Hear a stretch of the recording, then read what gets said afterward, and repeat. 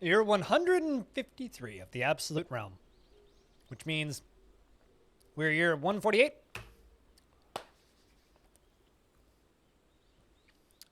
As far as loading bars go, we're like 15% done.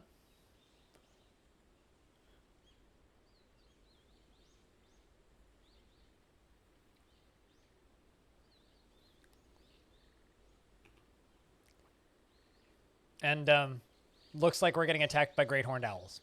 So things are pretty normal. We got a lot of sheep to slaughter today, and a shit ton of cows to slaughter. Holy crap, I didn't actually realize we had so many. How many domestic animals do I have? 150. Yeah, we got to slaughter a lot of sheep. So I'm just going to do that, not make them all available. I'm going to slaughter a bunch of sheep. Does anybody, paperwork death, yeah. Does anybody need an overview of the fortress? If you're not familiar with it, let me know now. And we'll do a quick rundown slash overview thing. If you don't need an overview slash rundown, we'll just pick up. Because we're a little lurky today, so I'm just kind of assuming most people know what's up. But if you missed the memo, just let me know, and we'll give you the rundown here.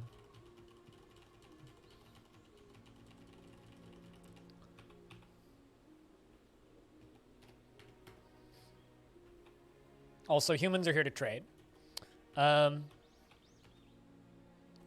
Current status is we're doing a lot of construction. So dwarves are not.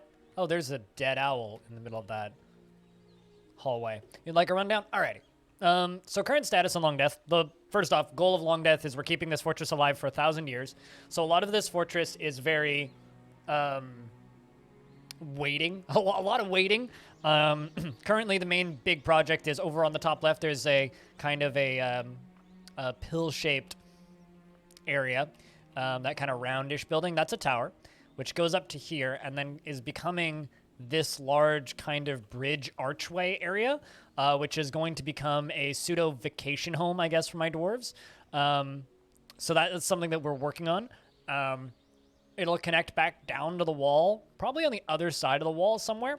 Not entirely sure how it's going to work out yet. We'll figure it out. That, or I will maybe make it point down towards the south end of the map and kind of connect it to the wall down here. One of the two. But regardless, it's going to be fully covered. We're going to have a big roof on it, and it's going to be a very large, grand, open upper area for holiday seasons, and that's kind of why I'm working on the nice pattern there. The tall tower right here is full of bees, which we make into mead sometimes when it works and doesn't break. I think it's bugged right now. This is the upper walkways where the caravans get into the fortress, which is full of ducks. And if I scroll down here, this is where we butcher animals. This is where all of our food is stored. This is kind of the main area. Bedrooms are kind of around the outside. That really long hallway has no practical purpose aside from to put stuff like statues in.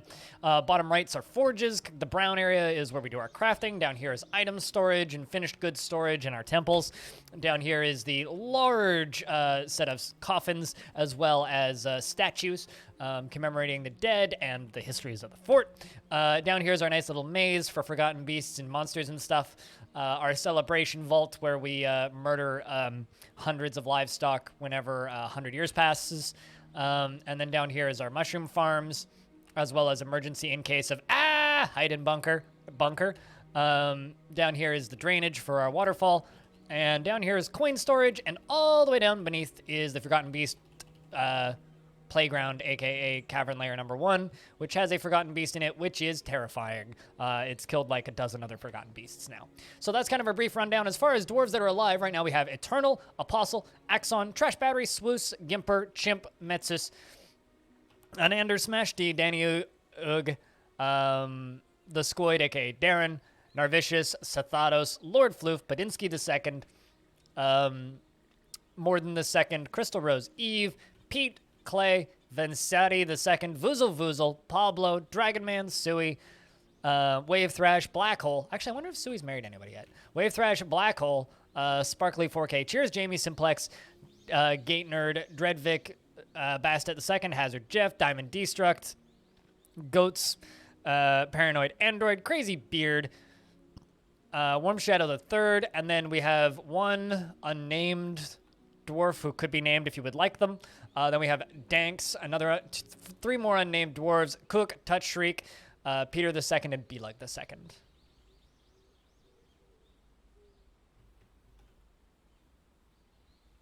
Why do some of the names flash? Because they have they're legendary in a skill or multiple skills.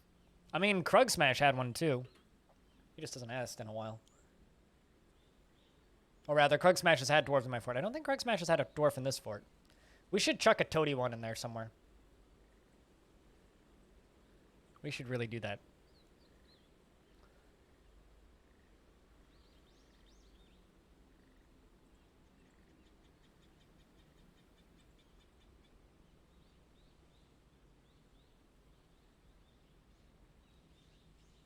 Apparently, I have enough store points at my grocery store to have $5 in free groceries. Cool. Yes, now you know. So, yeah. I mean, there's no real practical purpose to any of the constructions I do in this fort. But if anybody would like a dwarf, I do have 4 dwarves that need naming. So if you didn't hear your name called and you would like a dwarf, let me know. We can maybe get you dwarfed. Keep in mind, the dwarves that need to be named are merchants, meaning not that they're literally useless, but they're kind of useless. So keep that in mind. Basically, like, they can't join the military, and, like, dwarven classism is at its finest with them, so. But aside from that, if you're okay with being a lower class dwarf, you can totally have that.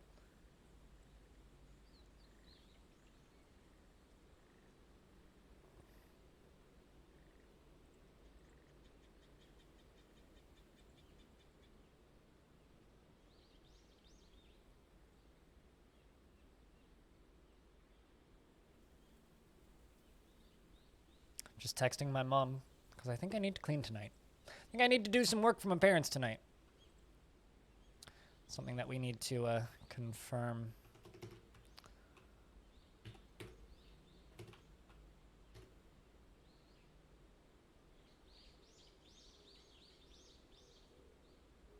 You had one?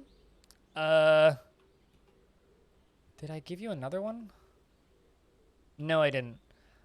You had one before. I don't think you've had a second one. IDZ-23 can have the IDZ-3-2. So let's call you. Let's just go with IDZ if that works. Or 3II. There we go. That works. Because you had one once before, if I'm not mistaken. I might be mistaken, but we'll roll with this. She was grouchy when caught in the rain. Within the last season, she was bored after being unable to practice her craft for too long. She was lonely after being away from friends for too long, and she felt euphoric due to inebriation. She was disgusted due to what? Retching and miasma? Yes, retching and miasma. She is married to Godin Seal Earths and is a faithful worshiper of Onul, who, of course, is a deity of the ignited creation, takes the form of a female great horned owl and is associated with mountains. Your hubby is also in the fortress. You brought him with. You have the appearance of somebody who is 159 years old, quite old for a dwarf, and is one of the first of her kind. And I need to sneeze. I'm sorry about that. Jesus, that kind of came out of fucking nowhere. Didn't have time to mute. My apologies. Hopefully that didn't deafen anybody too badly. And if it did, well, sucks to be you. I'm sorry. She has a square chin and her nose is narrow. Her very long hair is braided and her small lobed ears are broad. Her cobalt eyes are slightly close set and her head is somewhat short. Her hair is white and her skin is sandy taupe. Her nose bridge is somewhat concave. She personally greatly respects shrewd and guileful. The shrewd and guileful, and finds perseverance to be and respects perseverance and finds maintaining decorum silly and a fumbling waste of time. Does not really value skills related to fighting and dreams of mastering a skill. That's very good, because you cannot join the military because of your faction. So that's good that you don't really value skills related to fighting. She personally finds humor in most situations and has a strong tendency towards privacy. She is inattentive to detail in her own work and doesn't focus on material goods. She tends to be a little wasteful when working on projects, and she tends to think before acting. She tries to help her keep her things. She tries to keep her things orderly, and she often acts with compassion. She is a friendly individual, and she is often cheerful. She doesn't mind a little tumult and discord in day-to-day living, and often feels lustful. And she doesn't tend to hold on to grievances, and she tends to form only tenuous emotional bonds with others when she's thinking hard. She has a habit of licking her lips, and she needs alcohol to get through the working day. So I have kind of an odd request. IDZ 3 the second. You are getting a husband who's 156 years old. Actually, you know what? No, I'm going to wait for a baby. Does anybody want to be this dwarf's husband? TLDR, on YouTube, I had a YouTube comment request for a dwarf, which I try and fulfill as best as I can. But I kind of want to give him a baby so that they live a little bit longer than one of these. But if anybody wants a more shorter-lived dwarf that wants to be married to IDZ, let me know right now. Does anybody want to be ID's husband? Just throwing it out there. Anyone? Chat? We alive out there?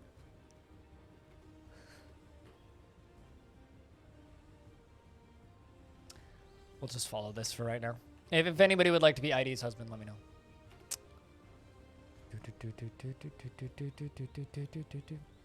Like I said, today's just going to be quiet. It's going to be a slow month, I think. You'll take a geezer dwarf? Yeah, because Authority died, didn't you? You were a good captain of the guard when you were alive, so that would be Authority second. Authority the second.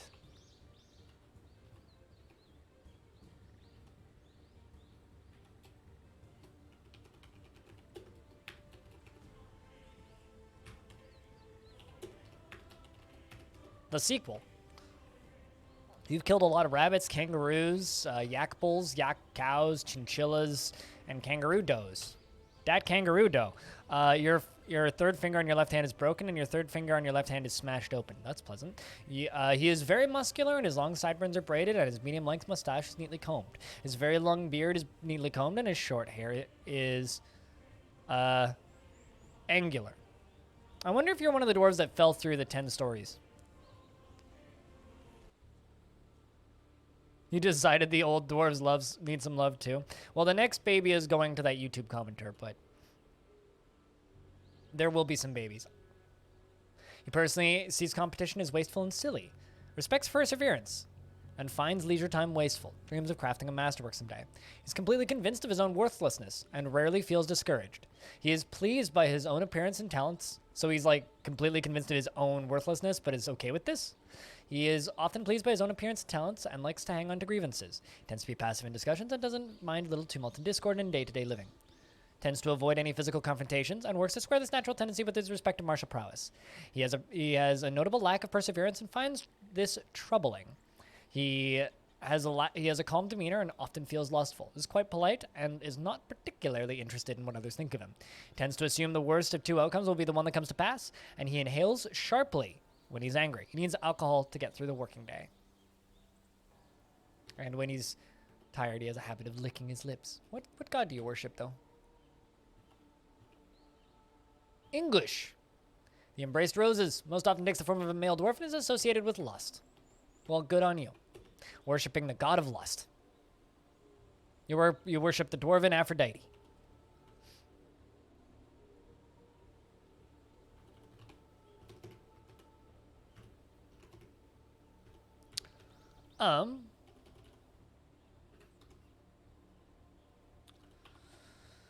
Trade for all of the rose gold. Oh, where's the other human civ? I guess they didn't come to trade. Also didn't bring anything interesting.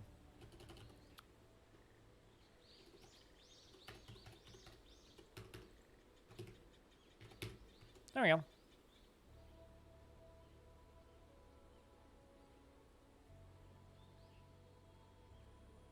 What, inhale sharply?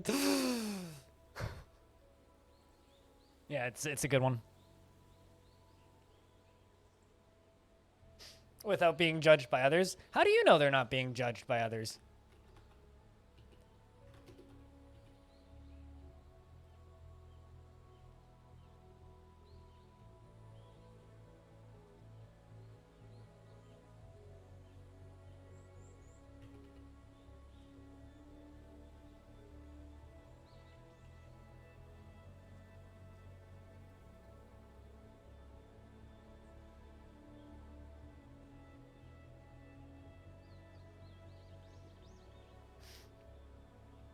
They judge by pointing their beards in their general directions.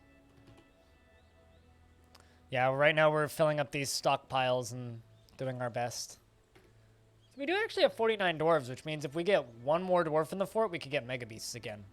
Meaning giants and stuff of that sort.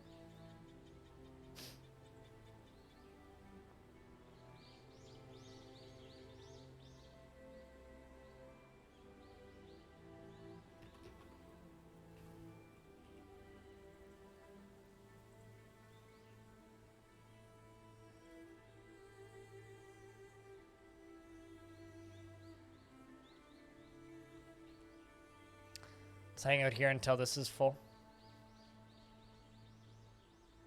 I guess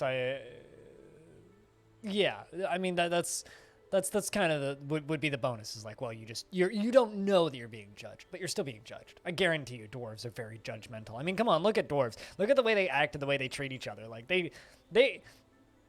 their best friend could be like in the corner crying and like falling into a deep depression to the point where they starve themselves to death, and their friends are just like, "Nah, you're fine."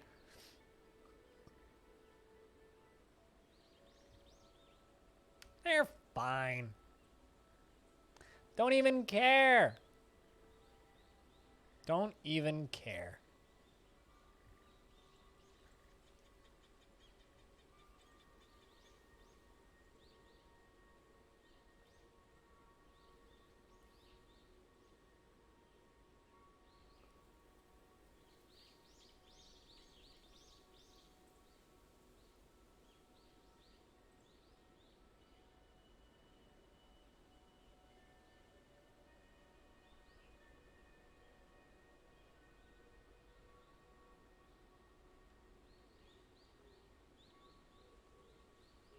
Not much different than some folks you know in real life.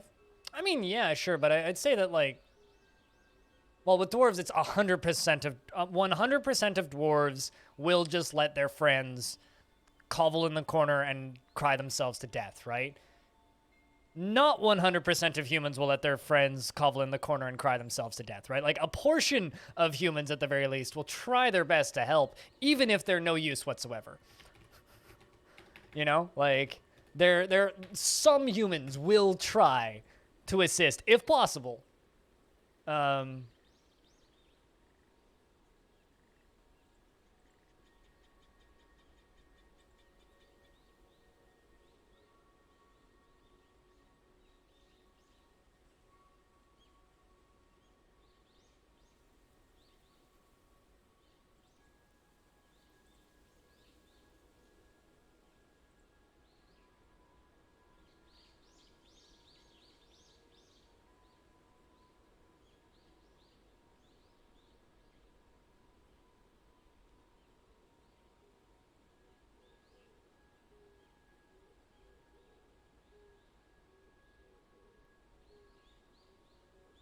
Empathy is a foreign concept to dwarves.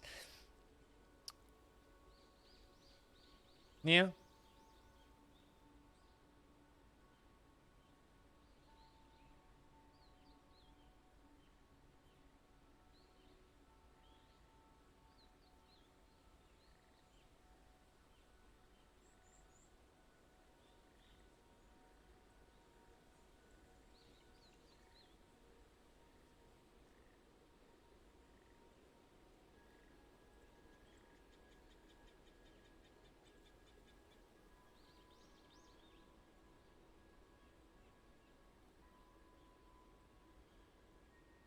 Except if it's in their job description.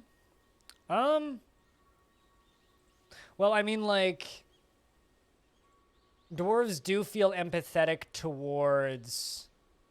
What's the word I'm looking for here? Dwarves feel empathetic when they are in a position of power like mayor.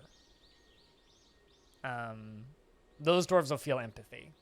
But outside of, like, dwarves that are in positions of power, they really, like, don't even comprehend the concept.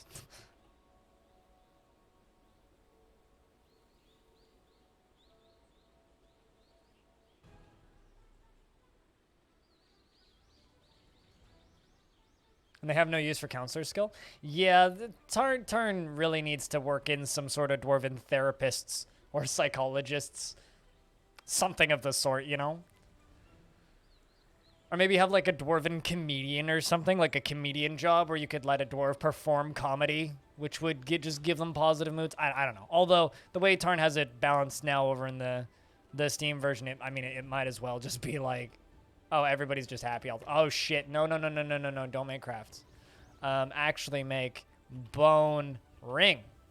Yeah, do that. Specifically rings, because I don't want to have to filter out all the scepters.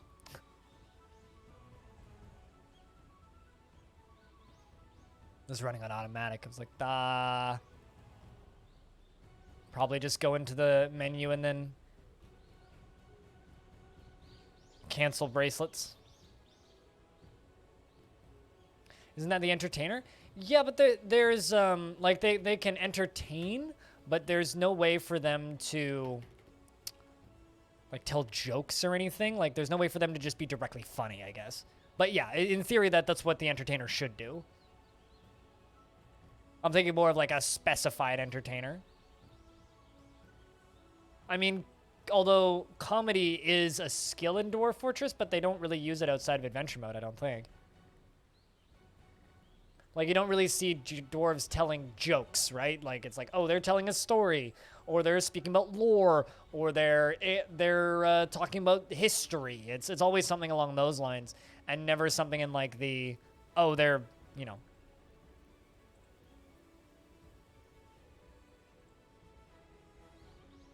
I mean, we had a two-party system, and then one of the dwarves died.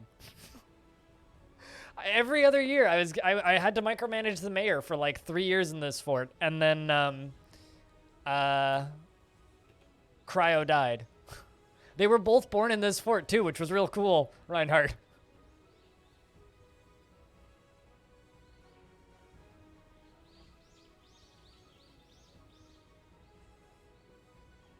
What's the deal with dwarven wine? What are you telling the story of? The Dwarf Normal group channel became the queen of the ignited creation. Right, Reinhardt? Crickets. Yeah. Chad, someone want to find me a really good cricket sound, and I'll add it to the sub sounds. For those of you who don't know, those sound commands you hear people using are $7 a month on Patreon. And they're the main way I help fund the stream. Of course, any support through subscriptions and Twitch-related things is also very helpful and goes a long way.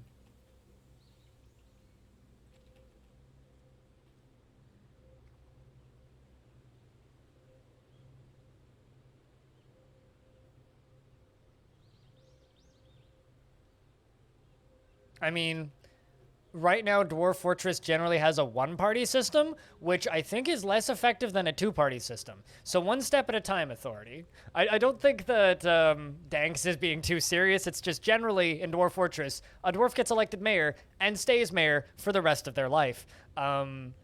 So maybe, like, in Dwarf Fortress, we could improve to a to improve Dwarven politics so that we can have a two-party system, and then after that we can increase it to a three-party system. Once we get past the two-party system, first we need to stop having just a one-party system, because right now Dwarven politics is almost as fucked up as Dwarven policing. So, you know. Also, we're in midsummer, so we can have night streams.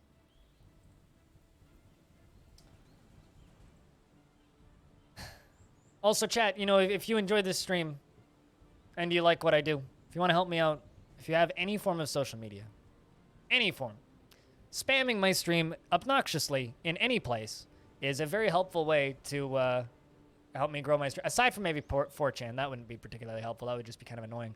But then we could bop some nerds, and that might also be fun. Anyway, but spamming my stream on any form of social media is a very good way of helping my stream have more than 46 people watching. So February is traditionally kind of a slow month for my stream in almost every way. So is January normally, but January was pretty okay this month or this year. So it's up and downs, and today seems to be a slow day. I think everybody is just like dead from the Super Bowl. Not that I paid any attention to it. Did anybody here actually watch the Superb Owl? How was it? Was it boring as shit? Because that seems to be what the internet's saying about it. Is that it was boring as shit.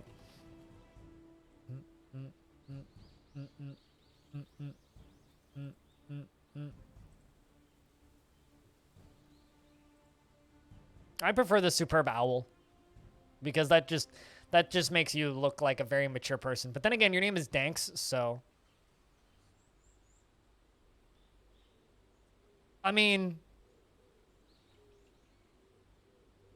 We have 46 people here right now, Reinhardt. That's about half of the people I normally have here at this time of day. And I don't think it's got anything to do with Legends.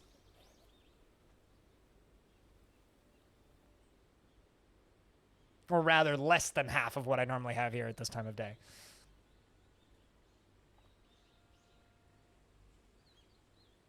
Casey got beaten badly. Well, assuming they didn't riot or anything, that seems fine. Isn't that all that sports does, though, is it makes people sad?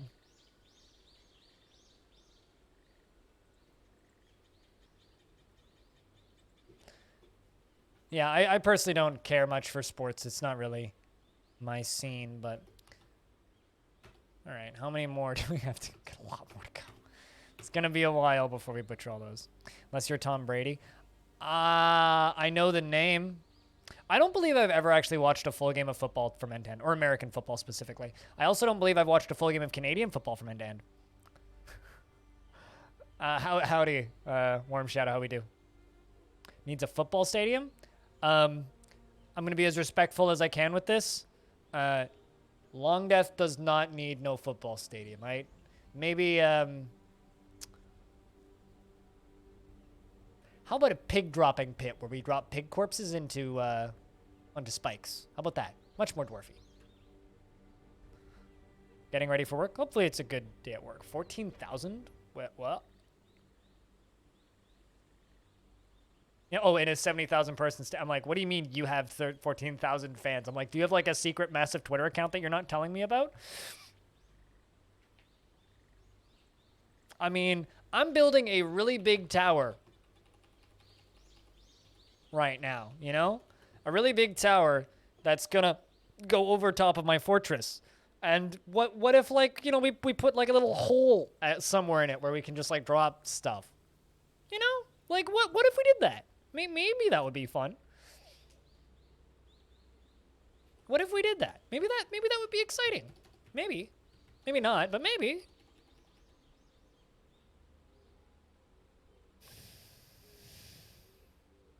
We're filled with fans that paid $100 to have a cardboard cutouts of themselves presents. One of my favorite statements, I want to say it was the NFL who did this.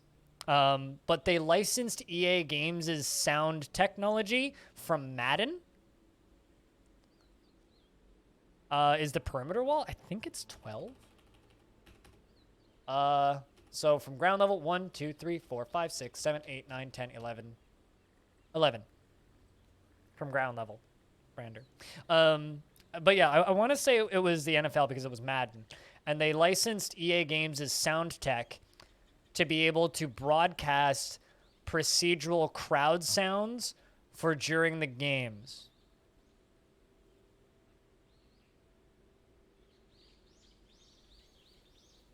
Why would I do such a horrible thing? Thanks. I'm not going to go, like, committing war crimes in Dwarf Fortress, but I will toss a sacrificial sheep in a cage off of a cliff. That I don't care about. Committing actual war crimes is horrible, and I'm not going to do that. Or mocking / making fun of actual war crimes. But I have thrown Ettins into volcanoes, so, I mean, that's kind of a war crime, but, like, you know, dwarven fantasy war crimes. Totally different, right? Let's keep things light, I guess, is what I'm trying to say. Let's make a couple more tanner shops. I need a few more of these.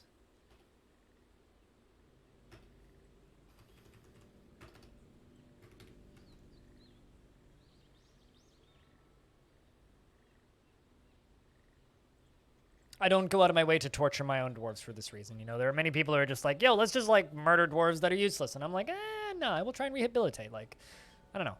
I try and keep things within the believable realms of fantasy, and I don't use Dwarf Fortress as a method of mimicking crimes against humanity or genocide.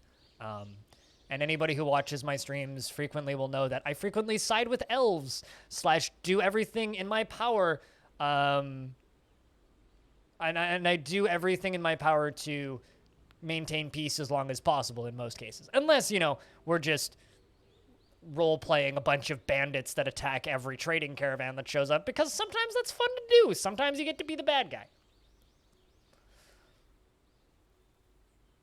I mean, I part of the reason I stopped playing RimWorld and stopped enjoying RimWorld was because of the shitty fans. Thanks. Like, many people know that I've streamed about 4,000 hours of RimWorld. But I stopped because I ceased enjoying it because of shitty fans. And by the end of the year, I will have streamed more Dwarf Fortress. And my biggest worry / concern about the Steam version is that Dwarf Fortress will become more like RimWorld fandom, and I really hope that isn't a thing. But,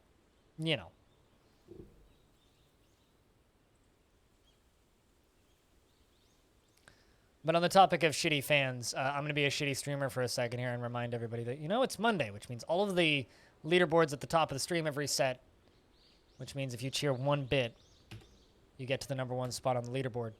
I do have a goal on my Patreon of $1,000 a month. And if I hit that, my stream's just funded.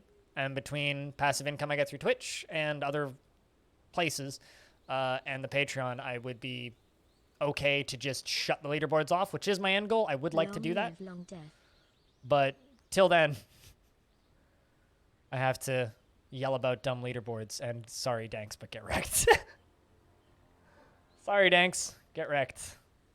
Thanks, Vinsati, for the 100 bits, and thanks, Danks, for the penny. So close. You almost had that #1 spot for a millisecond.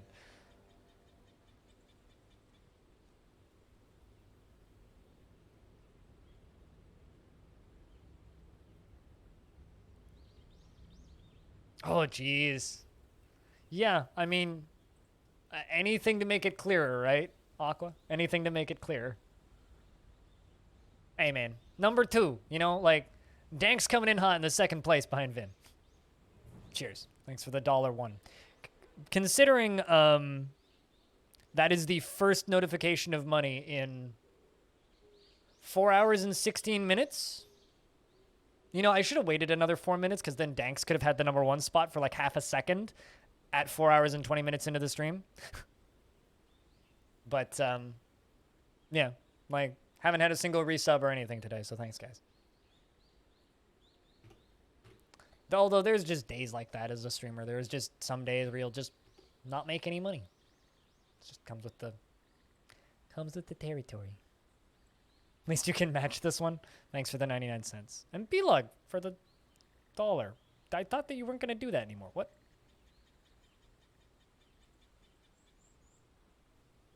Also, Danks, if you'd done that all in one cheer, that would have been a hype train. Technically. It's kind of silly that the totals don't add up to that, but thanks for filling that leaderboard, guys. Cheers.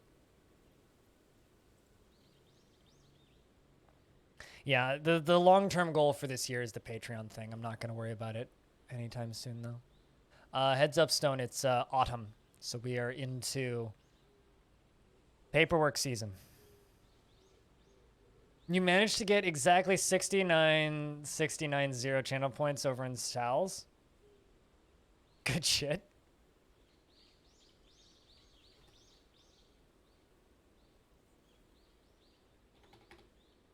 That's impressive.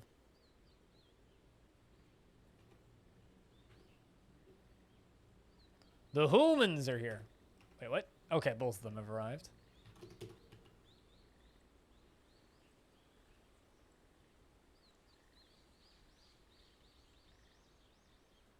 The 1 bit made it funny. Yeah. It is still funny, though.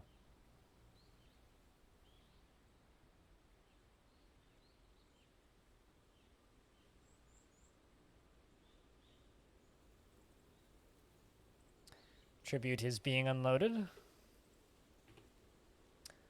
From the group of soaring for autumn, 153. All right. Pretty reasonable tribute, I think.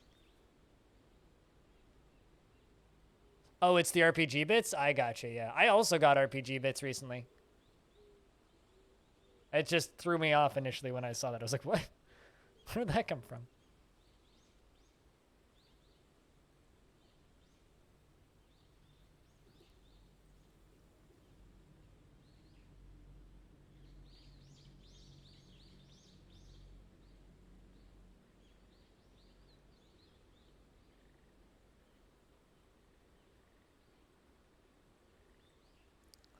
Bring on the council.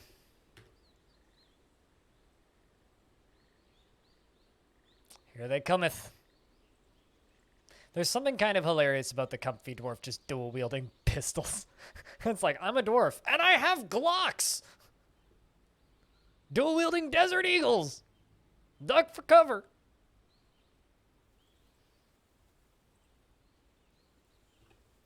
Well, I mean, they're large mittens, so we can't even use them. I'm looking for weird blocks. Let me know when you're ready for me to scroll. I don't see any blocks. It's been a while since I've had weird blocks. They did bring us a mall, though. Menacing copper spikes. Lapis lazulis. Iron toy axe. That doesn't seem like that much extra stuff. 1 red sand. 2 bronze gauntlets. 5 prepared badger intestines. A dog brain. Badger meat. Probably from the same badger, I'd assume.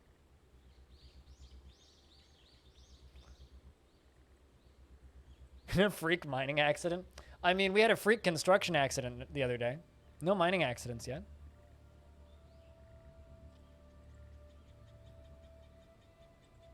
Alright, I'm assuming you've got it.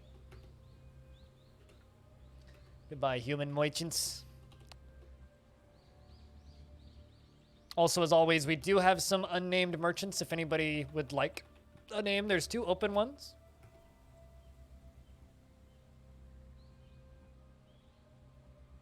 Did we finish all those bone crafts that quickly? Yeah, we did. Damn. It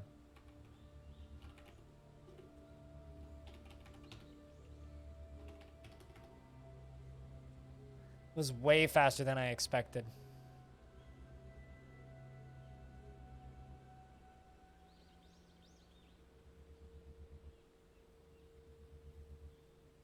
Well, yeah, done grabbing the screenshots is what I'm assuming you meant.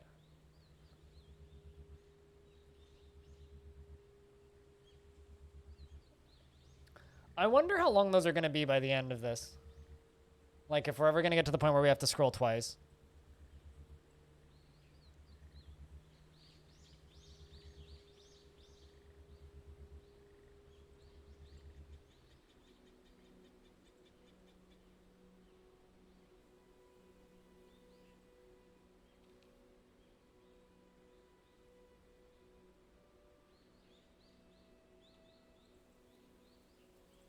I mean, I think he's just doing it in Notepad. 200,000. I think that would break the game. I actually think that would just straight up break the game, Stone.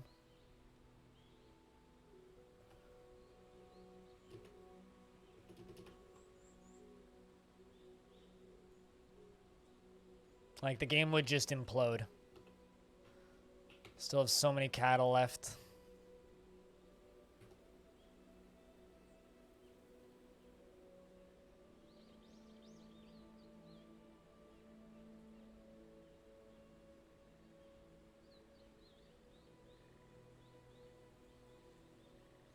Yeah, up in Notepad documents.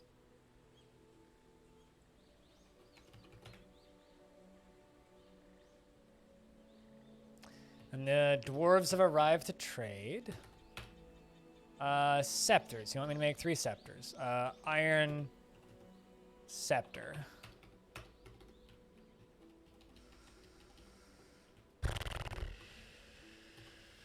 Let's do ring.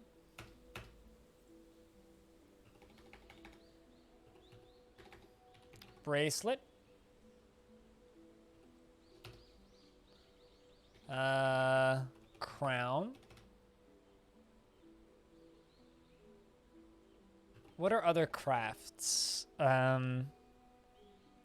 Earring. I guess those would all be there already.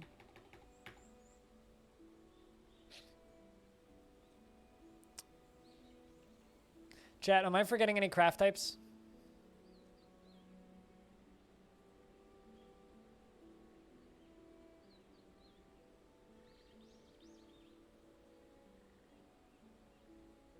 Yeah, stone's Aqua, you're gonna need to speak English because Stone isn't super well versed in computer organizational and productivity software, I don't think. Chat, what other crafts am I missing? I mean, I realize I could just, like, you know, look at the crafts section, but... Figurines, that's the one I'm missing. Figurines. Got everything else, though. I can't trade scepters because my mayor will put us all in prison. So, don't want that happening again. That caused us some major heartache the last time it happened.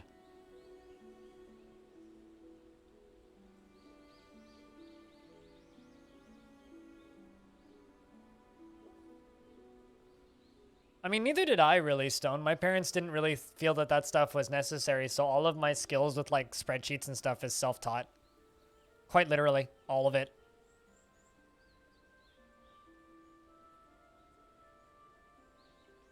See, I didn't even know what OCR is.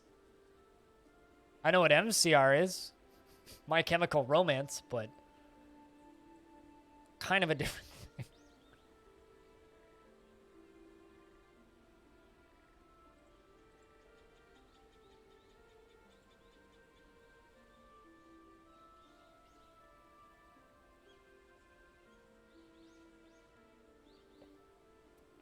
I am your liaison from the mountain homes. My name is Fico de Leiroc Delur.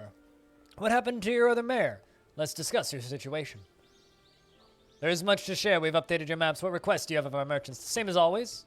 The normal influx of wood, except we're also going to have a special request for rose gold. As well as black bronze.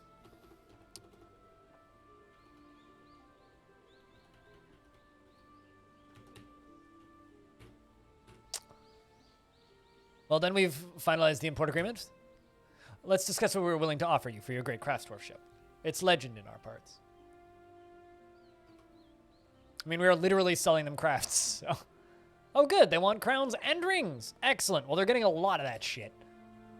I look forward to our meeting next year. Of course, our fortunes rise and fall together. It is fancy and complicated looking.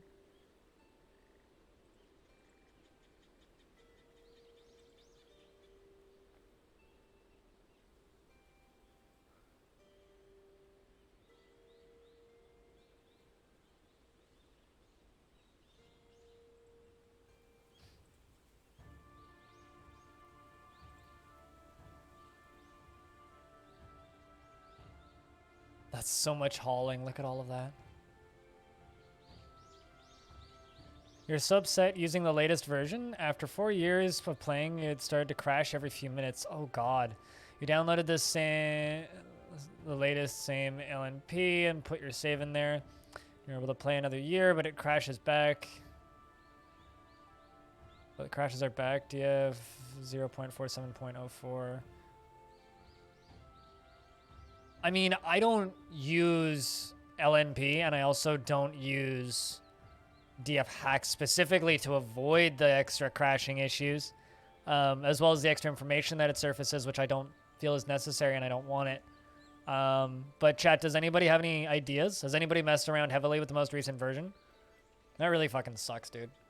Like, this is running on 04, and I've had, like, maybe 4 or 5 crashes over 62 streams of this fort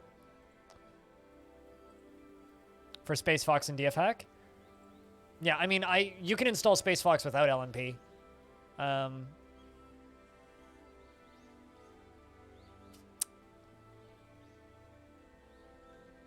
mean, I don't know personally. At least you're not using Therapist, because I know Therapist can induce a lot of crashing. But yeah, has anybody here messed around with the current version alongside of LNP and DF Hack much? Does anybody have any ideas on crashing issues? Because I don't believe I've had a single crash yet, but I've only done 2 forts, and I haven't run them into late game. So, and I've just done them as part of my day forts, which is the world that we were reading.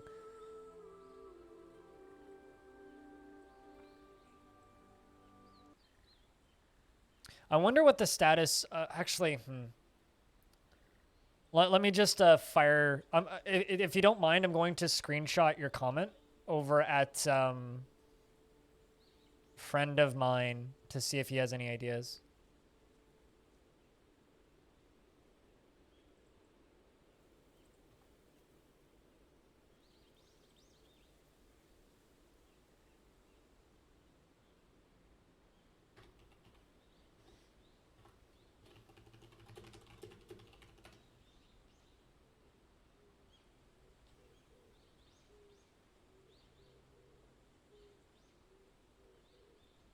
Yeah.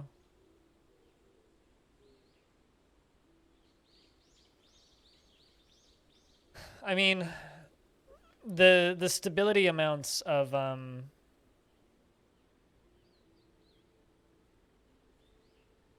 what actually caused the Civil War? It's unknown what caused the Civil War in the other world, Banana.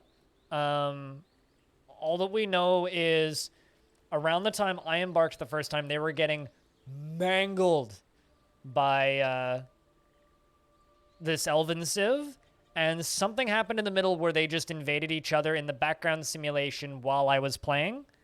They invaded each other probably by mistake, and now the whole faction's just in absolute chaos. According to legends, scholars will argue about it for decades. But you know, that maybe we can make that part of the mystery of that world. Have some fun with that stuff.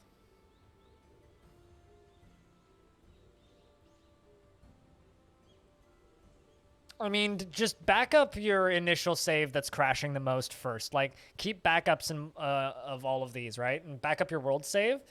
You could also try and run it in vanilla and see if that stops it. But it might just be some sort of background simulation that's kind of unavoidable. No one knew why they fight? Yeah, it's like the Hatfields and McCoys, right? Fuck, I feel like shit. Sorry, I need to go test my blood sugar. I need to know where I'm at, because I feel like trash, man.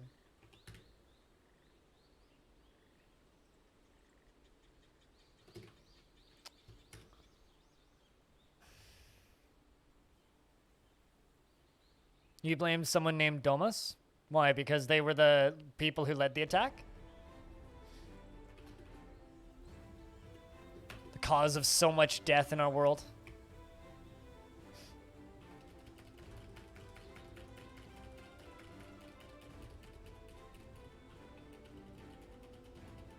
Oh, just randomly? We should actually figure out who the commander who led the first attack was. Do dwarves need a reason? Generally, yeah, because they don't usually invade each other. So one could simply assume that, yes, ideally they would need a reason. All right, I'm gonna go check my blood sugar real quick. I want to know if I'm really high again, because I feel like it. Be back in a sec.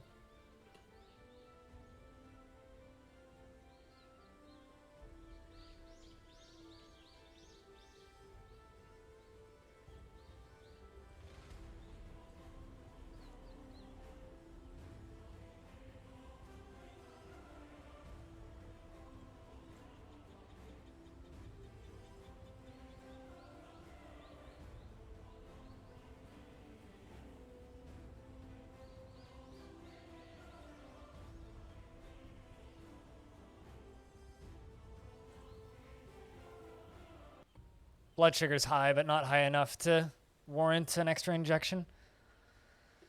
It's enough to feel like trash, though. I know how to put in a tile set? Yes. Can I link one immediately? Dwarf. I can search for one. This is almost a let me Google this for you, but let me see what I can do.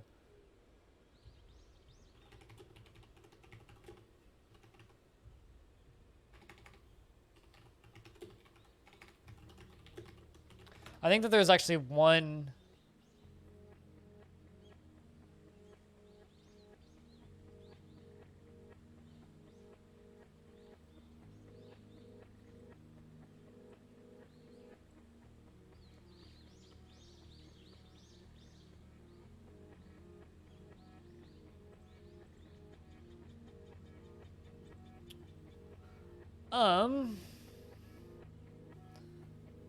Download the tile, save you the right thing. The tiles verify that's a bitmap file with a magenta background. Okay, so that's for the non-graphical ones.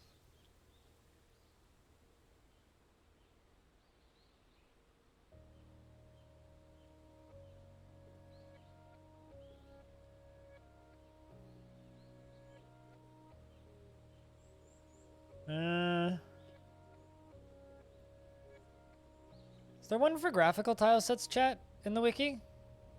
Because I know graphical tile sets are different installation. Because I know you have to turn on graphics.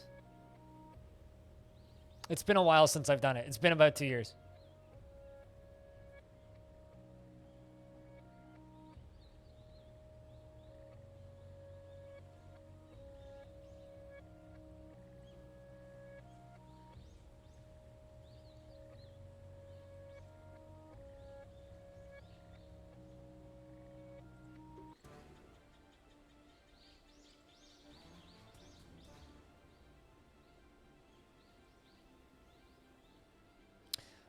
But I think the Space Fox one just has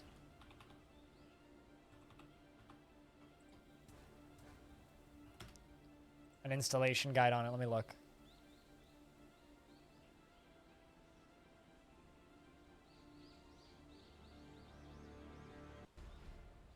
I mean, he's talking about Krug Smash has one on his website? I didn't know that Krug Smash had a website. No, that's just for the font, though.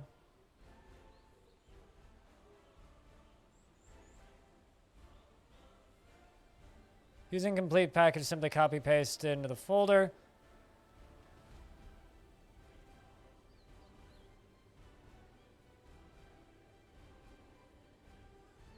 Oh, wow. Yeah, you're right.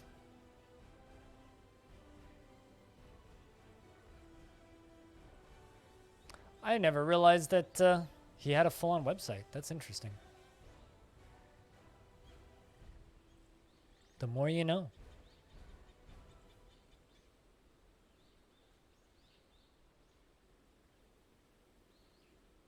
Yeah, but this just has a installation guide on here.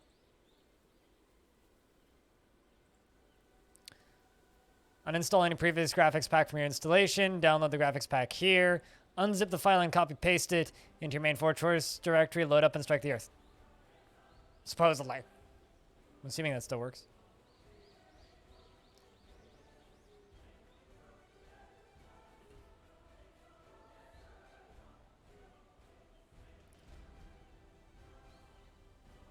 Well, thanks, B-Log.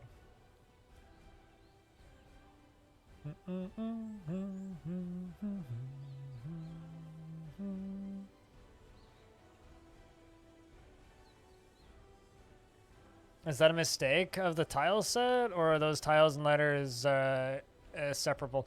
So certain in-game items are just represented as letters, like stairs are represented as X's.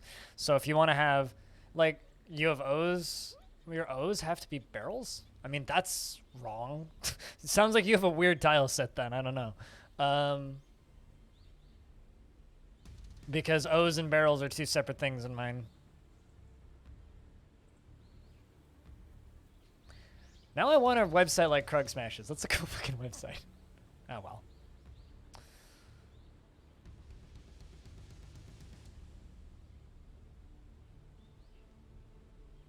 But what's up, Freeways? Actually, I wonder, is this a, now that I'm looking at it, it kind of looks like a Wix website, actually.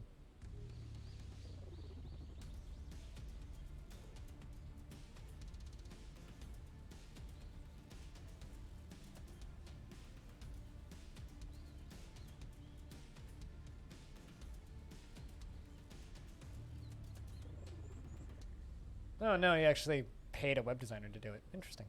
All right. I'm just fascinated by that. To have budget as a content creator.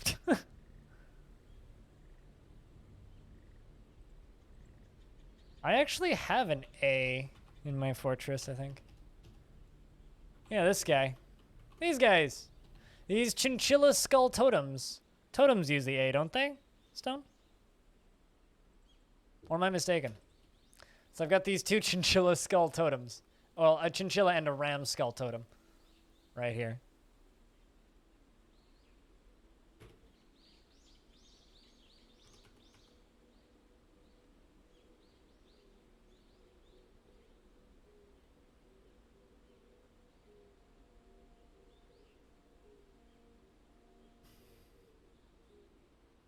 So how old is your little dwarf? Well, I may have bad news for you. Yeah,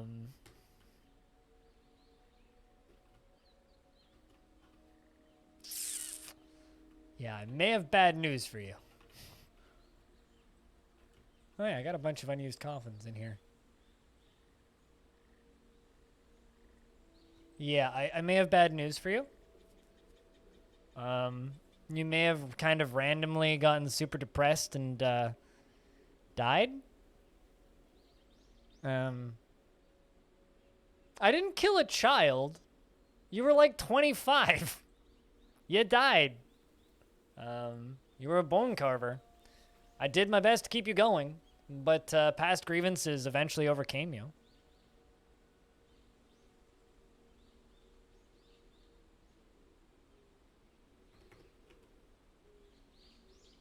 Kid is playing with the toy axe I just got?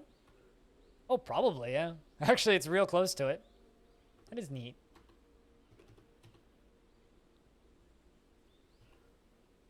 Oh, he's going to go play with it. Oh, there it is. Kind of in the middle of the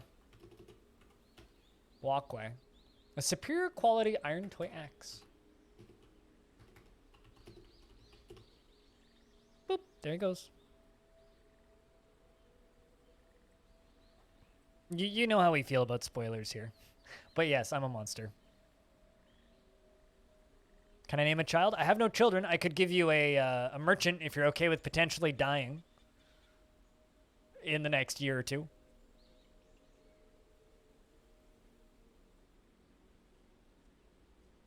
Really? You're allergic to bananas? I'm an N? Why am I a necromancer? What? Me, a necromancer? Nah. I'm into much weirder things. Just not resin corpses from the dead. Okay, so if you're okay with dying soon, then you can be Einod. I mean, you could also live up to, like, 20 more years, potentially. Einod is now named Banana Unlimited. So Banana Unlimited, because you've learned that you're allergic to bananas, I have a proposition. What if you change your name to Banana Prohibited? It still works and sounds similar and still anyway. Banana Unlimited.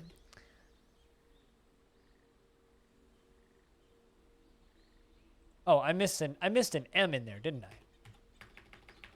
Unlimited. Thank you. Within the last season, she was interested, remember learning about surgery, and felt blissful sleeping in a bedroom like a personal palace, and was interested after remembering learning about stone crafting, but was uneasy after a lack of decent meals for too long. Didn't feel anything after being unable to practice craft for too long. Was interested after watching performance. Was interested remembering a completely sublime trade depot. Was interested after watching a performance. Felt tenderness when talking with a spouse. You're married. You're 150 years old. You're married to Danks. Well, would you look at that? Danks, we finally found you a wifey. How does that make you feel, Tanks? She is 150 years old, born on the 4th of Malachite in the year 3.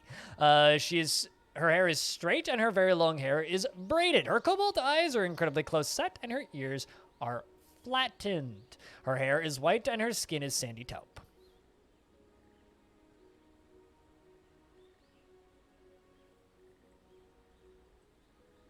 You loved bananas? I loved bananas too, and now they make my my whatchamacallit, my blood sugar fly through the fucking ceiling like instantly, and it sucks. It sucks. But yeah. Is it a minor allergy where you can just kind of like eat them anyway? Makes you sick? Oh, that sucks, dude. I had a friend who learned that he was allergic to honey, and he would just get randomly sick after like eating food, and they couldn't figure out why. And then they learned that he was allergic to honey, and you'd be amazed how many like organic breads and stuff have honey in them. Like, he wasn't a big honey eater and didn't particularly like honey, so he wouldn't really eat honey, but Percy believes that the time taken to master a skill is a horrible waste, sees sacrifice as wasteful and foolish, and is put off by family, and dreams of crafting a masterwork someday, is very impolite and inconsiderate of property, feels a strong need to pay back any favor done for her, and is slow to trust others, doesn't really get things done perfectly, and she doesn't feel lustful. She occasionally overindulges and doesn't seek out excitement. She slouches when she's bored and needs alcohol to get through the working day. She likes mica, black bronze, alexandrite, rope, reed, paper, ballista arrows, and the sound of the satin of rhyming, and when possible prefers to consume copperhead snake, sunshine, what? Ya picky bitch. Sunshine, and absolutely hates hamsters. I agree. Fuck hamsters. You're allergic to cashews? Dude, I'd die without cashews. I have cashews in my oatmeal every morning. I would die without cashews. Well, I mean, I wouldn't die, but I'd be sad. I'd replace them with almonds immediately. No cashews, no almonds, me sad.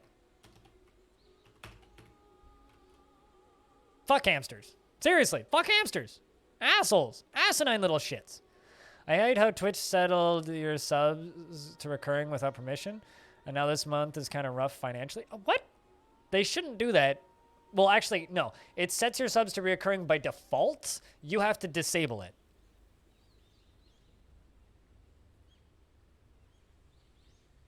I mean, there's nothing weird, dirty, or funny about that. I need protein. That's it. And I don't eat a lot of meat, so I need protein from somewhere. You're just showing your immaturity, that's all.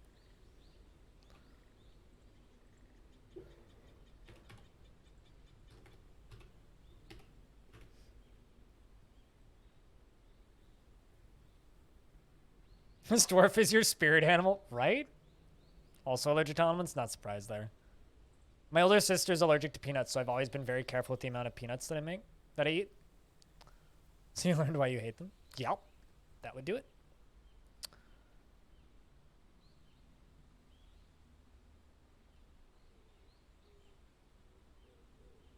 Wait, why? Xaid? Unless you already said why and I missed it.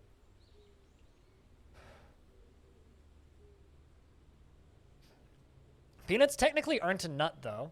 Peanuts are a different family. They're technically in the bean family? Like, they're technically a legume, I think?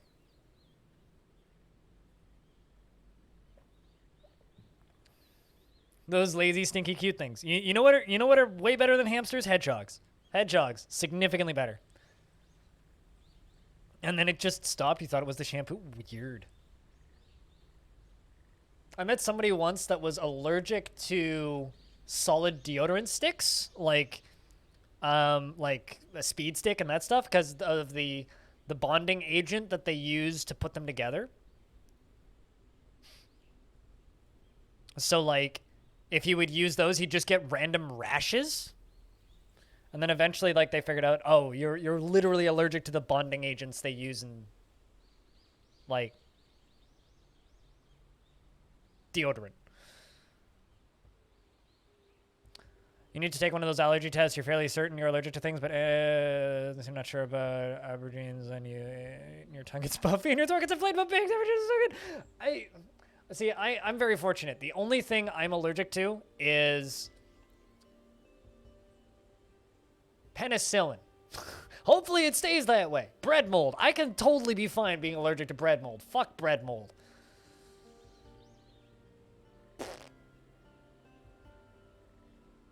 That's something I can live with. I will be totally fine living with that from the rest of my life.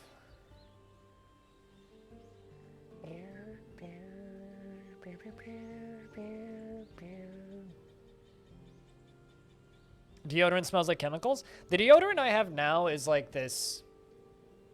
I mean, it's made it Lush, so it's like all natural, just antiperspirant stuff, and it doesn't smell like chemicals. It smells like just like nice fragrances,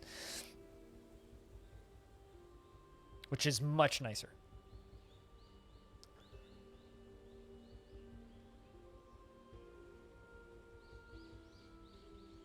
It made you believe you had one, so like the placebo effect gave you an allergy rags? That's terrifying. That is actually terrifying.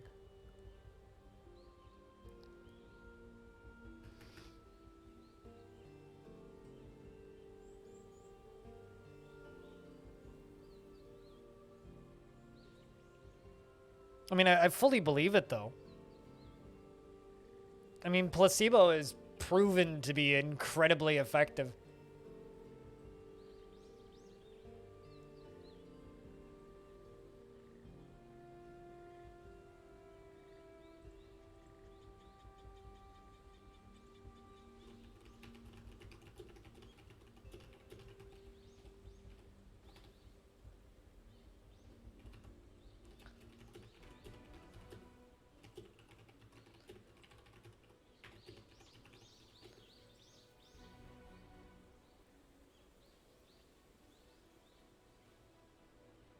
We have mind control. We can trick our bodies into having unexpected reactions by believing something. This is why religion works. I should really stop with those hot takes. I'm sorry to anybody who's religious.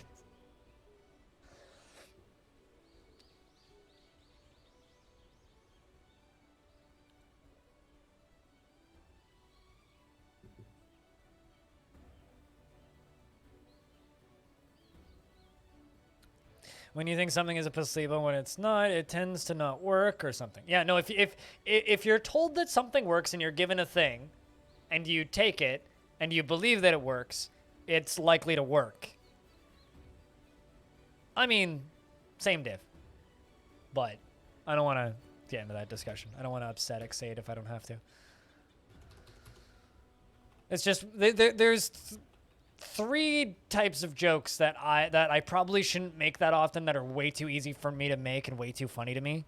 The first one is like religion. As somebody who was raised religious, it's like right in front of me all the damn time, and it's so fucking easy. The second one is making jokes about cops. Like during the entirety of the Halcyon After Hours this past Friday, we were playing a zombie game, and there was like there was civilians, zombies, and then cops. The cops were kind of friendly and would sometimes shoot at zombies, sort of. The civilians would just like scream and act like zombies, so we generally would just kill the civilians by mistake, thinking they were zombies. And then there was zombies, which would try and kill you. And we would just kind of kill all three of them. And there's achievements for killing all three of them. And I kept on making jokes about killing cops, and it was kind of, and I feel kind of bad. But it was kind of funny. You heard a podcast about allergies at some point. Surprisingly, many places in the Middle East have less kids become allergic to nuts because of how nuts are introduced to them since childhood in some sort of cream, if I recall correctly. Huh.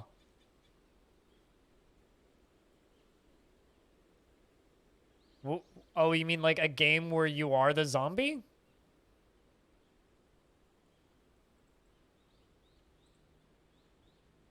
It's funky to me. The funniest thing to me about people who are religious is the assumption that God is a man and not a they. It's an omnipotent being, thus implying God is a man. It's like, what? That's one of my biggest problems with religion, to be honest. Left 4 Dead? I mean, that would, yeah, it's just Left 4 Dead versus mode.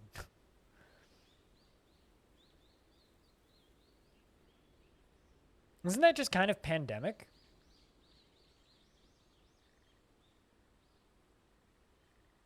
Did I say it was?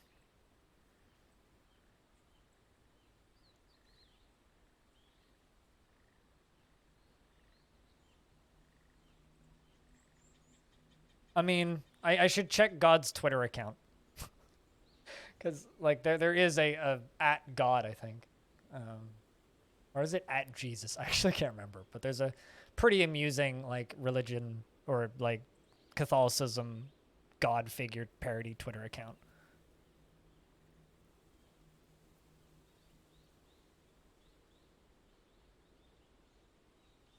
Because men are self-important, like say it. But anyway, I digress. I don't want to like dive into this discussion more than I need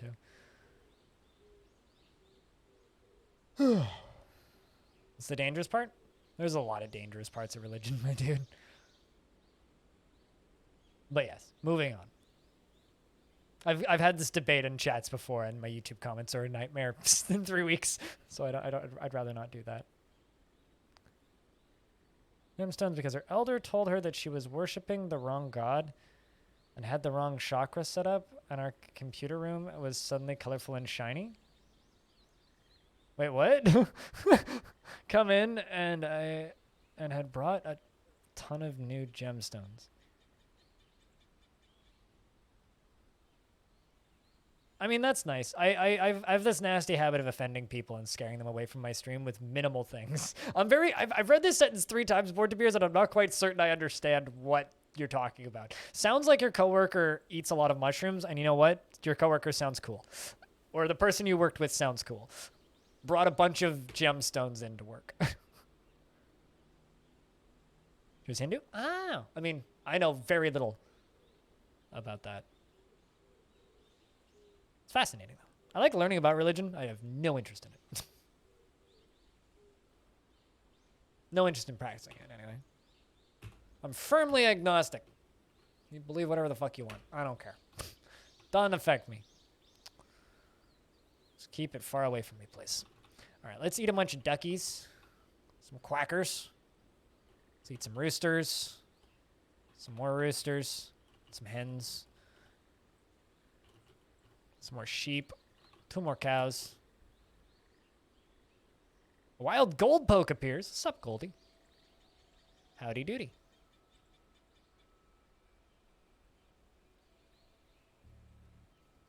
To update the chakra? I mean, sometimes you just gotta update the chakra firmware. You know, like, sometimes, like, the high heavens sends down a patch, and you gotta update that chakra. I get it. No, this makes sense.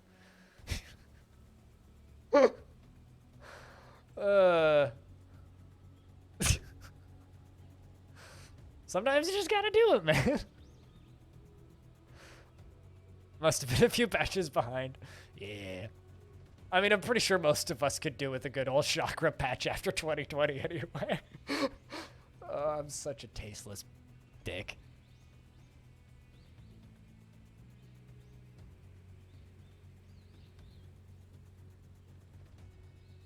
Auto Butcher has made you soft? Everything in Dwarf Fortress Play Itself mode, I mean DF Hack makes you soft.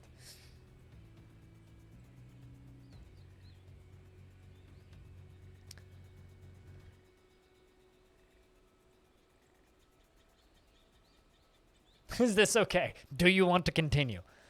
You know, I'd be totally fine with, like, Universe Patch 2.0 coming out.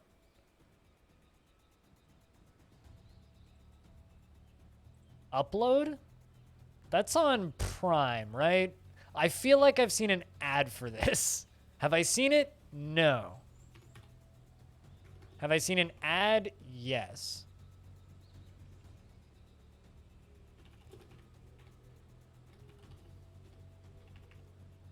Let's just make 1,000 rings. But if I recall correctly, Upload just looked like an episode of Black Mirror minus the spooky. I don't know what that word means because I'm not an 11-year-old girl. Banana Unlimited. Can you speak adult?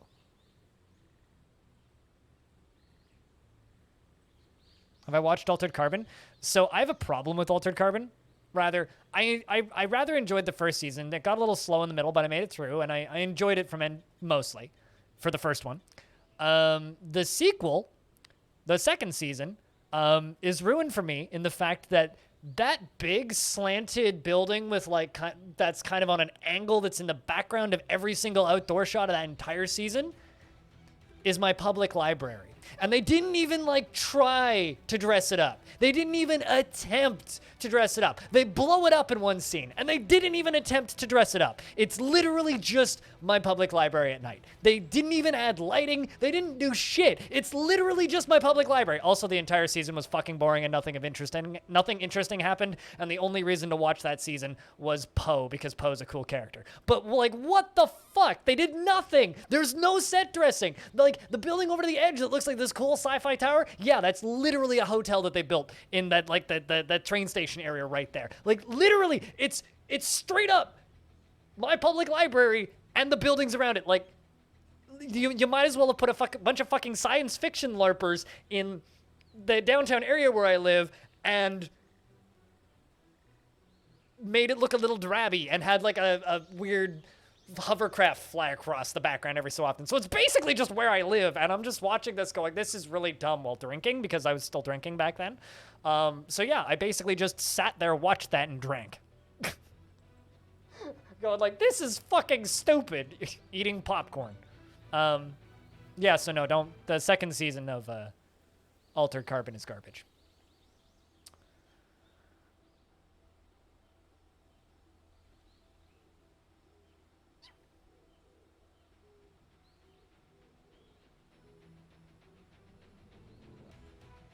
I guess they use Nerf guns?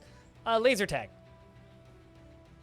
Yeah, no, seriously, like the only oh no, Worm Shadow Tantrum. But yeah, no, the literal only reason to watch Altered Carbon Season 2 is to just watch Poe be a fucking badass. The real question is spoiler alert. Chat, does anybody actually care about spoilers for Altered Carbon? Because we could just talk about that shit if you want. Well, you know what's even better, King? Like, you joke about blowing up my public library. There's another TV show called Travelers on Netflix, which uses the exact same camera shots in the exact same part of town with even less set dressing.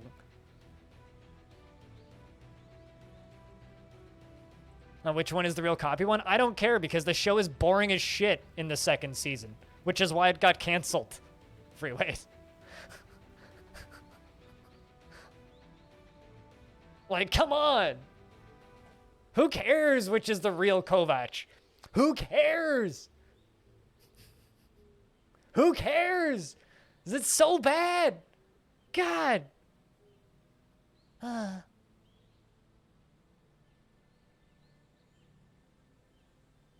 My captions are giving some hilarious results. I'm glad they're doing something of use. Oh, also, why would I watch fucking anime? Jesus, man. Yeah, I'm kind of like the anti-weeb these days. I had to be a bit of a weeb when I lived with my ex because she was a major weeb, but I've never been much of a weeb.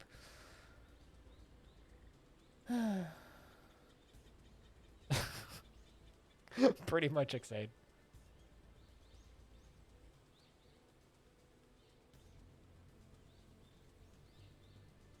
Anyway, yeah, no, don't watch Altered Carbon. And if you do, just watch the first season and then don't watch the second one.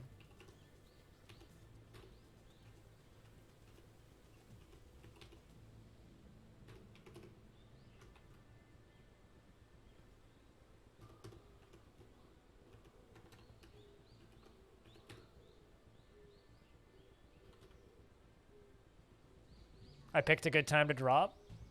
Hitting the cringe you think it's only just hitting the cringe singularity? Based on my taste in anime, they haven't made a good anime since like 2001. So I was like, all of the anime that I actually unironically enjoy is like Bubblegum Crisis, some movies like Akira. I like all of them, almost every Miyazaki movie I've seen, even the new ones, but those are more just like animated, like they're just Japanese Disney, so that's kind of different. Like Bubblegum Crisis, Cowboy Bebop, I guess Evangelion, but I prefer the manga of Evangelion. Durarara is probably the most recent anime I've seen that I actually enjoyed. Same with Bacano, but those were like late 2000s. Dragon Ball? Anybody? Dragon Ball Z? Anybody? I'm trying to think. What are other animes I've unironically enjoyed? It's probably just a lot of older sci-fi. Yeah. This is a fucking good show, though. It was a trip, but it was a fucking good show. It was entertaining. Season 1 followed the book. Season 2 was freestyled by scriptwriters. I also, like, here's also another big problem I have with Season 2 of Altered Carbon, Ragswolf. Banana Fish, I remember being good, but I remember nothing about it. Anyway, the thing that, a big issue that I have with Altered Carbon Season 2, Ragswolf, is Altered Carbon Season 2 has no nudity. And it's not that I want a lot of random, no apparent reason nudity in my TV shows. But the first season, like, every 15 seconds there was full frontal nudity for no fucking reason. So when you go from a season of a show where every 5 minutes the camera turns around and it's butt-ass naked dude or butt-ass naked lady, and then in Season 2 there's no nudity for the entirety of the season, it's very weirdly jarring, and it feels like you're watching a different show. It felt like I went from watching, like, an adult TV show to watching something that would be on at noon on Sci-Fi. And it removed, like, all of the grit and, like the original show just, like, the Season 1 just felt messy and dirty and gritty and grim because of that. Like, all of this shit in, like, the Cloud City at the end of the first season is, like, fucking great. Like, the whole shtick of, this is wild spoilers for Altered Carbon, but the whole shtick of, yo, rich people go up into this Cloud City to murder prostitutes that think that they're going to be teleported into another body after they're done being, like, beaten to death is kind of fascinatingly dark, and it's so fucking cool. And then it's like Season 2, it's just like, oh yeah, no, there's none of that. It's like, well, all right, like, the entire hook of the show's gone. Also, all of the interesting shit is just, like, gone because, like, the lead actor is significantly worse than the actor who played the main character in the first season, and it's like, fucking stop. There's so much cool shit in that first season, but I wish they never made a second one. They should have just fucking canceled the show. It's really like, the first season of Altered Carbon is worth watching, even though there's, like, 4 episodes in the middle where nothing happens and it's boring as shit. But, like the first 3 episodes and the last 2 episodes are awesome. The rest of it's just kind of, middling. But that second season was, like, so fucking garbage. Ugh.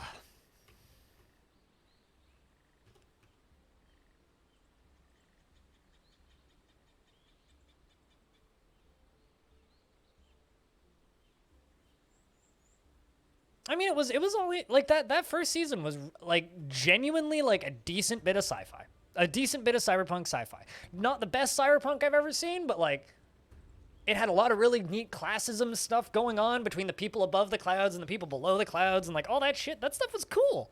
And then they just, like, yoinked it all out and threw it out the window with the second season. No, I haven't seen the last, man. It's French anime style. It's so good. I've been just avoiding animated series more for personal reasons. It's not like I don't genuinely dislike anime and I don't dislike cartoons, but that was all that my ex-girlfriend watched. Like, quite literally all that she watched. So it was the only thing she was willing to watch with me outside of, like, the science fiction stuff that I basically made her watch, like Star Trek. So it's like, I kind of just avoid it these days because it brings back bad memories. So it's nothing against, like, the format. It's just, and yeah, there was plenty of shows that I very much enjoyed. Warm Shadows throwing another tantrum. This dwarf is probably just screwed. I should probably expel him. Because he really, really, really wants to join the military, but he's a merchant, so I literally can't put him in the military, even though he wants to be so bad. He hasn't committed any crimes yet, though. He might kill somebody, which is a problem. Yeah, so that's kind of like the main reason I sort of avoid anime these days. It's not because I actually dislike anime or anything. Like, there's plenty of anime I've seen over the years that I've really liked. I like a lot of action anime. There's a lot of good science fiction anime out there. Akira is one of my favorite movies ever, just period. Did you just throw a piece of metal ore? Holy shit. I can exile him for no reason. Yeah, we're just gonna... It's time to send you back to Veiled Clasp where you came, and you're gonna take Deucem, your pet sheep. Goodbye, Dwarf.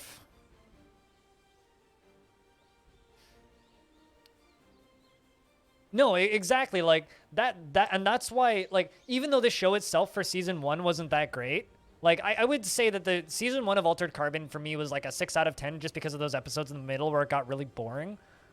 It was like a 6 out of 10 show, but like that world building shit was so fucking good. We expelled Warm Shadow due to threat of committing crimes. It's not worth losing a dwarf. It was just a merchant anyway.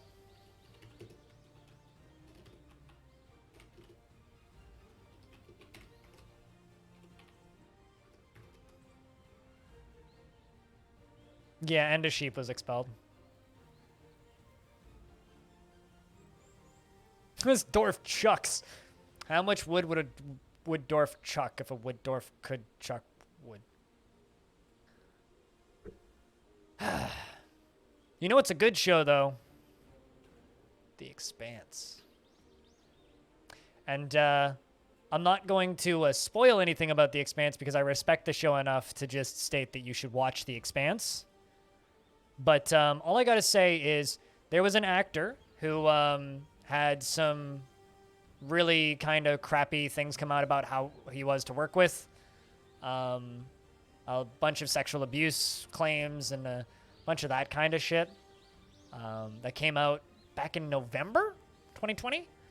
And I was kind of curious to see how they were going to deal with it in the show. And all I really have to say is, whoa. Damn. Fair play. Fair fucking play.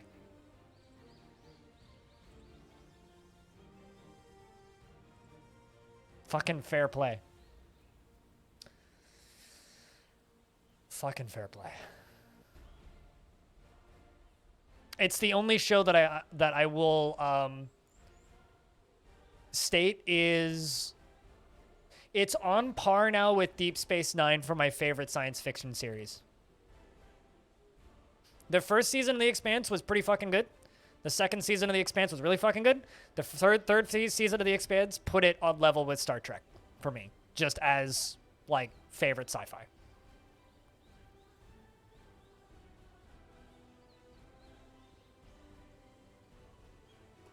I mean, I've seen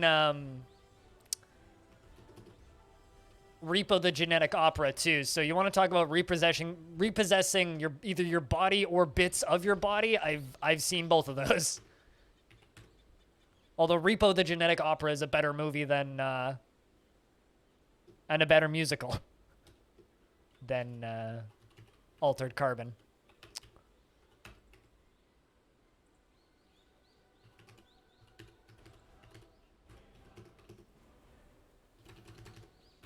Also, no, I don't want to imagine that. I just don't want to imagine the government repossessing my body. That being said, if the government did repossess my body, joke's on them. My body sucks. You don't want it. I have a pancreas that doesn't work, eyes that don't work, a heart that barely works, lungs that are kind of fucked. Like, you don't want my body, trust me.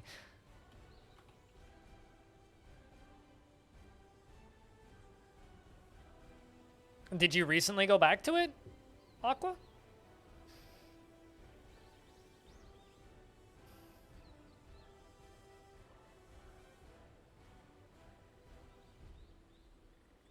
What is this talk about? What?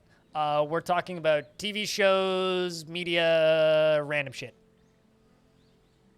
Obsessed is unhealthy because it's not that good of a movie, but it is a fun movie, King. Also, monkeys, enjoy your lurks.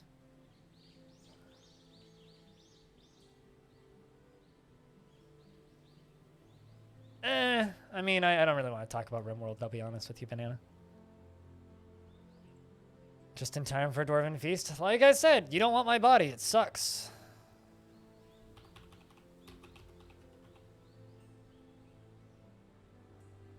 And you're all caught up now? It's so fucking good. You know, like, I can totally understand why you wouldn't give the first season enough of a chance. Like, the first season's, it's a bit of a slow burn initially, but when it gets its hooks in and when it gets good, it gets really fucking good.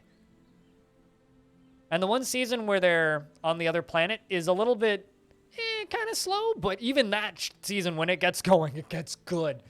And good lord, that most recent season is just... Again, I'm not going to spoil anything, but in the most recent season of The Expanse, second to last, or is it the last episode? When characters are about to fight with other characters, and then the characters are about to fight with just infight and kill each other, and then the one person goes onto the radio and says it's me to the other ship. Like, I literally, like, I was lying in bed watching on my phone, threw my phone like across my bed and jumped up and screamed fuck yeah, and I've never actually done that before watching a TV show. I've never actually jumped up and said fuck yeah audibly while watching a TV show. So, is it on Netflix? The Expanse? No, it's Amazon Prime exclusive, unfortunately. It was on Netflix, and Netflix canceled it. Actually, it was on Sci-Fi and Netflix, and then I think Sci-Fi canceled it, or Netflix picked it up and then they canceled it. Anyway, that show's been canceled a couple of times, but... Oh, it was a fucking great fight scene. Holy shit. Although that person's been my favorite character since the sequence in the earlier season when they're... Why am I forgetting the name of this? Tycho Station in the command module, and then the attempted coup happens, and then they get a gun and just turn around and shoot like 3 people in the gut while bleeding to death. Just bang, bang, bang. It's like, yes.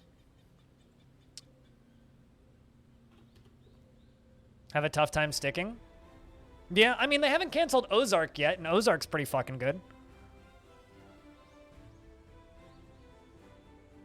Also, this is like kind of a random thing, but I really like the way...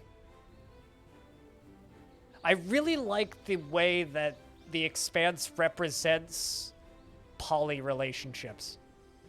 It's, like, weird to see that in a TV show, but it's just so fucking casual and deadpan. Like, every time, Holden's family is brought up, it's like, yes, I'm aware I have 8 dads. Stop bitching about it.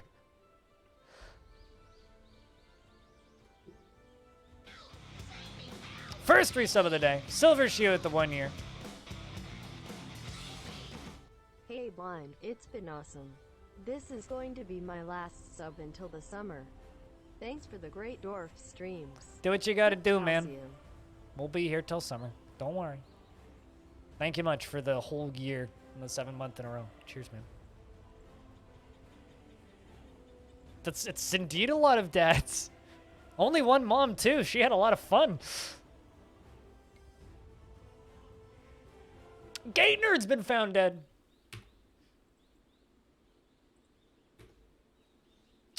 Gate Nerd was a good dwarf and our messenger for many years. Military commander for a bit.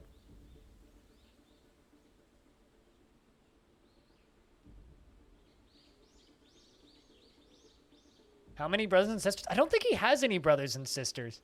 He was like a genetic experiment. Yeah, I don't think Holden has any siblings. I think it's just him. And then there's the whole like all of the relationships between the Belters that just live in a spaceship with like their family, and then there's like 8 of them that all live in a ship together and they just cuddle at night. Thought he had 12 dads? I thought he had 8 dads. 8 biological dads, yeah. Was it 12? Shit, where did I miss that? I missed 4? Damn. Or are we just like inflating the number and tomorrow there'll be 14 dads? There's like one scene where you meet a bunch of his dads and it's like his mom and then just like a crowd of men. Yeah, you can rewatch the whole thing. I might actually do that. I might rewatch the whole of Expanse. I could be wrong and I wouldn't be totally surprised. But the annual tribute from Busty Just Smack has arrived. Gate Nerd has passed away. What a dwarf. What a hell of a fucking dwarf. That dwarf tantrumed multiple times and broke shit. Went to prison twice. Recovered from being stressed out twice. Didn't murder anybody. Was a good dwarf overall. I think that Gate Nerd deserves a memorial. A statue of iron.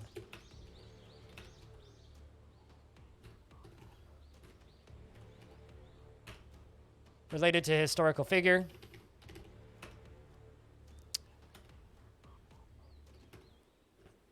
can't remember if Gate Nerd was born in this fort or not. I don't think he was.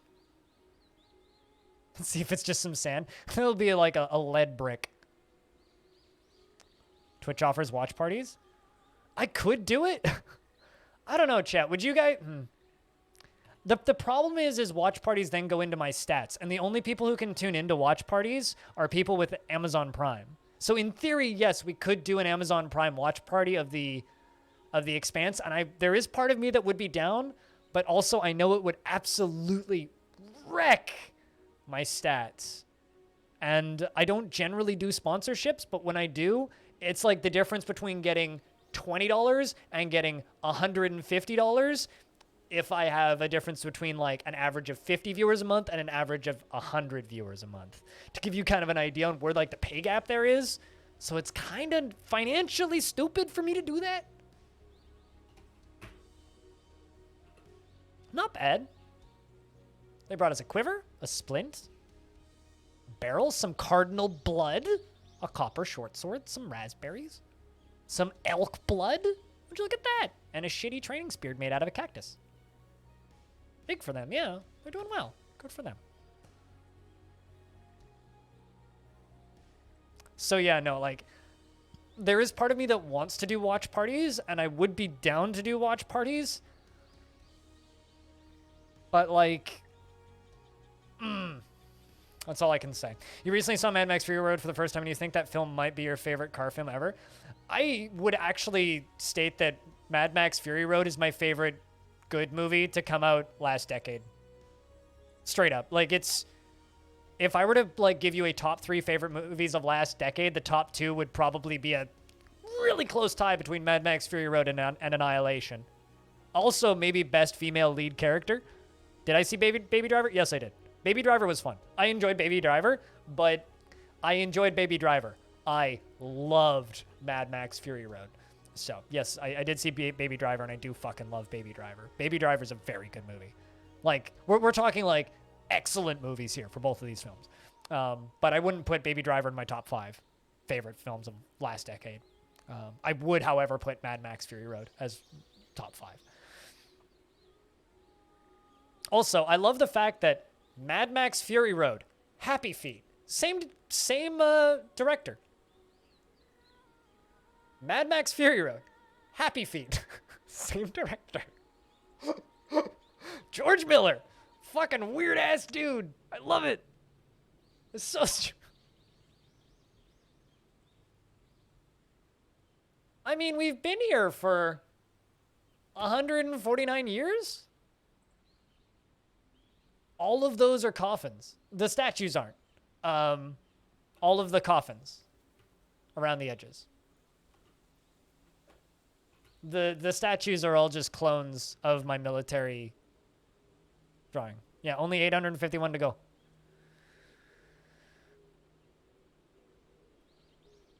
No, the reason he made Happy Feet was because he had 2 kids. Like, genuinely, that he was trying to get Mad Max Fury Road made, and they wouldn't fund it. And so he was like, well, I'll make a movie for my kids.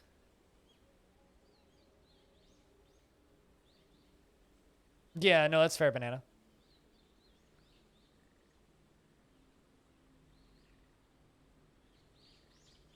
You don't think you could watch it again? Yeah, that's the thing. I can totally watch Mad Max Fury Road again. I need to make my dad watch Mad Max Fury Road because my dad's never seen a Mad Max movie, and I think that I need to just make my dad sit down and watch Fury Road. I gave him the pitch of it. I'm like, it's the only movie that gave me back pain, and he just looks at me and he goes, "What?" I'm like, it's the only movie that just made me like flex my back so much from anxiety from that music. Oh my god, that soundtrack is brilliant. Absolutely fucking brilliant. Like some of the best anxiety music in a movie just ever, period. It's so fucking good. So fucking good.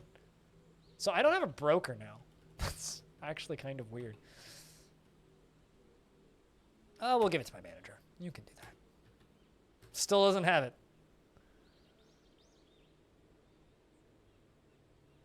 About Masterful Tombs? I mean, not really, actually. I don't see many thoughts about tombs. The thoughts that I do see in this fort that I never saw in previous forts is fondness when talking with a friend and fondness after making a friend, and sibling thoughts. Actually, speaking of, I was going to check in with Sui. Sui's husband died relatively recently. I wonder if she's married yet. No. There's a few kindred spirits.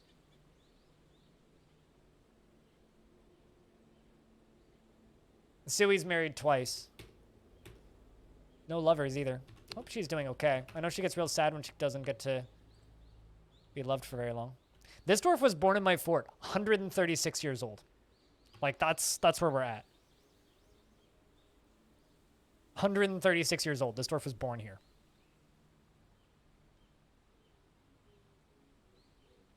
The daughter of Eripterus and Zapdos.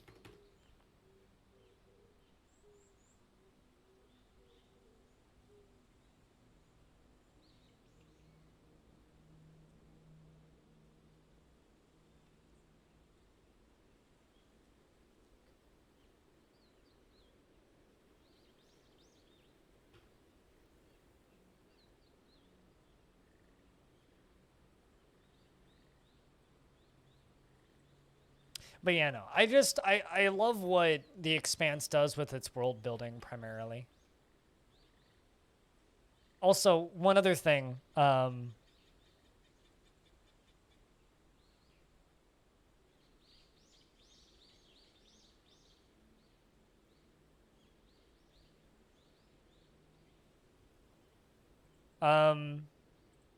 you mean the, oh fuck, what's the name of that German dude? I know what movies you're talking about, but no, I haven't seen them. Vin. But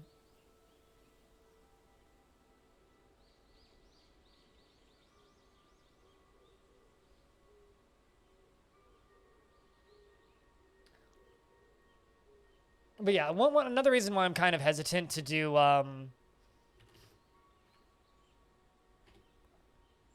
what's it called?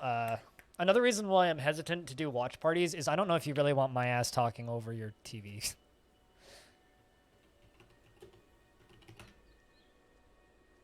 How's things, Pi? I want to look something up because I need to read this verbatim in order for it to make sense.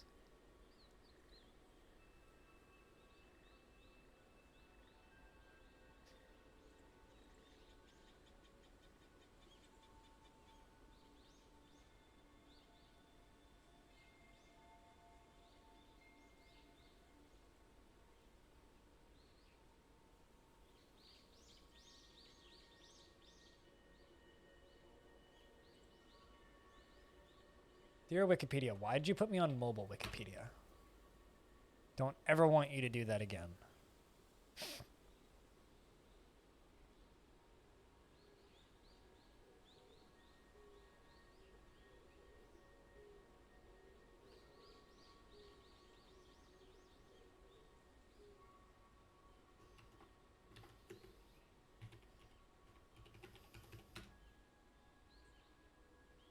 I mean, going to sleep soon sounds good.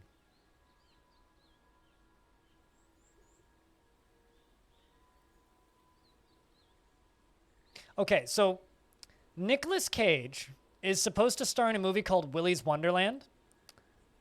Or Willy's Wonderland, previously known as Wally's Wonderland, is an upcoming American horror comedy directed by Kevin Lewis. It's produced by Nicolas Cage, and the premise is stranded in the remote town of Hayesville, Nevada, a quiet drifter agrees to work as a night janitor at Willy's Wonderland, a once successful family entertainment center. However, his tasks suddenly become an all-out fight for survival when the restaurant's 8 animatronic characters come to life and try to kill him.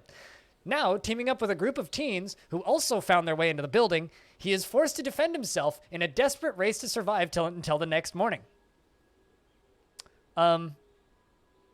Stop me if you've heard that before. Yes, and I want to see that. Also, look at this fucking poster. Look at that poster. Stop me if that looks familiar. I'm so down. It sounds like garbage, and I want to see it so bad.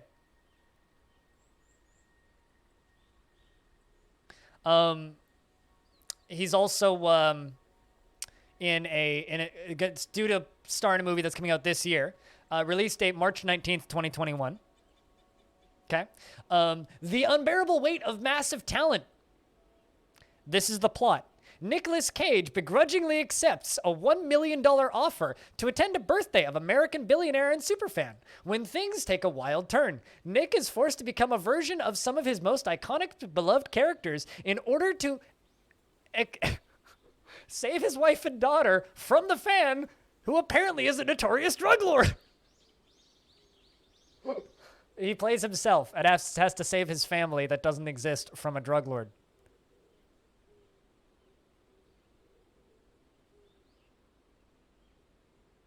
Anyway,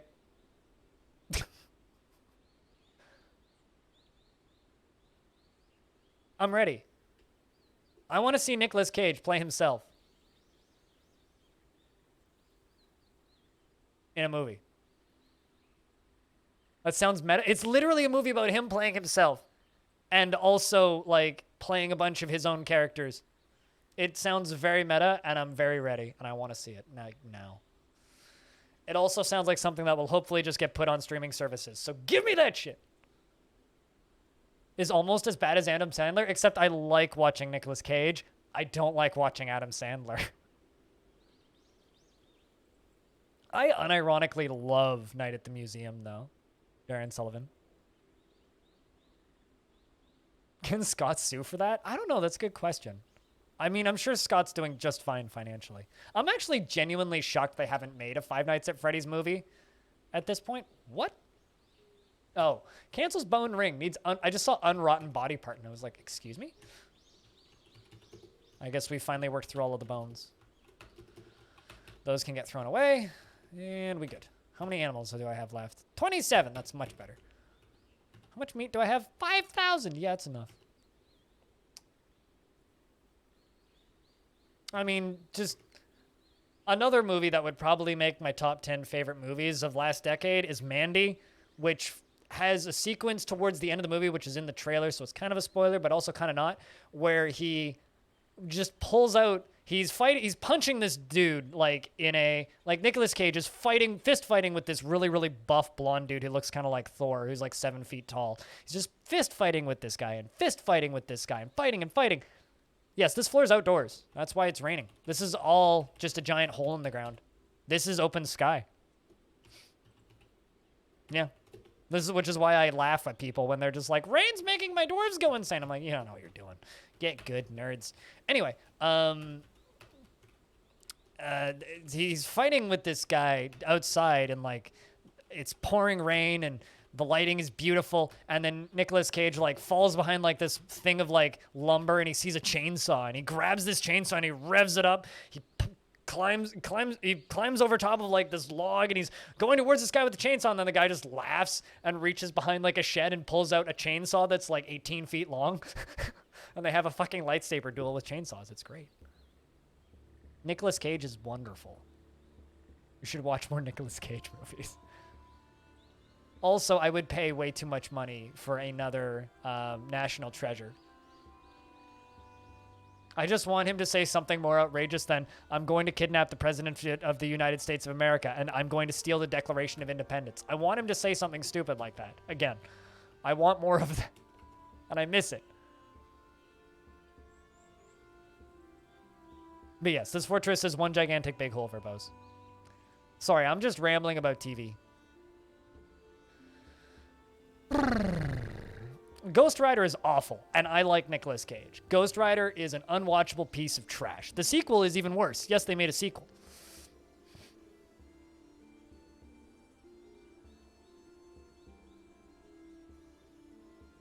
Although,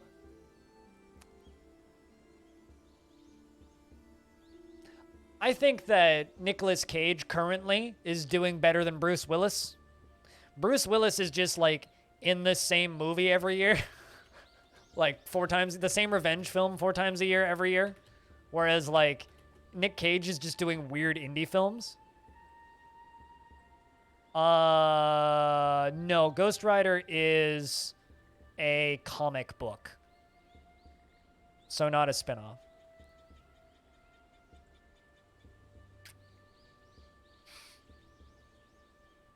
You didn't get through the first scene of the second? Yeah, no, those movies are awful. There is nothing redeeming about the Ghost Rider movies. And I consider myself a fan of Nicolas Cage.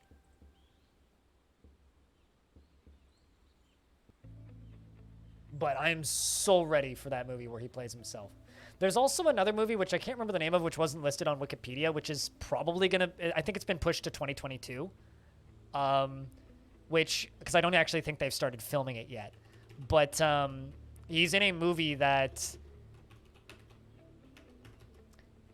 is about him trying to break into a party of world leaders to rescue the president's daughter, and he's wearing a suit with a bomb that will blow up if he doesn't rescue the president's daughter in time, I think is the plot of it, which I also want to see because it sounds stupid and I'm ready.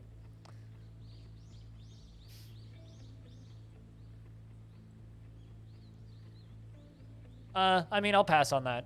I'm a Nick Cage fan, but I don't need to see MCU stuff. The thing about Nicolas Cage is Nicolas Cage just plays Nicolas Cage in all Nicolas Cage movies. And even though I genuinely believe the dude is like actually a really good actor when he's used correctly in films and directed correctly, I think just like weird artsy indie films that need a dude to just super overact is just excellent. When that, like, Mandy is just Nick Cage being the most fucking Nick Cage ever, and it's fantastic because of it. Like, that movie is not easy to watch in places. There's a lot of really distressing shit in that movie. Like people getting burned alive and horribly abused and stuff, but man, when Nick Cage just goes and bees Nick Cage in that movie, it's so good.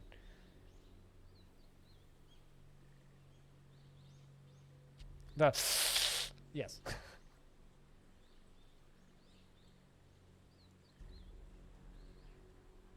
I mean, if you let me ask you a set of questions, chat. Have you ever wanted to see a man get so mad that after downing 2 whole bottles of vodka in his tighty-whitey underpants on the floor of his bathroom, he gets up and forges a sword out of a motorcycle, okay? And then rides a different motorcycle to the bandit hideout of demonic dirt bikers who kidnapped his wife and systematically kills every single one of them with a great synthwave soundtrack? If you can unironically tell me that you don't want to see that, then I guess Mandy isn't for you. But if you say, you know what, that sounds like something I would like to see, then Mandy is the best movie ever made. Because it does that shit so well. It's so good.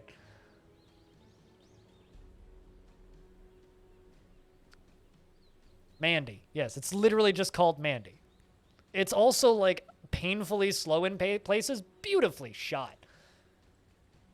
Incredibly ultra-violent. Like, there's sequences in that movie that literally turn into like a Hotline Miami movie. No one's heard of Mandy, don't worry. Here, I'll link a trailer. I think you can rent it on YouTube. It's not available for streaming anywhere. Yeah, you can rent it on YouTube for $5. I might actually buy it on YouTube and then stream it on Discord at some point.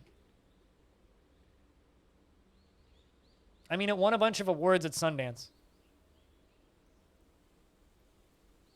The whole movie is shot like an acid trip. The colors and the way it's filmed is just gorgeous. It's like ethereal and otherworldly in a way that like I can't even describe. Also, I don't know what I did, but my frame rate doubled. It was kind of running slow for a little bit there, but we just sped up considerably. I'm kind of just letting the dwarves relax because I've been doing a lot of construction. So I've been doing kind of like a year of not making them do much and just kind of upkeep, and then like a year of working on the tower because that tower, it drives them nuts.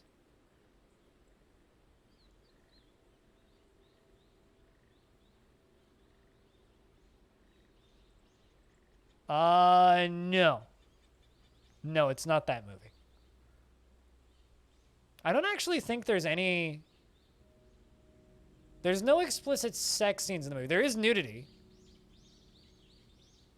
There is definitely nudity, and there is definitely like sexual abuse, not by Nick Cage though. The bad guy does the bad stuff. But he does forge a battle axe. And he also has a fully automatic crossbow in one scene too. Also, it takes place in alternate history Earth where like the Civil War or a second Civil War happened in the 80s.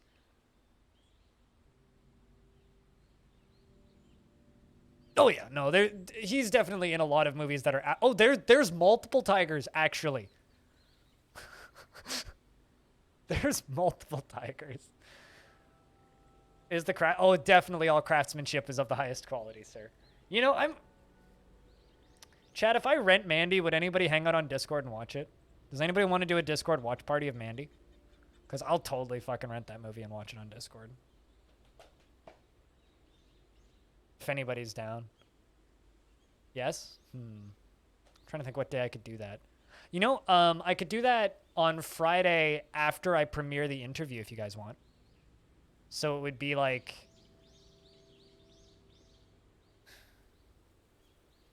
Because I'll premiere the interview at 11, and that'll probably be done by noon, and then I can eat lunch, and then after that, we could do that. You don't really watch you don't really watch movies anymore? That's fair. Was interrupted by a chinchilla.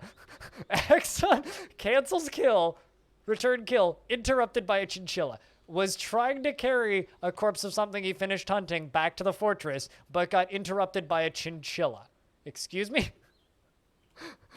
A chinchilla was too much for you to bring a dead chinchilla back to the fort. It's too floofy. What shall I do? I tripped over it.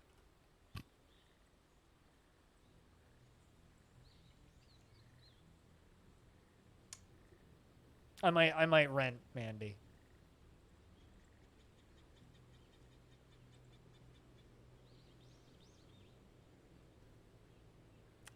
I mean, here. This is where it happened. And this is where he was going to grab the chinchilla, but was walking up this way and got interrupted by another chinchilla and instead left. Cancel, returns, kill, interrupted by chinchilla. We'll see you when we see you, Danks. I'm gonna DM Rhinestone, see if he's free on Friday.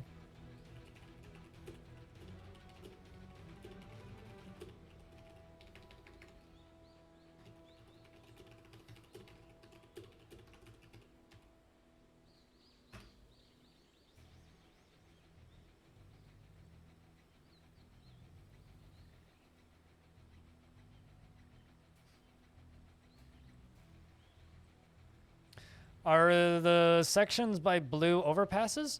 So all of this is open space. This is also open space, but it has overpasses above it. So it's like open space with a roof above it, like a walkway above it. So all of this is just like open air, essentially. These are the walkways above the open air. And like, so this dwarf sitting here, Pablo, can look over this way and look down and see, you know, all the dwarves or the ground down here. Does that make sense? Have I like sorted it out? If you're confused about any visual stuff, just ask, and I'll do my best to like help you parse it.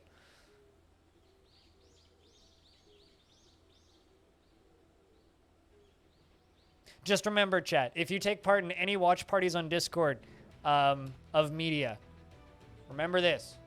You know me in real life, and you've been over to my house to watch movies before, and we're doing it on Discord because of a pandemic. Okay? Okay?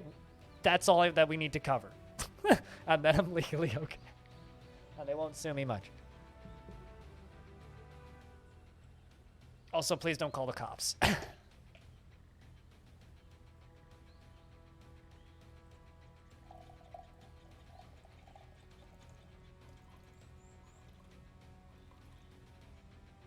Narcs out? Yeah, exactly. No narcs.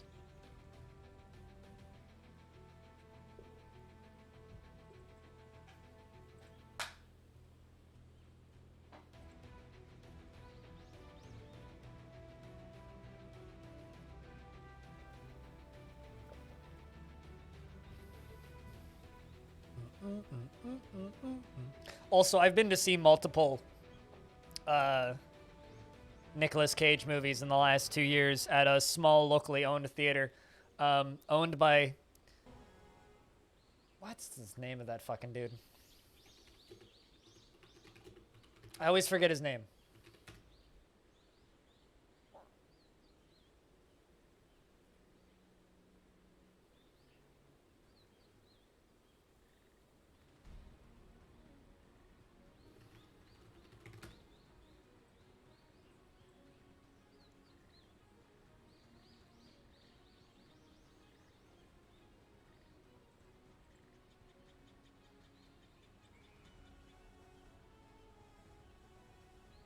Oh, well, anyway, they're no longer a movie theater because of 2020, so woo.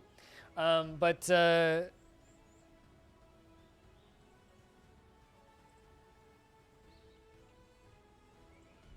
that's unfortunate. They're now a sports bar instead of a movie theater. But there was a small movie theater in Vancouver that apparently got sold and is now a sports bar, which is unfortunate. But I used to go see any Nick Cage movie that came out there due to COVID. I mean, virtual watch parties are technically illegal streaming, period.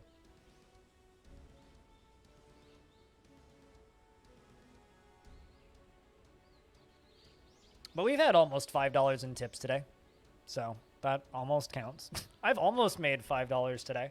That means I've almost made enough to pay for a rental of that movie.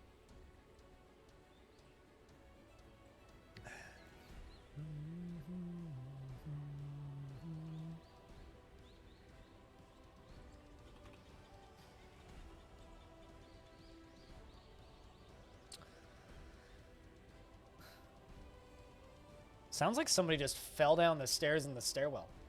Hope they're okay. Yeah, they're still walking. Okay. It was like dum dum dum dum dum dum dum dum. What the fuck happened?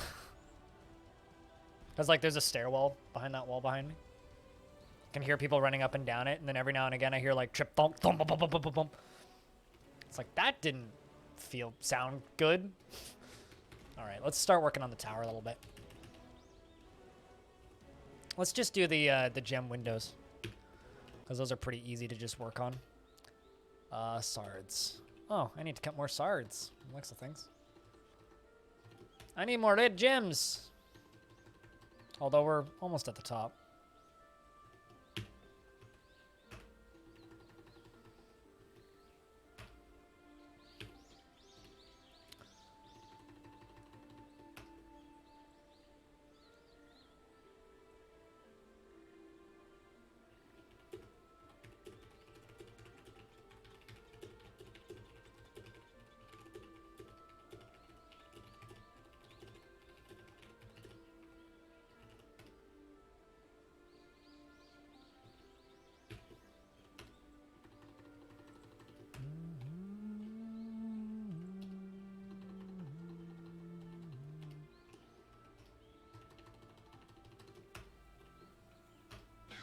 Whoa!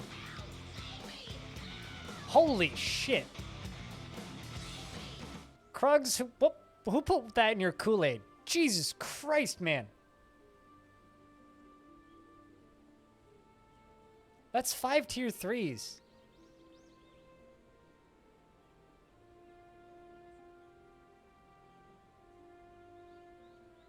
Jesus Christ.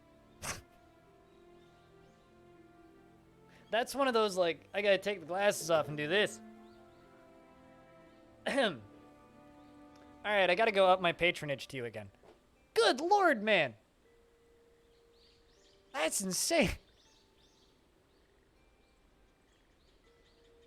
Good to see you too, man. How you been? Holy shit. I feel bad. I need to get caught up on your most recent episode. Murder Hall. I need to watch that. Damn.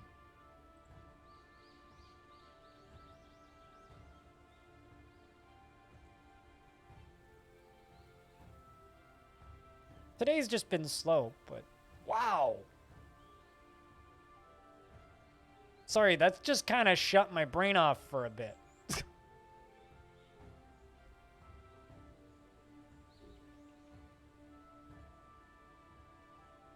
That's a lot of money.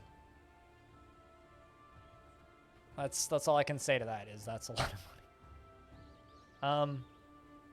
How are you, sir?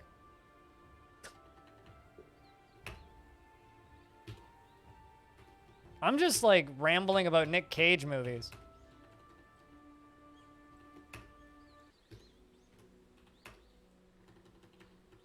That's all I'm doing. But I guess I'm renting Mandy now. Crikey. Overworked? Samesies. Trying to catch up on editing, which I'm sure you can relate to. Prepping to have Tarn on the stream again on the 11th. I've got, I think it's 91 questions, which isn't too bad to work through, but I got to cut that list down to a reasonable-ish number. I've got, what have I been up? What am I up to? Not taking enough time off. Sleep schedule's been better. I'm jealous of your website, which I didn't know existed until 2 hours ago.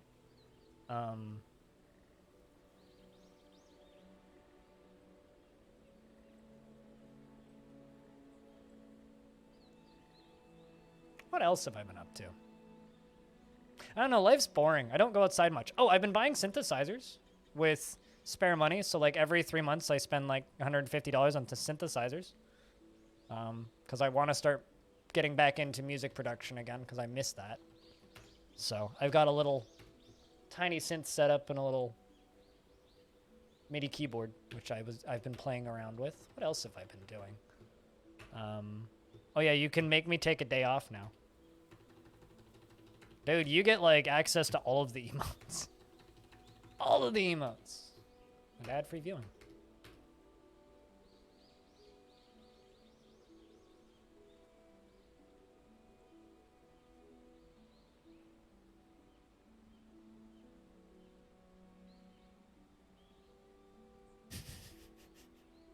I mean, does Krug Smash even stream? I don't think he's ever actually turned his stream on. But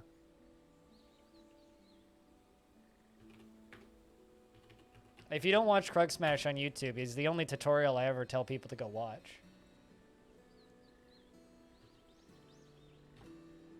There you go. Go watch that dude's videos. They aight.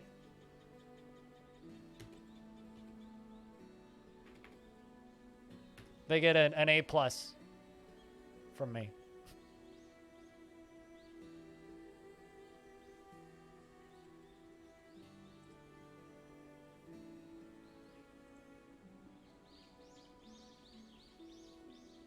We should have shouted out the YouTube. A+ for effort, King. A+ for effort.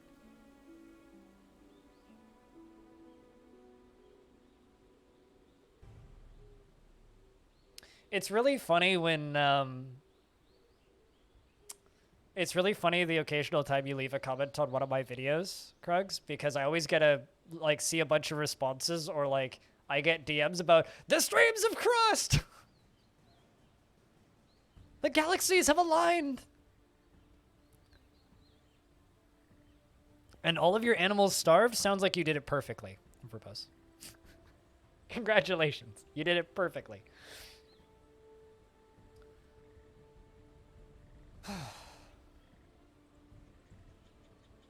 Working as intended. Hey, Psycon. How is we?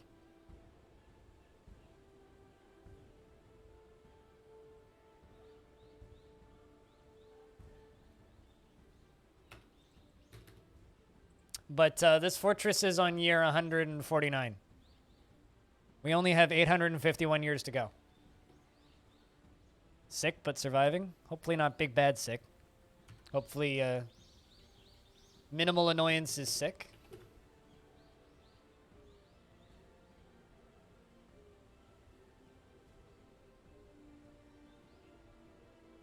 Tested and it was negative. Well, that's good. Hang in there. Sure you'll be right as rain sooner rather than later. I've been feeling like trash recently. Hi, Hobo. That was loud in my head. Yeet. How are you doing today, Hobo? How are you feeling? You feeling better? On the topic of people that haven't been feeling well. Like, my blood sugar has been super out of whack recently. Oh, damn! We got a baby! So I promised somebody on YouTube a baby, who's recently started watching the very first part of Longdeath, and so to commend anybody who attempts that long trek through hell and back, I will give people names to ask nicely early on in the YouTube stuffs. Just gotta scroll to what their name was and grab that.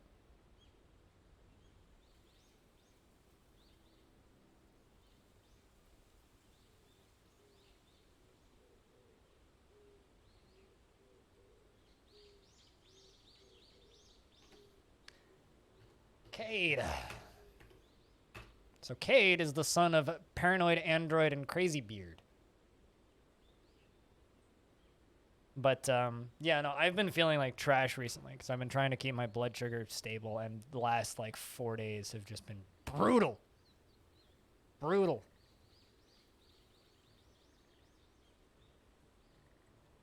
You still dump corpses in lakes, though? You should watch my corpse dumping tutorial, and it'll teach you to dump corpses under drawbridges instead of, like, poisoning your own water supply. First day back at work? Oh, that's why you're late. That makes sense now. Glad you're feeling better. He was born today, which makes him very young indeed. His sideburns are clean-shaven, and his very long mustache is neatly combed. His very long beard is arranged in double braids, and his short hair is neatly combed. His ears are very flattened, and his lips are thick. His somewhat narrow cobalt eyes are slightly wide set, and his hair is ecru, and his skin is sandy taupe. And then, like, stab it repeatedly. Well, it wasn't a corpse. It was still alive, right? And then stab it repeatedly with a spike after dumping it in the well. He personally views competition as a crucial driving force in the world, sees perseverance in the face of adversity, bold-headed and foolish, values loyalty, and finds those that develop skills with weapons and fighting distasteful, and dreams of creating a masterwork someday. He does everything himself in his power to avoid excitement and stress, and he's extremely confident of himself in situations requiring his skills. Also, Krugs, if you're still hanging out, what do you think of the most recent version if you've had the chance to play around with it at all? Very curious. Yes, Lorentz Fortress. Horses, yes. I mean, that's kind of how I'm feeling, too. I, like, shot my brain out of my ears.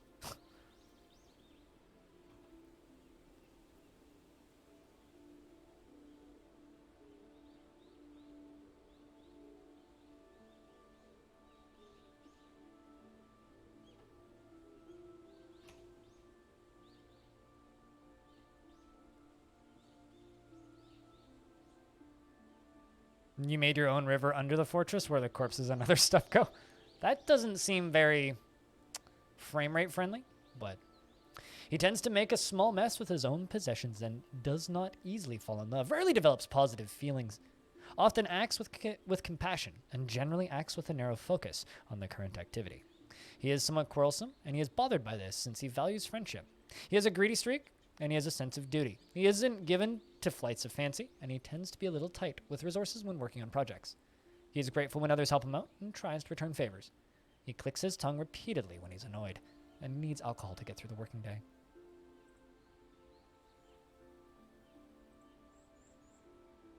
I mean, many people, including myself, desperately want Krug Smash to make a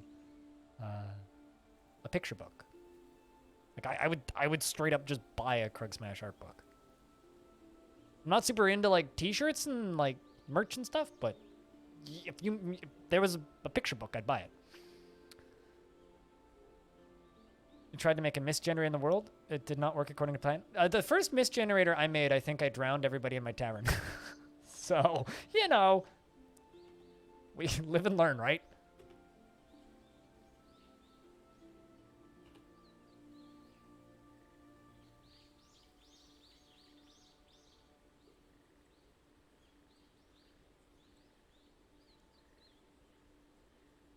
I mean, it's certainly of the highest quality.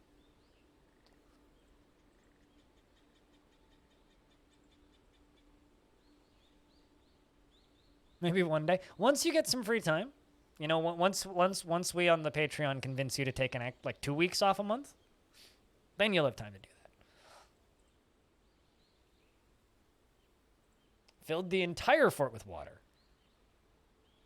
Sounds like everything went perfectly according to plan. I mean, okay, so just instead of making a mist generator, you just made a full fort cleansing system. It was just slightly more effective than planned, okay?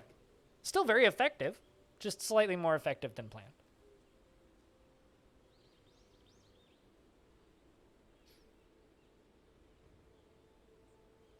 Someone's sheep must have died.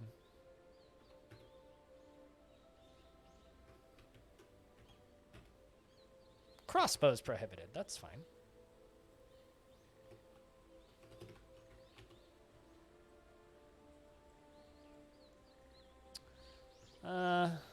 Ring. There we go. Bring all of them rings.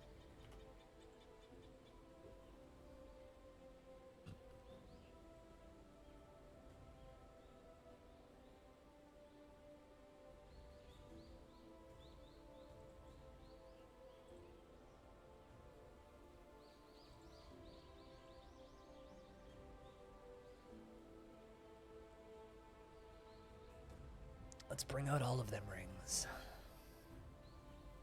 Yeah, I'd love to know how many people have had forts die because something got left in a doorway. Like, I've definitely had dwarves die because, like, oh, like, a shirt was left in a doorway. I don't believe I've lost whole... I think I had a boulder in a door once that lost me part of a fort. Or, like, a bunch of dwarves that wouldn't have died if the boulder hadn't have been there.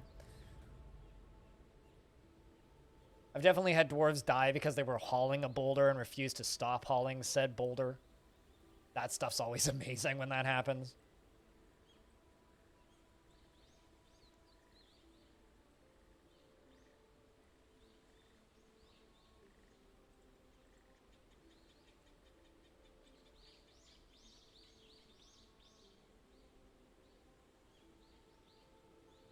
There's a fruit fly on my monitor. I haven't seen any of you in weeks.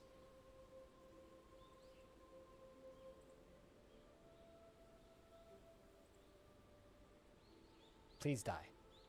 Horrible critter. Are fruit flies a thing in Dwarf Fortress? Can dwarves can hate flies, can't they? Because if I was a dwarf, I would hate fruit flies. I know that many people here would think I hate hamsters, but no, fruit flies. Definitely fruit flies. I still am firmly in the party of fuck hamsters, but like, I hate fruit flies so much. So much.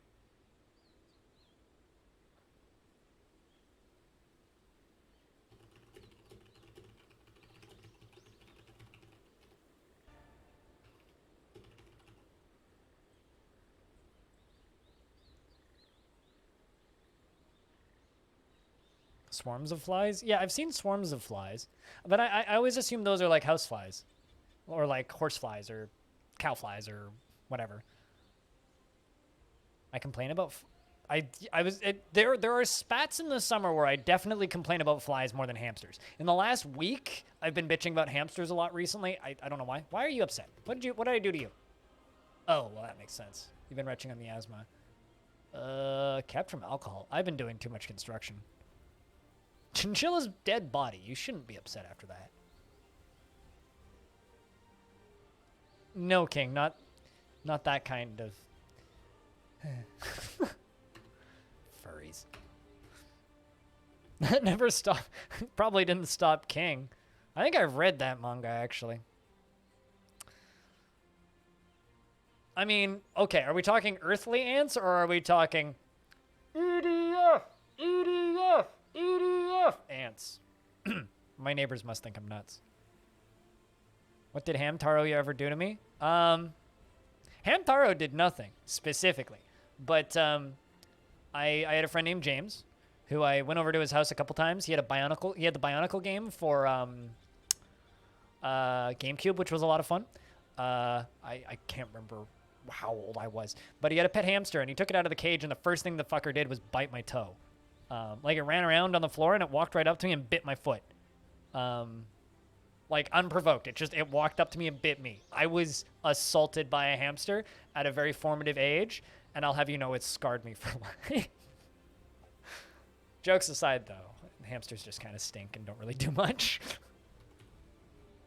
They're like less cute guinea pigs and less cute chinchillas. To save our Mother Earth from any alien attack, we shall kill them with bullets and shoot them with guns. God, whenever that, because there's another EDF game coming out soonish. When that comes out, I'm going to buy the one that's 2 versions old, because they all look the same and they're all just as garbage. And I'll stream EDF one evening as an after hours thing. I need to play some EDF. I haven't played an EDF since like Earth Defense Force 2 or something. It's been a long time, and I've had that itch. Does anybody here own EDF and want to play EDF at some point? Because we need to play EDF at some point. EDF, by the way, for those of you who don't know, is the game where you are weird space marines in giant cities, and you blow up the city so that you can get rid of those pesky buildings so you can shoot the giant ants that are attacking you. 4.1, I think that's 2 versions old? You don't know which version? I own EDF. I mean, they're all basically the same. But yeah, they kind of fit in with like the Dynasty Warriors style of garbage, and they're just silly. They're very, very, very, very, very silly. All right. Yeah, my manager is now my item trader.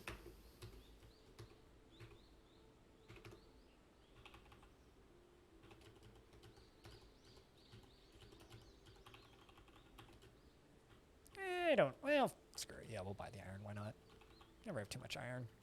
Electrum, iron, black bronze, electrum, billum. Sure.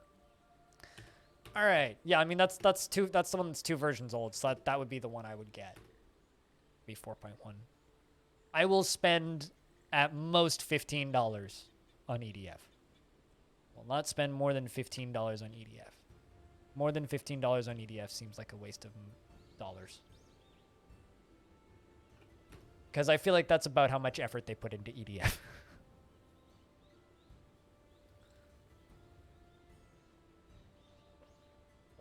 Crazy games from Japan about shooting giant ants.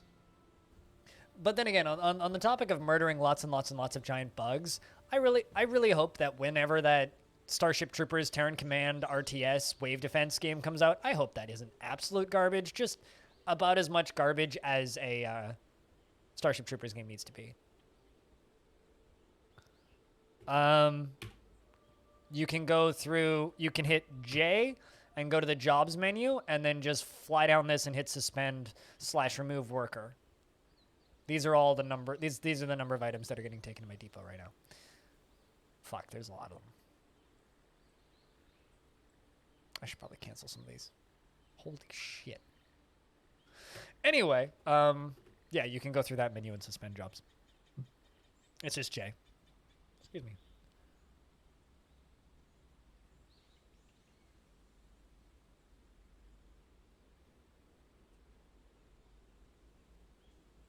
I'm gonna need to give these dwarves like a season break. Just take all these goddamn rings.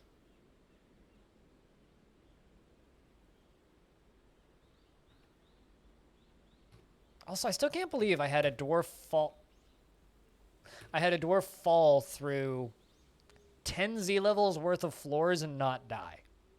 That happened in this fort. Someone has a really tough forehead.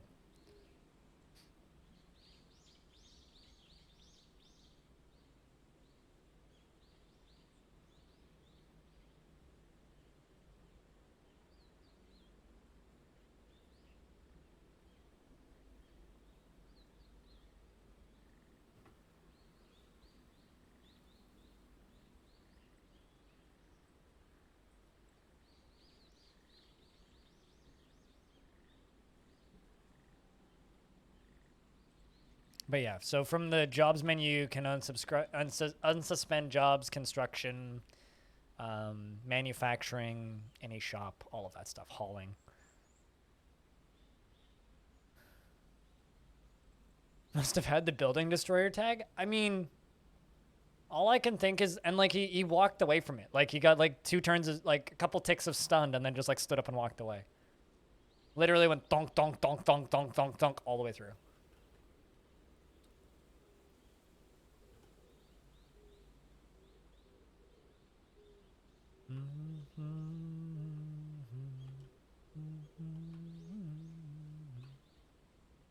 Where did Morden go? There you are. This dwarf needs to be babysat. How's your clothing? Not bad. This poor dwarf. This dwarf's having a rough week.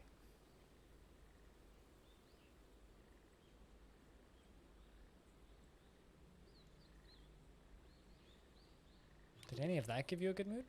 Yep. Delighted after putting on a truly splendid item. ×2.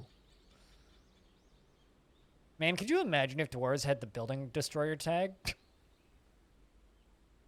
Dwarf tantrums and just tables go flying everywhere.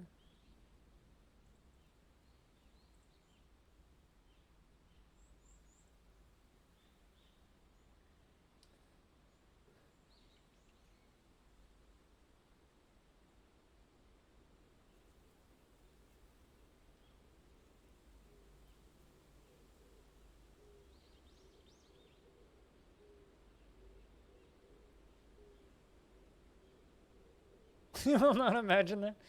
I mean, I'm just imagining like a dwarf tantruming and just like chucking doors. One of my favorite memories I ever had was I had a fortress. It was a cavern fort. I can't remember which fort it was. I was building a cavern fort and I had a ghost pick up a table that wasn't constructed. So picked up a table from a stockpile and hurl it at a dwarf. And it sliced the dwarf's gut open, and his entrails fell out, and the dwarf ran all the way across the tavern and bled to death. And at the time, I was following the ghost, so I literally watched every second of it happen. It was one of the most scarring things I think I've ever seen in Dwarfort.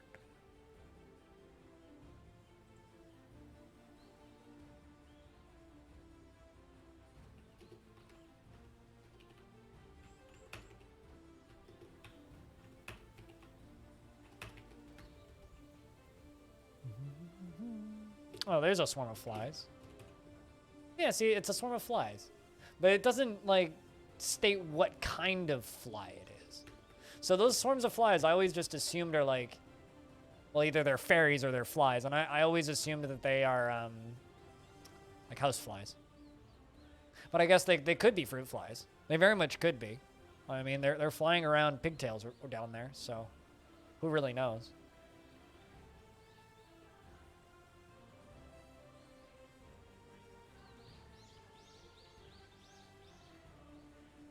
Also, I feel the need to just kind of link this periodically and shout it out rather than doing a bot command, but I'm using this website for background noise. So if you play DF and you want, like, nice outdoor ambience for playing DF with, they've got, like, cave sounds, they've got, like, weird water dripping sounds in caves, they've got, like, outdoor Japanese garden, which is the one I have running right now, they've got, temperate forest sounds. They've got everything. Great for just like generic background white noise stuff.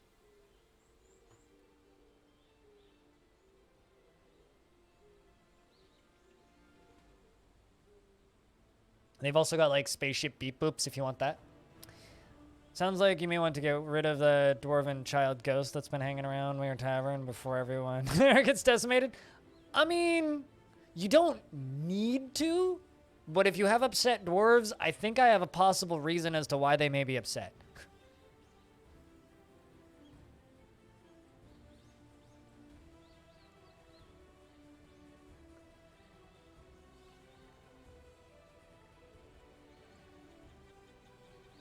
Actually, now I want to know what the medieval village one sounds like, because I haven't actually used that one before.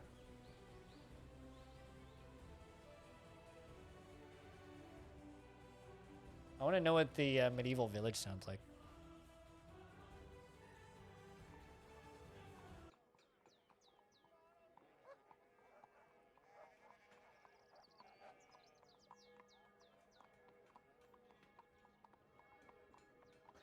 do kind of want to turn the fire bell off.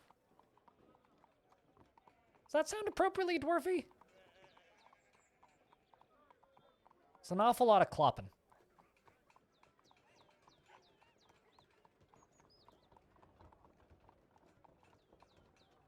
Oh, I shut off the carriages. Yeah, that works.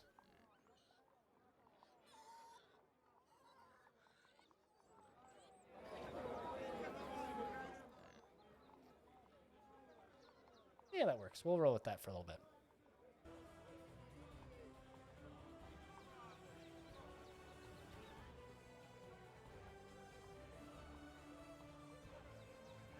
But yeah, no, I think it's a lot of people kind of neglect ghosts, but there was actually one fort that I did over Christmas where I managed to actually have an intelligent, sentient ghost that was in my military and wielding weapons, which was incredible. Until eventually it just kind of disappeared, which was very sad. But I had a dwarf go out as part of a invasion squad and invade an enemy necromancer tower, and when it came back as a sentient ghost that actually trained with my military for a bit and still had like thoughts and stuff, like was still activated like a dwarf, so I could still select it with the view key and like look at its thoughts. And it didn't feel anything about this, which was interesting. But like it managed to like continue being a dwarf for couple of months until eventually it just kind of floated away and never came back, which is one of the weirder things I've had happen in Dwarf Fort. It's like it didn't realize it was dead or something. It was like a Sixth Sense situation.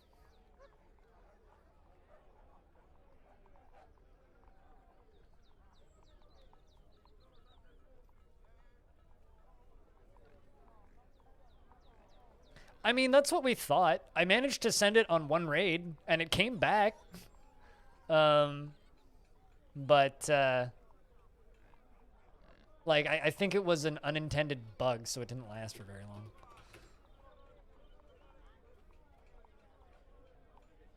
All right, Dwarf, you haven't been kept. Okay, you know what? I'm gonna do the thing. I'm gonna make a new squad. No uniform. The Tombs of Creating, sure. And I'm going to set the Tombs of Creating to train. You're going to go store items in stockpile.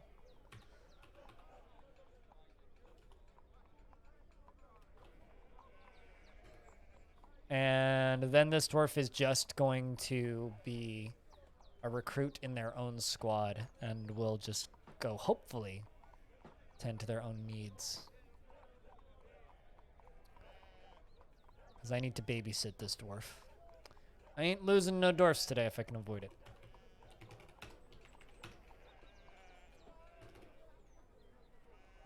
I love when they try and attend meetings with the mayor when the mayor's asleep. Also, you can tell it's the mayor's bedroom because it's full of scepters. The mayor is oddly obsessed with scepters.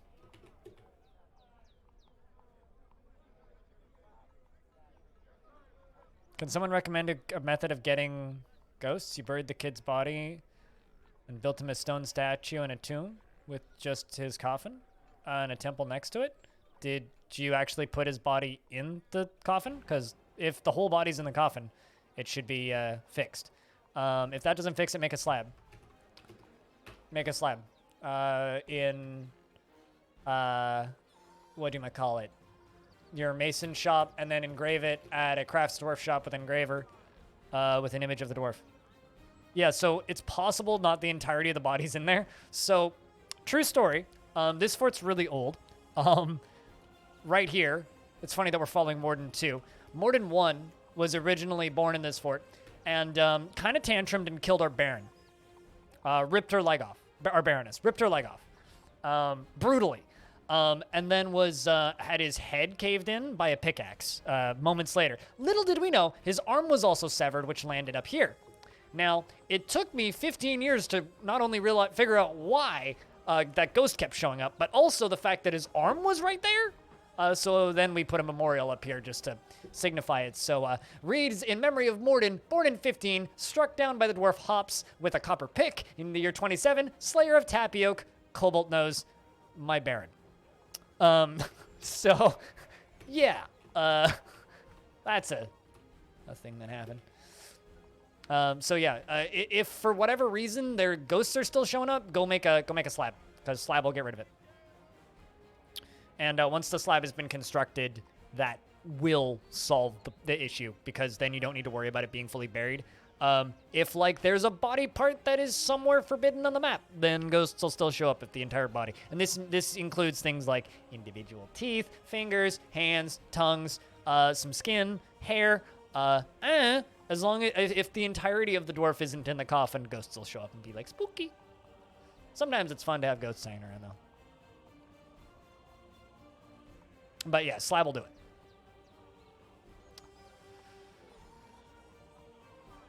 Makes me not miss the times when like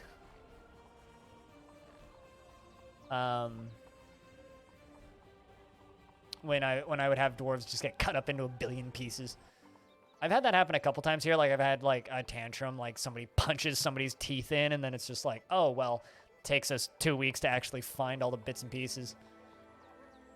There was one dwarf that got mutilated so badly it took actually 3 months in game time, the entirety of his season, to put all the corpses away, which is kind of amazing, but also kind of horrifying.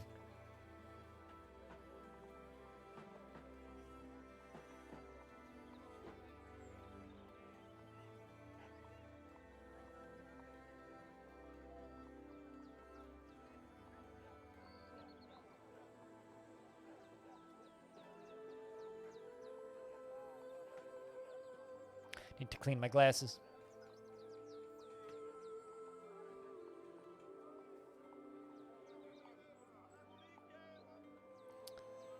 Yeah, overall, especially after, like, the way people have been talking about the most recent version, I'm really happy I didn't try to move this save file over to that version. Because it sounds like that version has some, like, weird annoyances / issues that are cropping up after a week or so of people testing it, so I'm curious to see if we're gonna get a patch fix day or something. Supposedly, like, there's a few crashes that Tarn thought were fixed, but are, like, not gonna be fixed for a while, looks like. Don't like Happy Dwarves. Happy Dwarves, big problem, have to fix. Tarn, game's broken. My dwarves are too happy. Please fix. Hey, man, I'll have you know, if you don't cremate my body, and just bury it somewhere, I will hunt the fuck out of you. I would really love, like, I'm trying to think, what's, you know, like mediums, like people who can talk to the dead. I really wish that there was some sort of like not evil version of necromancy in DF where they could like summon spirits. You know what I mean?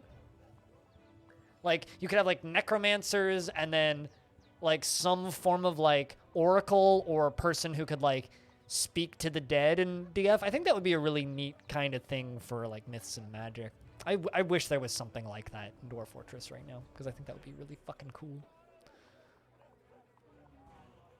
Might just make this dwarf train by himself. I think I might do that.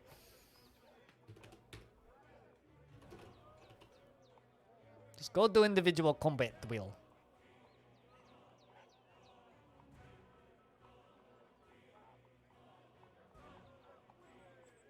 Yeah, I've already reworded your questions into a whole topic, Freskins. And I do really respect the respectful question asks, but like I have to like cut them down a little bit, make them a little bit less blunt. Well, dwarfs too happy. Remove fun. Me want less happy dwarves. Is like I could word that better, so I have. So they'll get asked. I'm just gonna word them in a way that, you know, a little bit nicer.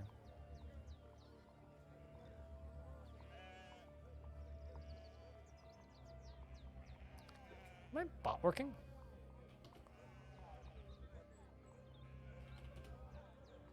Yes. Why is chat not updating on my bot? What the hell? Yeah, it's working. Weird. Oh, I fixed it. Okay. Minimizing it and unminimizing it. Fixed it, apparently. The humans have arrived because it's autumn once again. Stone, heads up. It's paperwork day. Humans have arrived with their annual tributes.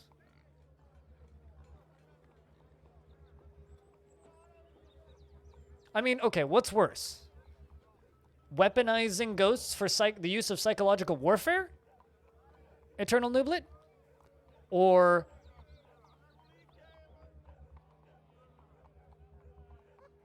weaponizing poop? Because Tarn has said that he will never let us weaponize poop. Because he knows that we will immediately if he puts poop in the game. Which is why there isn't any poop in Dwarf Fortress.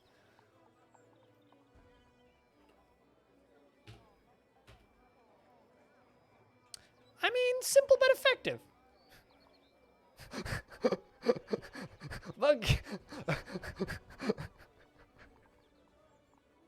Monkeys have been using poop as weapons since before it was cool. Simple but effective. That's exactly what happened in Space Station 13. I mean, there's many reasons I don't play Space Station 13 much.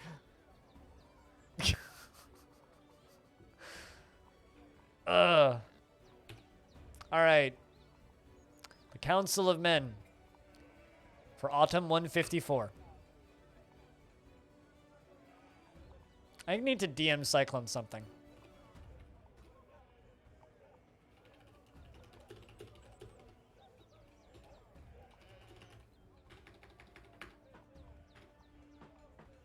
I also love SS13.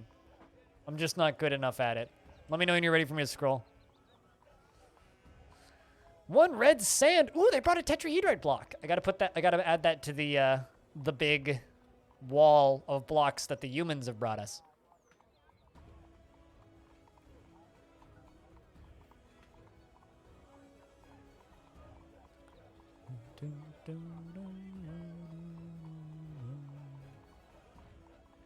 Also, I think today's stream has inspired me to rewatch all of The Expanse, so,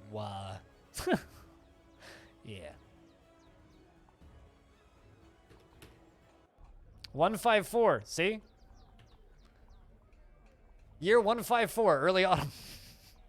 I was just like, you know what? I just realized that. I just clued into that, and I was like, I need to DM Cyclone just so that you can do that. This is, of course, the year that the dwarves launch rockets and go to space.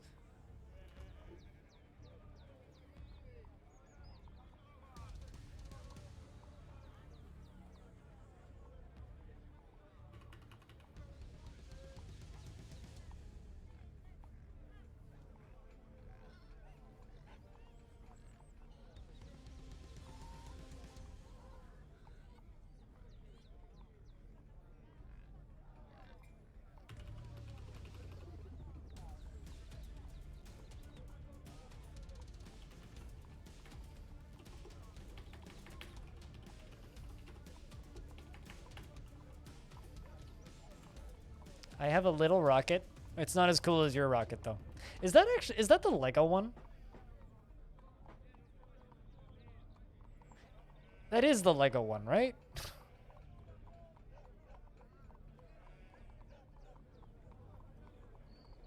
Like, I can't tell if it's photos of the actual rocket or if it's photos of the Lego kit. I've never actually stared at that emote pretty closely. So yeah, no, exactly. Like, I know what rocket it is.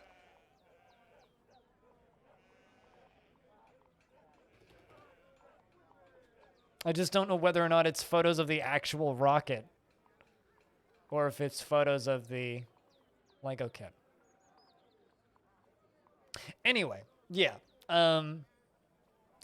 I guess back on topic. I would very much prefer Dwarven Ghost psychological warfare, like enslaving the dead of your fortress to do your biddings by scaring away your enemies in the form of haunting them to death.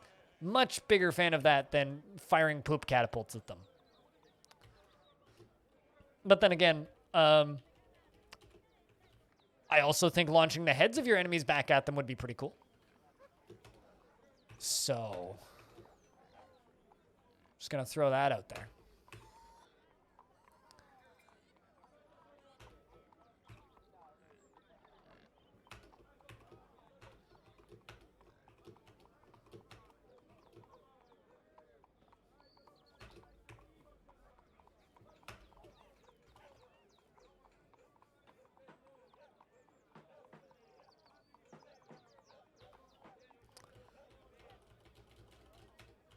But yeah, no, if we ever did get poop into our fortress, I would almost immediately set that up to be ready to go.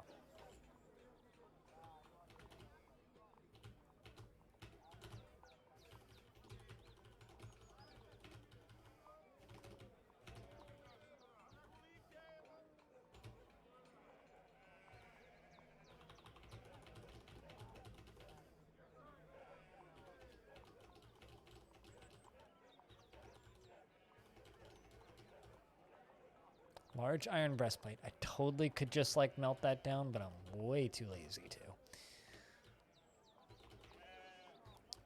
Man, I still don't know how I feel about my bins degrading. Like, that is a thing that I was not fully expecting at the start of this whole challenge, I guess. Like, it's kind of amazing, don't get me wrong, but also, like, at the same time, my bins are degrading. I want to know what happens when a bin full of stuff in a stockpile ceases to exist because it degrades into nothing. I really want to know what happens. And I'm a little bit terrified.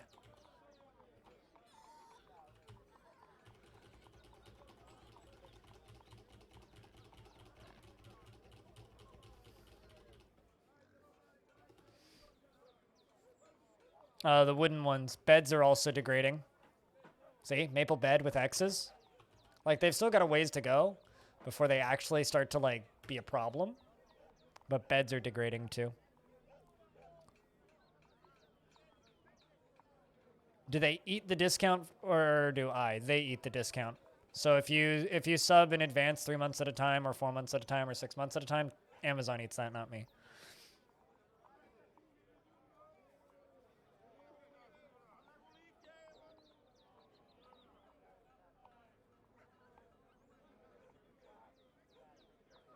Also, Twitch takes a smaller cut for higher tiers because I'm a Twitch partner. So the higher the tier, the less cut Amazon takes. My name is Ficod. I'm still your liaison from the Mountain Homes. I see that your previous broker passed away. My condolences.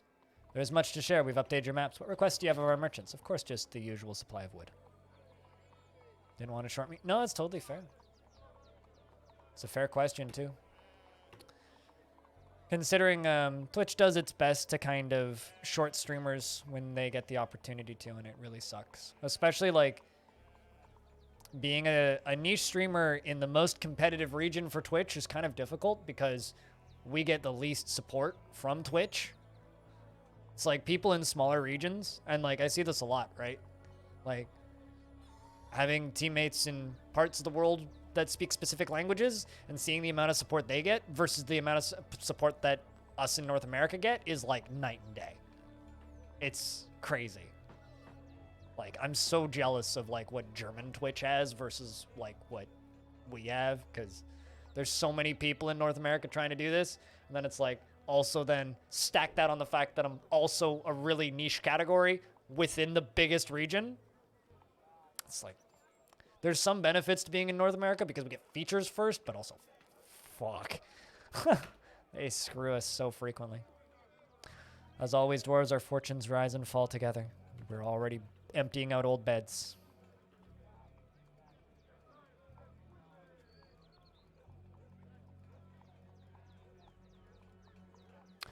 I mean, we'll find out. I also have rock pots. I don't have earthenware.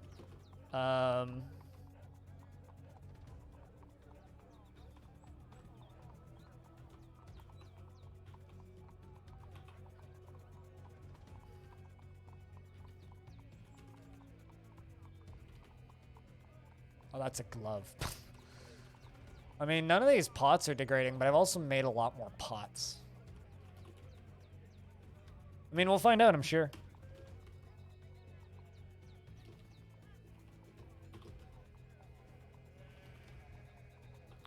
I think the wood stuff degrades the fastest. Yeah, the wood bins are starting to degrade. The metal ones haven't started yet, but I have seen, like, breastplates and stuff start to degrade. Yeah, all my gem bins are.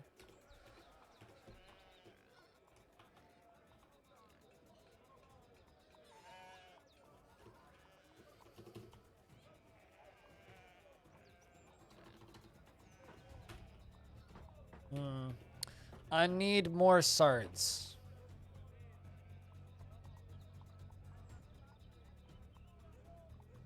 See you all whenever. I'll be on tomorrow with more dwarfs. Normal time. Tomorrow will be War Sim and Dwarfs. War Sim and Dwarfs. Because War Sim was the Patreon voted game this month, so we will be playing War Sim tomorrow night. I don't know what I'll do tonight. I haven't decided yet. Maybe War Sim, but I'm not sure because I'm a little bit more time limited today. Because today I'm going over to my parents' house, so. Because War Sim, I kind of want to give it like a solid 3 hours. Actually, I might just play some Advanced Minesweeper tonight, depending on how many people are hanging out. But tomorrow night we'll be doing War Sim, which will be fun. It'll be a lot of reading. I mean, that game's basically just like proc gen text, but you won't be able to watch. Ah, I gotcha. Well, see you when we see you, though.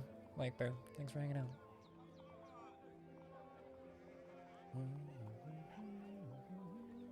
And I understand the struggle of working the nights, jeez. Night shift sucks. We need a good night shift DF streamer. I don't think we have any. I mean, like, Picture Point streams, but he streams less consistently of DF. Same with, like, Formal Blizzard. Like, those guys have kind of moved off of DF a bit.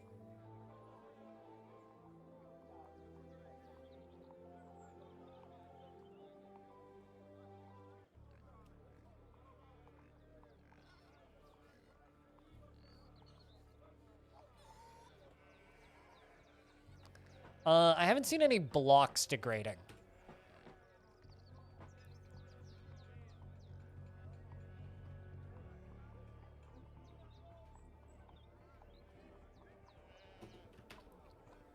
Alright, this dwarf will fix himself.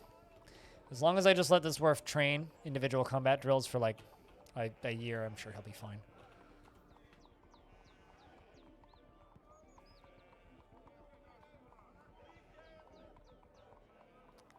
Metals don't degrade. Well, rock blocks don't degrade, right? Or any rocks don't. You like your fire clay? I like the colors of fire clay. Are you attempting a really long fort? Because you won't have to work, and you won't have to worry unless you're going like 300 plus years. Like, these beds are only starting to degrade after like to be clear, I've had these beds for like, I built these in year 5.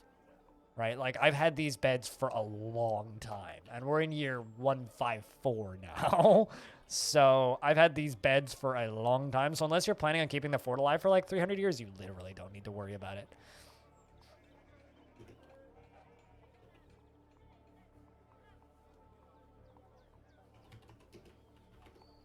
I want to get rid of this. This thing seems stuck.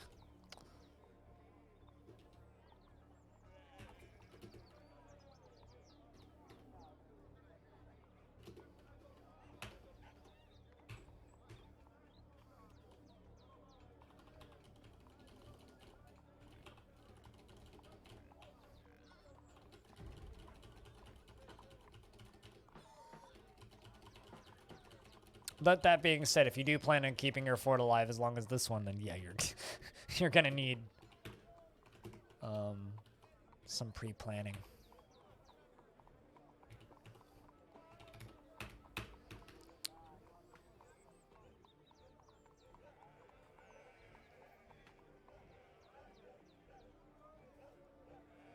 Yeah, no, totally. Then don't worry about materials at all. Straight up, just don't worry about materials at all. You'll be fine. As long as you're not planning on keeping a fort alive this long, you are A-okay.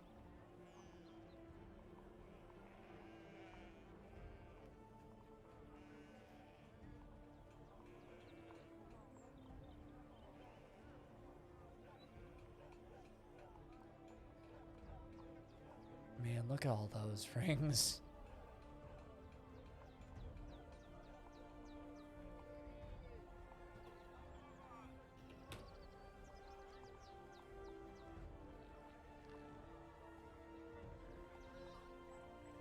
Yeah, I wouldn't worry about it too much. Literally just gifting these to them. Man, I've exported a lot of wealth. 1, 2, 3, 4, 5, 6, 7, 8, 9 digits worth of wealth. It's a lot of wealth.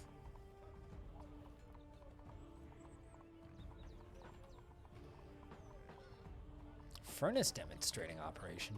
Ooh.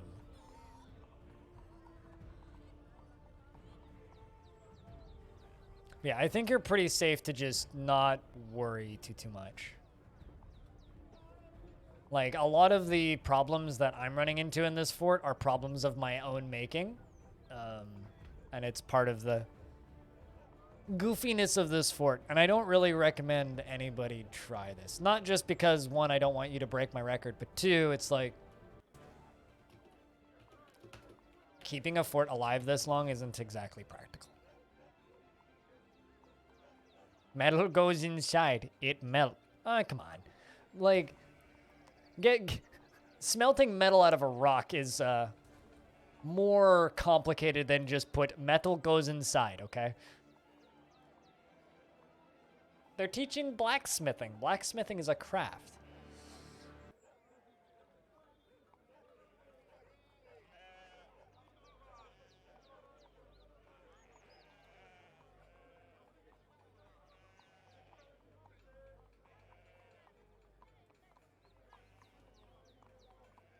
So they're lovely and goofy about it? Fair enough. You're probably correct. Also, they're drunk, so they have good sense of comedy.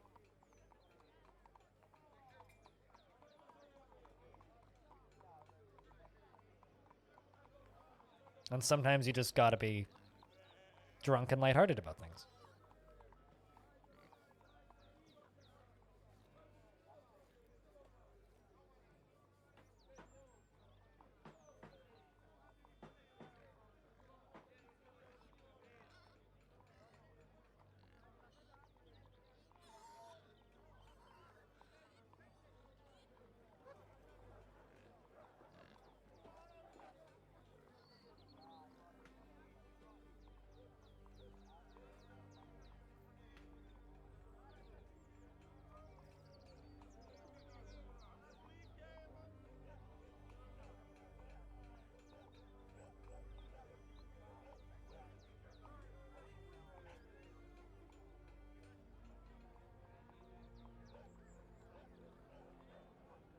Just responding to a text.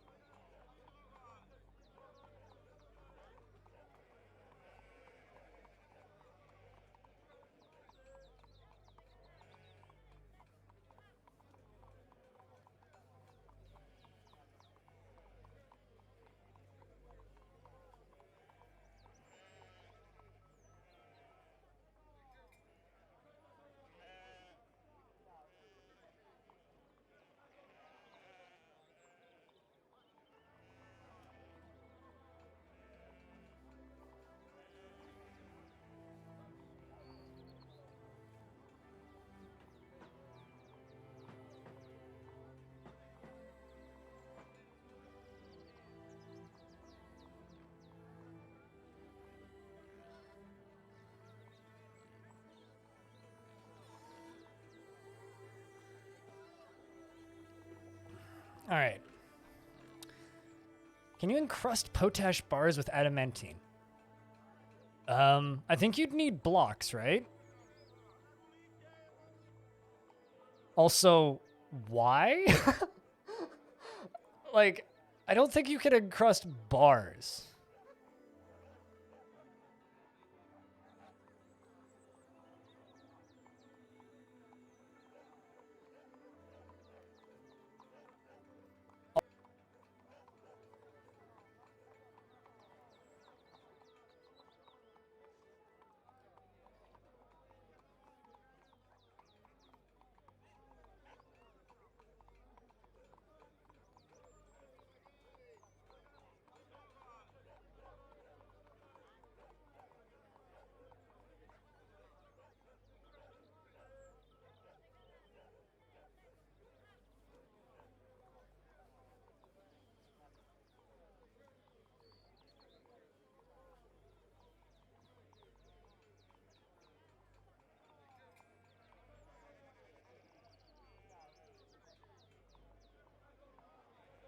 No, audio didn't die. It muted itself. I must have a like phantom hotkey that I'm unaware of that I hit sometimes, and I don't know what it is. That or it's like a hotkey that's mapped to mute myself that is also mapped to something in DF that I accidentally hit occasionally. Because, like, I'll tab out and I'll hit a bunch of DF buttons, and then I'll accidentally mute myself. This is the second time this has happened this week. Anyway, I was just freaking out about the fact that there's gray langurs here, because I haven't seen gray langurs in, like, I don't know, 50 years. Also, they're terrorizing my cattle right now. And my cow killed it. Get wrecked. Stupid monkey. Stupid monkey. I haven't seen those since, like, year 2. That's wild. And we got 3 in a cage now. I almost managed to tame them at one point.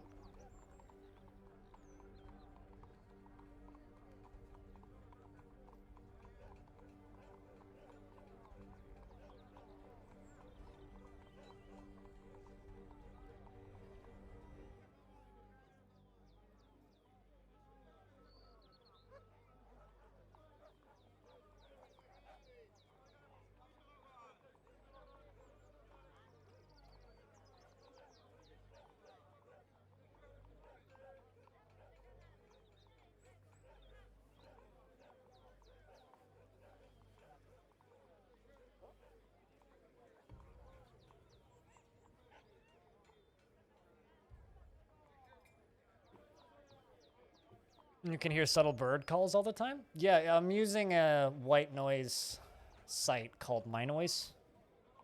There's a link to it if you want. The one that I'm currently using.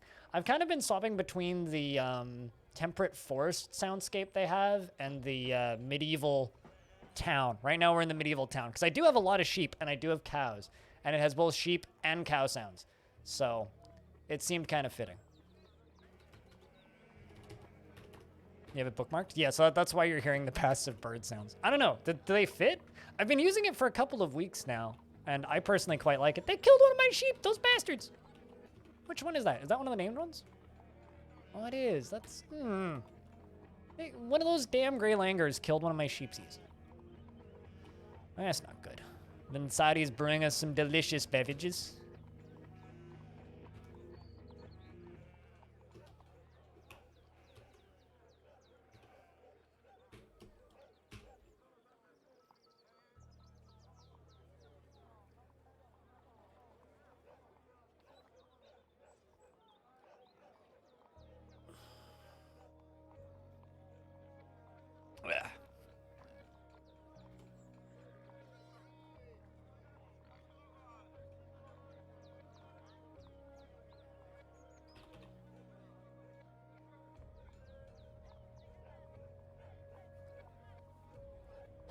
My ears feel numb. Blood sugar being a roller coaster is never fun. All right. I had roughly a dozen Grey Langurs dogpile one of my starts once, steal both my picks, one of my axes, and my anvil in like the first couple minutes of a brand new fort. It was awful, manufacturing monkeys. It haunts me to this day. Sup, Special? How's things?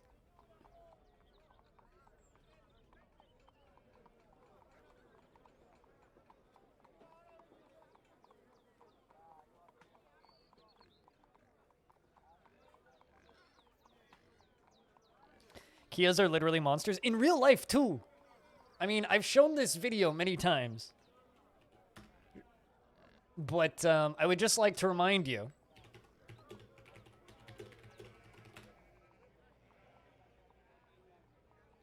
that Kias, even in real life, don't give a shit and will fucking rip your car apart.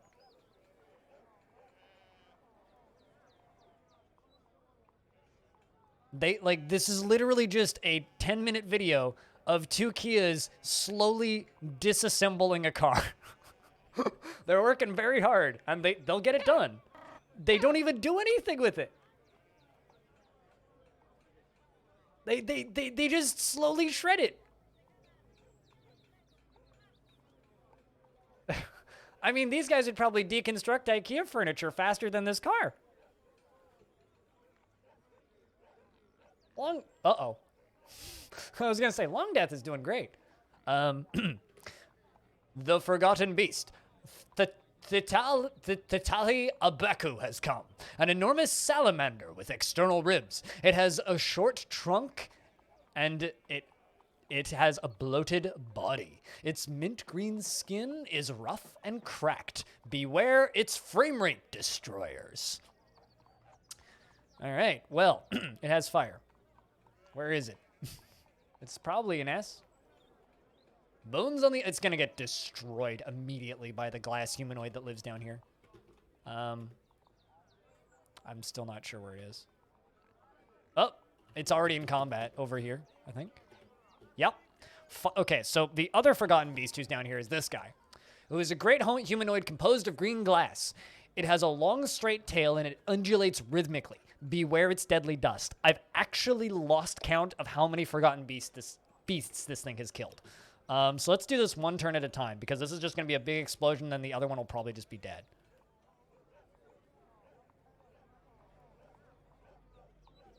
All right. They're still fighting. Holy shit. Normally, that's about how long they last. All right. Fireball shoots out, collides with it. Grah, thanks for the raid. We're just watching two colossal great monsters in the deep, deep depths of the cavern layers fight with deadly dust and flames. A great humanoid and a giant bloated salamander with external ribs. Fire-breathing salamander with external ribs. Isn't that just like a slippery dragon at a point? So we're currently following the salamander. If you guys don't know Grah plays, well, Caves of Cud, and other things. You should go watch Grah. Grah's good people. Can recommend. A very welcoming stream environment, too. Look at all that. Jeez. Salamander's still alive. Come on, Sally Mandy. Although I don't know if I necessarily want like a flaming Forgotten Beast in the basement for a long time.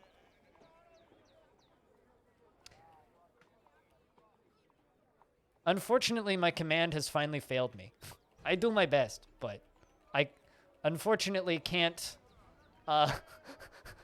work with humans and like other races. That's like it's difficult. Maybe I'll just change it to people. Check out this people. Person? I guess? I don't know. I can do only so much. I try. Although I wonder if I could, like, insert pronouns into that somehow. That would be helpful. Look at that shit. Jesus, that's fights going on for a while. This is the longest a beast has held up against this thing. Only its leg is broken. Its front leg got hit pretty bad. Oh. One of the humanoid is panicking. The giant glass humanoid is panicking. Holy crap. If something actually manages to kill this thing, I will be shocked. Wow, he got thrown the hell back. You see how far he flew? I thought he got him for a second there. No, okay. And the salamander has fallen.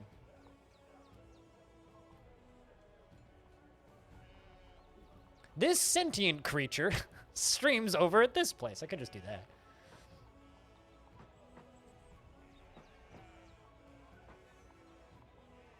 Sentient creature, but then that would be assuming that all streamers are sentient and creatures. What if I get raided by that channel that's nothing but two Google Homes talking to each other? What do I do then? I don't even know. Sapient? This assumably sapient. Anyway, Turing test dropouts. This Turing test dropout, anyway, the glass humanoid one. So shoutouts to our buddy glass humanoid over here.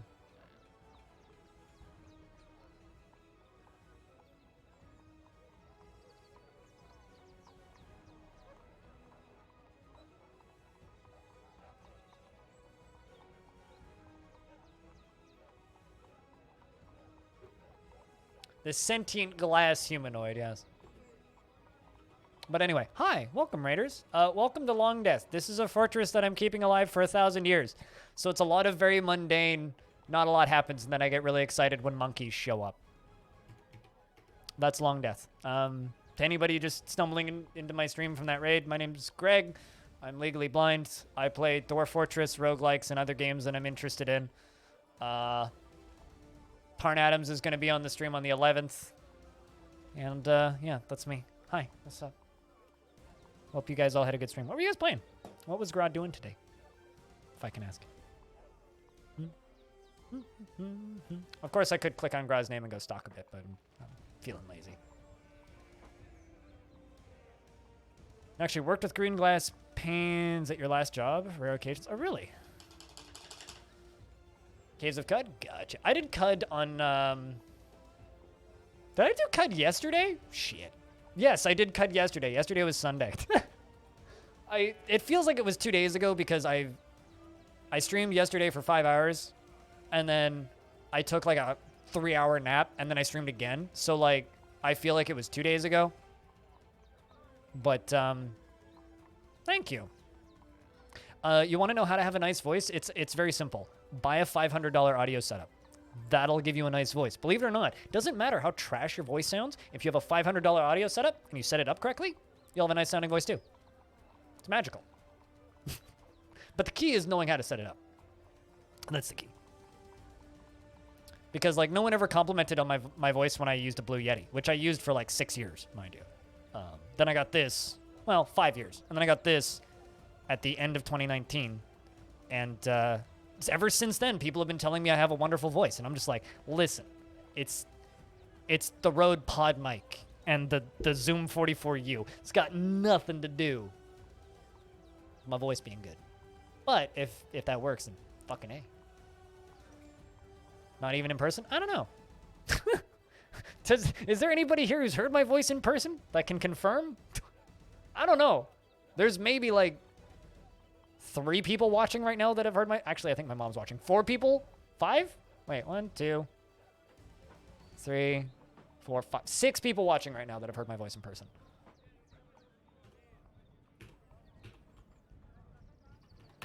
You doing better yet? No. Great. Poor dwarf. What have you killed? A buzzard. Sounds about right. Oh, look, they're dancing. What are they dancing? Are they doing human dances? Fuchsia Velvet. Nope, they're doing dwarven dances. My mom's name in Twitch chat is literally Blind IRL Mom. And she's been subscribed to my channel for 42 months. Beat that. With Twitch Prime. And she has a mod comment which is actually Blind's mom. So this is why you should subscribe to your favorite streamer with Twitch Prime, because you can be just as cool as my mom.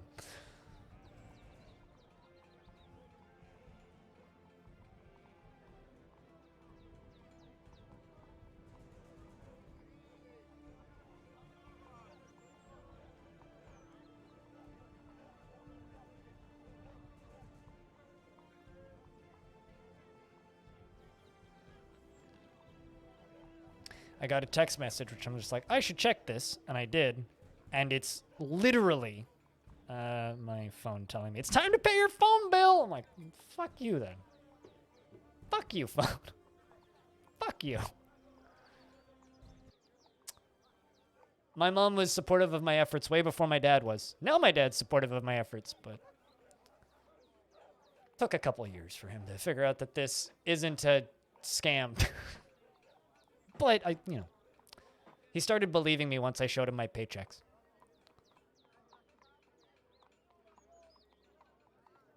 To use a voice modulator that sounds like Barry White. One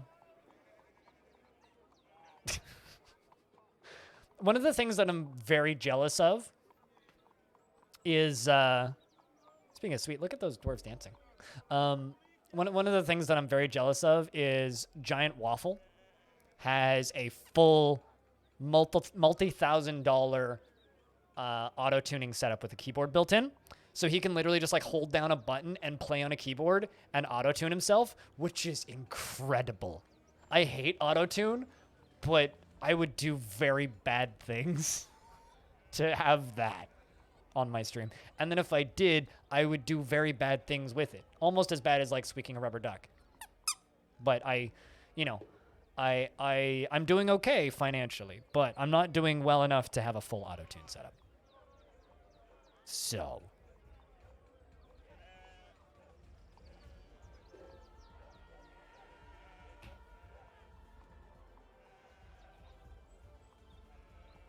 are you jealous of the fact that this is a record player right here? And that's how I start all of my streams. And I really want the Caves of Cud people to put their soundtrack on vinyl so I can buy it. Not hinting at anything. I don't know what you're talking about. I mean, I did buy 3 Makeup and Vanity Set albums because of the Brigador soundtrack. Anyway. I also have a cassette deck. File a bug report about it not being on vinyl. I've pestered Unnormal a couple of times about it, and he basically stated, we'll figure that out when the soundtrack's done. It's like, fair. Miss your cassette deck? Cassette decks are great. And soundtracks on cassette, super I at some point I'm gonna just snap and I'm gonna buy Celeste on cassette, because I want Celeste on cassette. Even though I own Celeste B-sides on vinyl, I kind of want Celeste on cassette, so I'm waiting for them to repress that. But broke ears back. Getting a cassette deck is not difficult. I'll just put it out there. With 2 cassette slots, gotcha, to let you record one on the other. Keep an eye on Craigslist. Like, I don't know where you're located, but like at least around here, there's quite a few locations and people who stockpile that shit. And like I have an AM. You're an NZ, gotcha. Yeah, I don't know what your equivalents are down there. Although, like, being in New Zealand, so in North America, cassettes basically died. A cassette shelf that ships to Canada? No, but I did buy an IKEA shelf, so I'm just keeping my cassettes there. What do you call it? I just completely lost my train of thought. Cassettes more or less died in North America. Like, they did continue producing and releasing albums on cassette, but only for the prison system, which sounds weird, but prisons were allowed to have cassettes for a very long time. In 2019 or 18? I think 2018, the North American prison system allowed the people in prisons to use MP3 players. So then now they have a standard issue simple ass MP3 player. But the Philippines, China, Japan, Vietnam, and all the countries in that region, Myanmar, never stopped using cassettes because they're cheap as chips. They cost nothing to produce. They're super easy to record music on. Players are easy to make, and there's fucking thousands of them. So in those regions, those stayed readily available. So it's actually easier to find cassettes in Australia and New Zealand than it is in North America, oddly enough. Unless you're talking about like older used stuff, but like more recent releases, it's easier to get that shit in that part of the world. So I would almost think like in New Zealand, it would be easier to get a nicer cassette deck. But yeah, that shit's weird. They're just so, they were chanting. I wanted to catch what they were doing. It's really interesting. So this fortress is really old, and I've watched my dwarves go from just performing like dwarven dances and chants and prayers. Now they do goblin, human, elven, everything. It's really cool. The poet of phrases, originating in the Confederacy of Sport. That's a human dance. The singer always does harmony and should be melancholic. The innie always does harmony and should be merry. Each album always does the main melody and should be merry. Each maben always does the main melody and should be merry. Each gelum provides rhythm and should be graceful.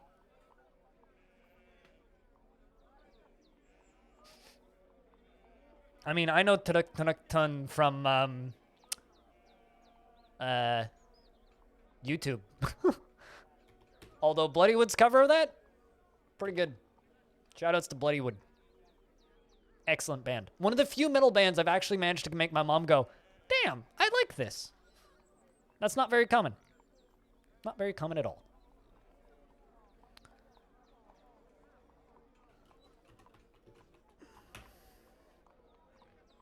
Felt euphoric due to inebriation. Frustrated after a lack of abstract thinking. You know, when I gave you abstract thinking, all you could do was get depressed about thinking about sundials. Do you really want me to give you that again? Because I will. I will. I will.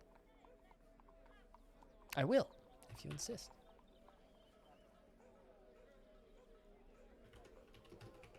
Do I have any weird blocks?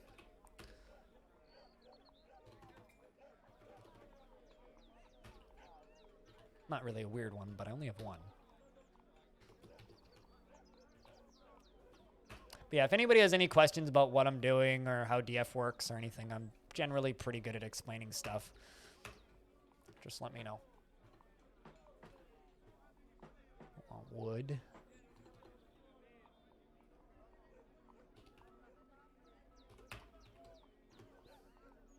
This is a pillar of weird boulders that I get in trade or for free from human tributes.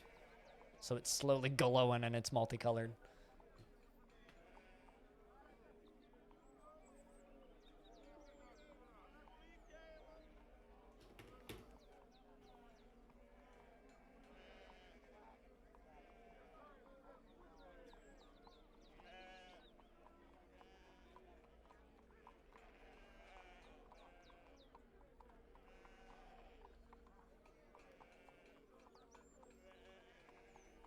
Yeah, I think everyone knows Tunuk because of YouTube.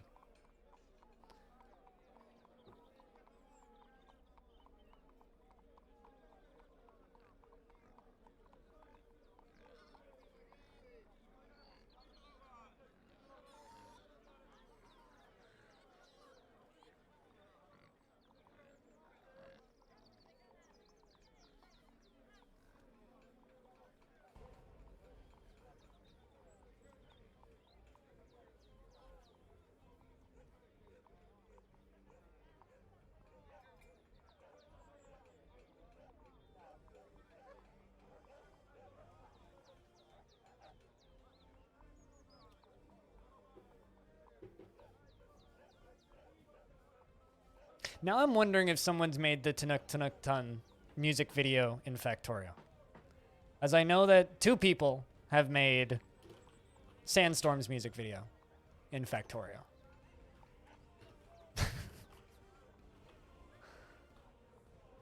On the topic of stupid memes, though, and committing to a joke, the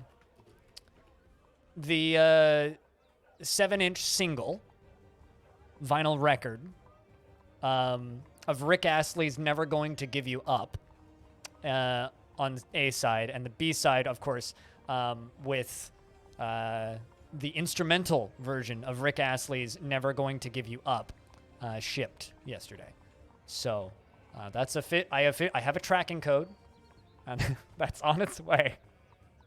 So at some point during the late night Discord streams, I will Rick roll all you motherfuckers.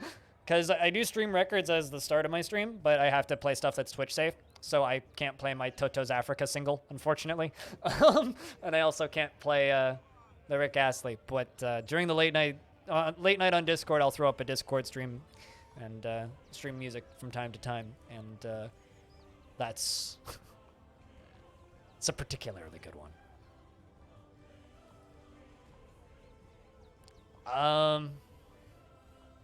I would also have to like BPM shift that. I mean, I have the technology, but someone else has already done that for me, so.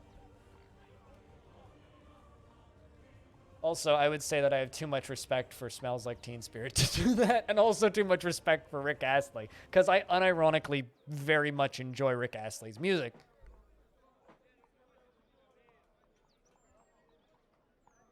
Just like one of my favorite videos on the internet is the Foo Fighters doing a live cover of Rick Astley's Never Gonna Give You Up, and then halfway through the cover, actual Rick Astley walks out on stage and starts singing. And the crowd's just like, what the fuck? He was just in the neighborhood. I mean, it's making him unimaginable amounts of money. Here, I'll find it for you. Give me a second. I'll grab it for you. I can give you a link. I have sources.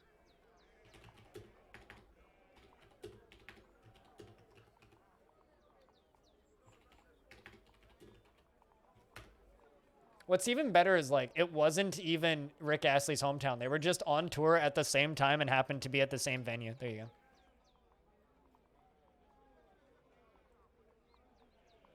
Yeah, it was at the London O2 Arena in September 2017. It's one of my favorite concert videos ever. Just straight up. And it's like, you know, better than Dead Mouse just fucking Rick rolling people. It's like, oh, you know, we actually have the guy.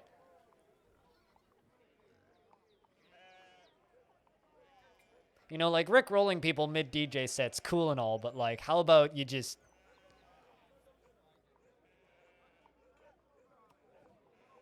like, actually bring the guy out on stage. It's like, how you doing, Rick? I'm doing okay. How you doing? I'm pretty fucking nervous, okay? It's good. It's a good video. I want to say I saw that on Reddit.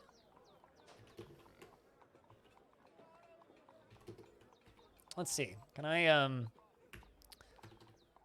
give you scholarly tasks for a bit?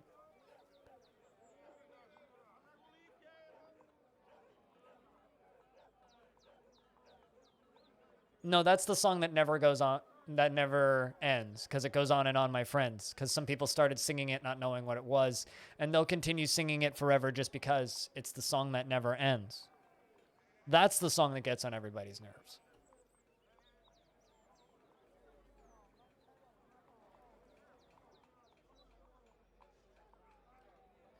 Rick Astley's Never Gonna Give You Up is genuinely just a good song. Also, like, his new shit's not bad either. Like, that album he put out in, like, 2016 or some shit was actually not terrible. It was listenable.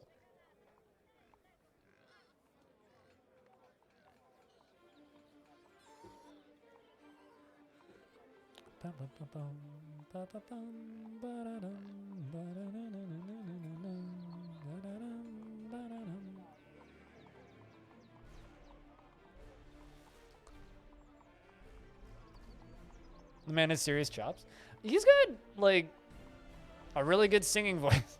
Like, it's the whole reason, like, he was a random hit in the first place is because, like, he doesn't look like... Like, you know when you hear a band, right? And then you look at pictures of them and you go, yes, they look exactly the way they sound. Like, I love a band called the Psychedelic Porn Crumpets. When you listen to their music and then you look at a picture of them, they look exactly the way you'd imagine them looking. Their vocalist is kind of chunky. The rest of them are all kind of skinny. They all have, like, hair down to their waist or, like, beards down to their waist. And they're very, like... They look like tech hippies, right? And they look the way their music sounds. Rick Astley doesn't look the way his voice sounds, which is why it's wild. Like, like, I can generally, like, get a mental image of a band just by hearing their music. Which is why, like, that music video is so striking, because he walks out, and then he starts singing, and you're like, what the fuck? How do you do that? Teach me.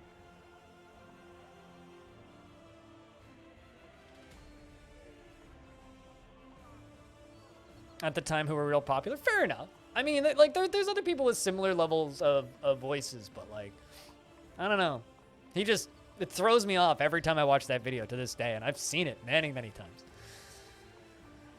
I mean, back when Rick Roll was still a thing that happened frequently, I actually got the virus at one point thing, or the thing that would just fucking lock your browser until you restart your PC. There's a dead buzzard on the ground. We should get rid of that. They're dive bombing my dwarves.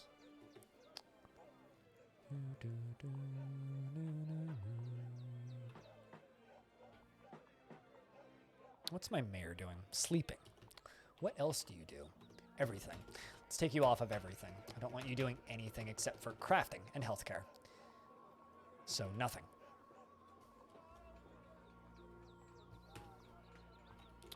Because I want Morden to be able to attend meetings. Morden's an extremely needy dwarf.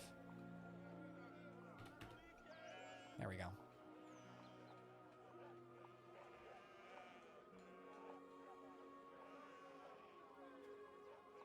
Also, the music in the background is music from Dark Fantasy Studio, which I've licensed. And the ambient sounds you're hearing in the background of sheeps and stuff is from mynoise.com. So, or .net. What is it actually? mynoise.net. Yeah, it's a white noise generator site. So shoutouts to both of those services for making this stream ambience possible in the format that it is.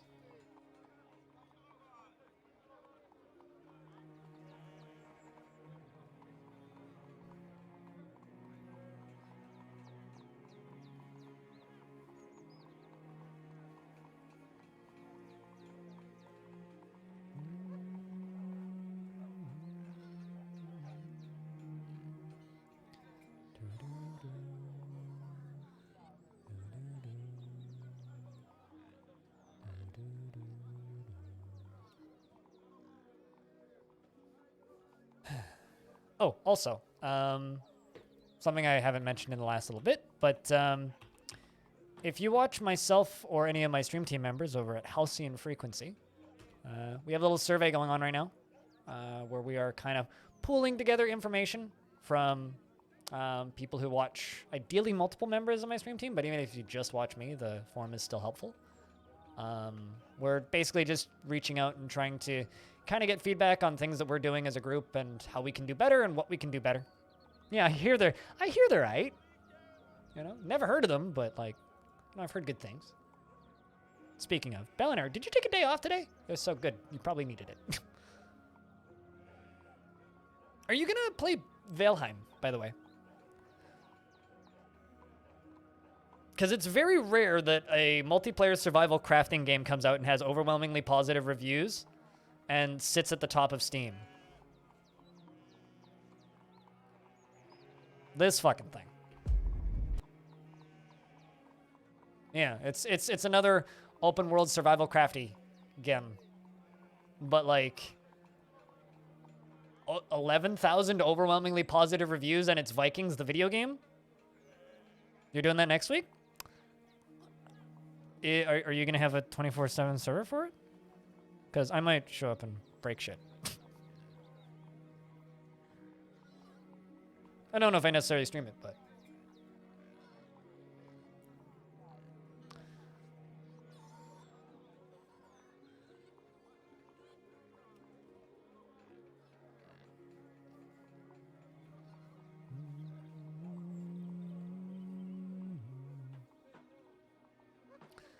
But yeah, no, I hear those folks are pretty cool indeed.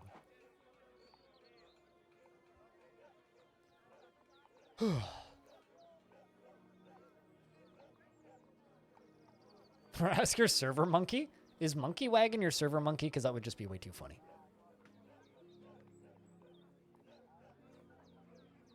That's great.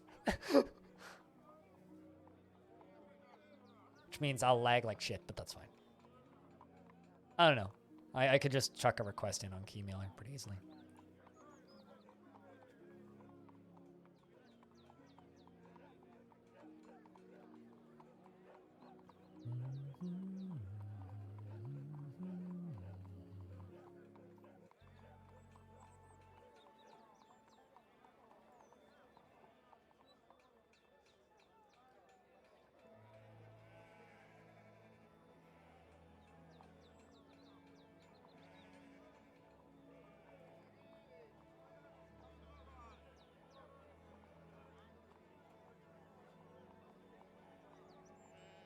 Also, damn, I've been streaming for 7 hours and 20 minutes. When the fuck did that happen? I guess around 20 minutes ago, I'd assume. Well, it's good to know that you have a server monkey. I mean, I'm sure there's people who watch this stream who could probably host a server for me. We need to actually try and, like, get a few people on a server for one of those games. Because I feel like those games come up pretty frequently, and FG is always, like, kind of suggesting she wants to play it and then never does, because she never has a server. We should just actually get a server together. Because that game has, like, nice-looking atmosphere, and I feel like I would actually, like, run around in a world like that and enjoy it. Even if I don't really care for the gameplay much. Come on. This dwarf's just going further and further down the rabbit hole.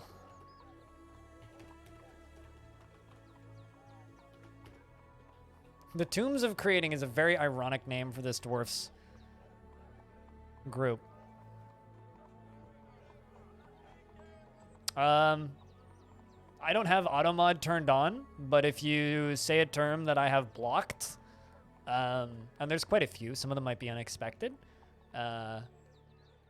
then it'll get slapped. I don't use automod because I don't want to see the term. So I don't know what word you said. But yeah. It's I just have a taxes or money. Trying to think what would be a blocked word. Did you say like oof, zoomer? Or any of those? Boomer? Those are all removed. Ooh, this dwarf. You don't want Morden to die a second time. You figured out? Yeah. It's a little, yeah. I have that word blocked because it's just the sound that you make when you take damage in Roblox, and didn't become a meme until Roblox became very popular kind of out of nowhere on Twitch. And I associate it with small children who play way too much Roblox. And that's not a positive thing to associate anything with. So I kind of hate it. I realize it's pretty common in a lot of people's vocab, but I just don't like seeing it. And it annoyed me to a point where it's just like, you know what? I'm going to just add it to my banned list of terms and move on with my life, because fuck that shit.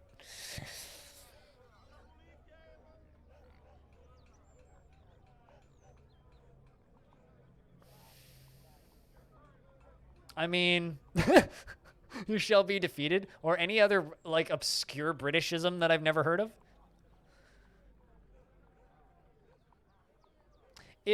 Well, here's the thing. It's been the pain sound in Roblox since 2007. And it was just a generic oof sound, right? Like, still saying it in person, like, in context makes sense. But people didn't start... No, bloke isn't. But people didn't start actively using it in digital terminology until about 2016, which was around the same time that Roblox exploded on YouTube to an uncontrollable degree. And around that same time, well, do you remember when the France bombings happened? When all of those bombs went off in France? Well, you know what the most popular game on Roblox was the week after that? Cops and Robbers, where you play as cops trying to catch the robbers, and the robbers are trying to blow up France, was the most popular game on Roblox for like 2 months. And that was when that people started saying oof constantly. And I've never really liked seeing it in text. If people want to say it verbally, that's fine. Especially, like, in context, it makes sense. But all caps OOF became a common term after that. So if you go to Know Your Meme and look that up, that's exactly what it'll tell you. And so that's what I see every time I fucking read that. And it's my fault for looking into it. But I just don't like seeing it. So I don't like Roblox. I want Roblox to fall off the planet.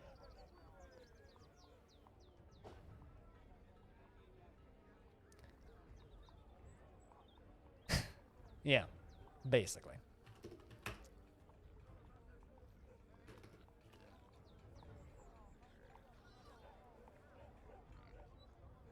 Wasn't around during 9/11. Don't tell any of the children that were born in 2008 that play Roblox about 9/11, or they will make that. Don't tell them. They'll do it.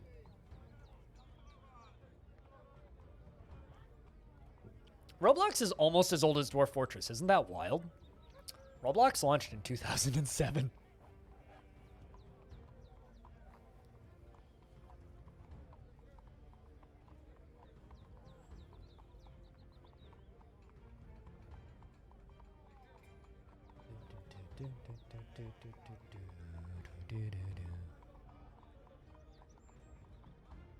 But regardless, today's been productive.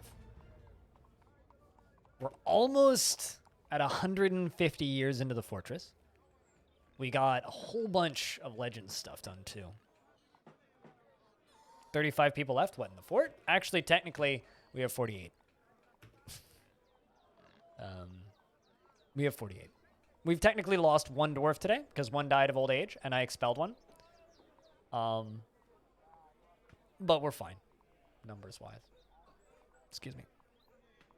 Because the reason a lot of them aren't counted is because like 13 of them are merchants. Merchants are brought in from local helixes, and they don't actually count as members of your fort. But that's a bug. They're supposed to. Originally, in the last version before this version, which is version 0.4, the previous version, they couldn't even be assigned jobs. I have no idea why I'm not receiving migrants either. I should be. But who knows? Who knows? I mean, I've discovered all kinds of strange bugs in this version. My favorite of which is the fact that all dwarves who are born in this fortress inherit their parents' gods. So if their parents both worship the same god, children can worship the same god twice. So, like, let's look up, I don't know, Peter II. He's the son of Dragon Man and Wave Thrash and Hello Audio. I hope you're doing well. He is a worshiper of the fuchsia, an ardent worshiper of Sin, Russet, Amber, the Red Rocks, and a faithful worshiper of Shin, Russet, Amber, the Red Rocks. So he's ardent and faithful worshiper of Shin, Russet, Amber, the Red Rocks. You don't know what it's for? You mean like encrusting? It increases value slightly.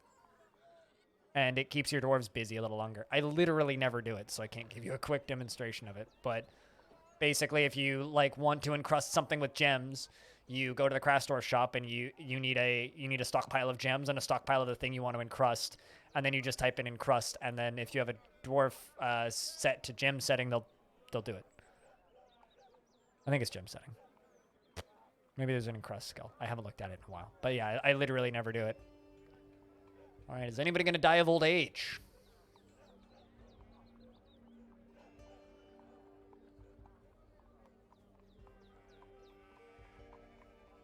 What do I usually do with my gems? Sell them? Usually make them into gem windows. Usually. How's Longdeath been? Longdeath has been good. We also went on a like hour-and-a-half long Legends session. Nobody died of old age. Cool. And the humans have arrived once again to give us our tribute.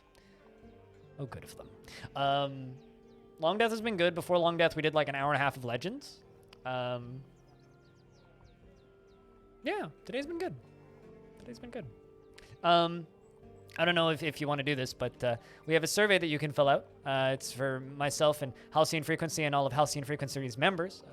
If you want to give us some information, that would be very helpful. Please, Morden, don't actually commit any crimes. I don't want to kill you. What rubbish have we got this time? Yeah, let's find out. I don't know, man. Something blue. There's a bag in there. I know that much. Sheep wool bag, raw clear glass, and a gold bar.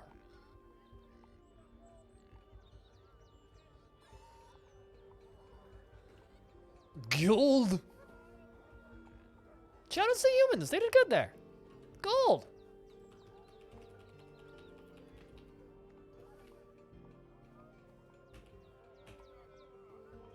Is that canceled? What? Yeah, it is.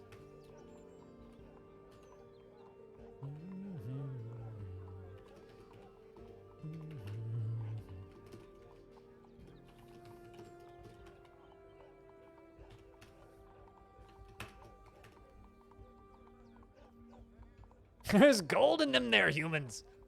Maybe not in them? Because carrying it doesn't mean that they're in you. Unless they've eaten it and they're smuggling it. That would be a little weird. But I'm not entirely certain that's the definition of that, but...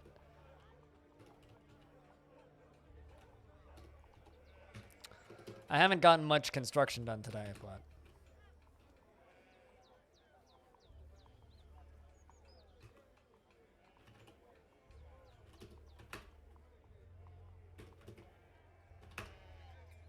This fucking dwarf, man.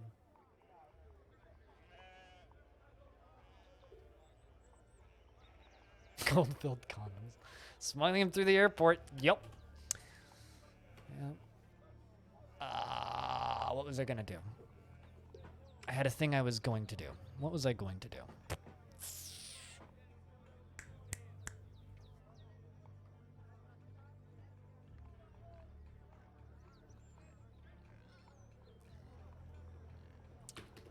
I don't know. It'll pop back in my brain. Probably clothing, actually, pretty soon. How's clothes doing?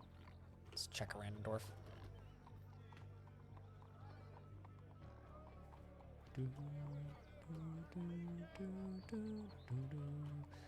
They're all doing pretty good so far. Might be time soonish, though.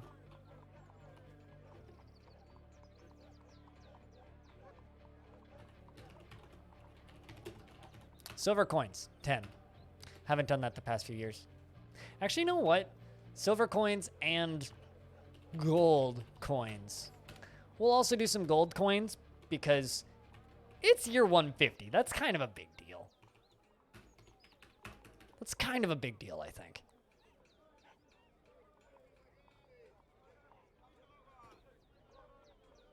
You gotta go. Well, thanks for hanging out, Prismatic Blood. I'm on every day of the week except for Fridays, and sometimes I'm even on Fridays. I don't sleep enough. Sometimes twice a day. Those are 2. Well, I made 100 charcoal. That's 100 total charcoal. The coins are 10, so they're making 10 stacks of 500 coins.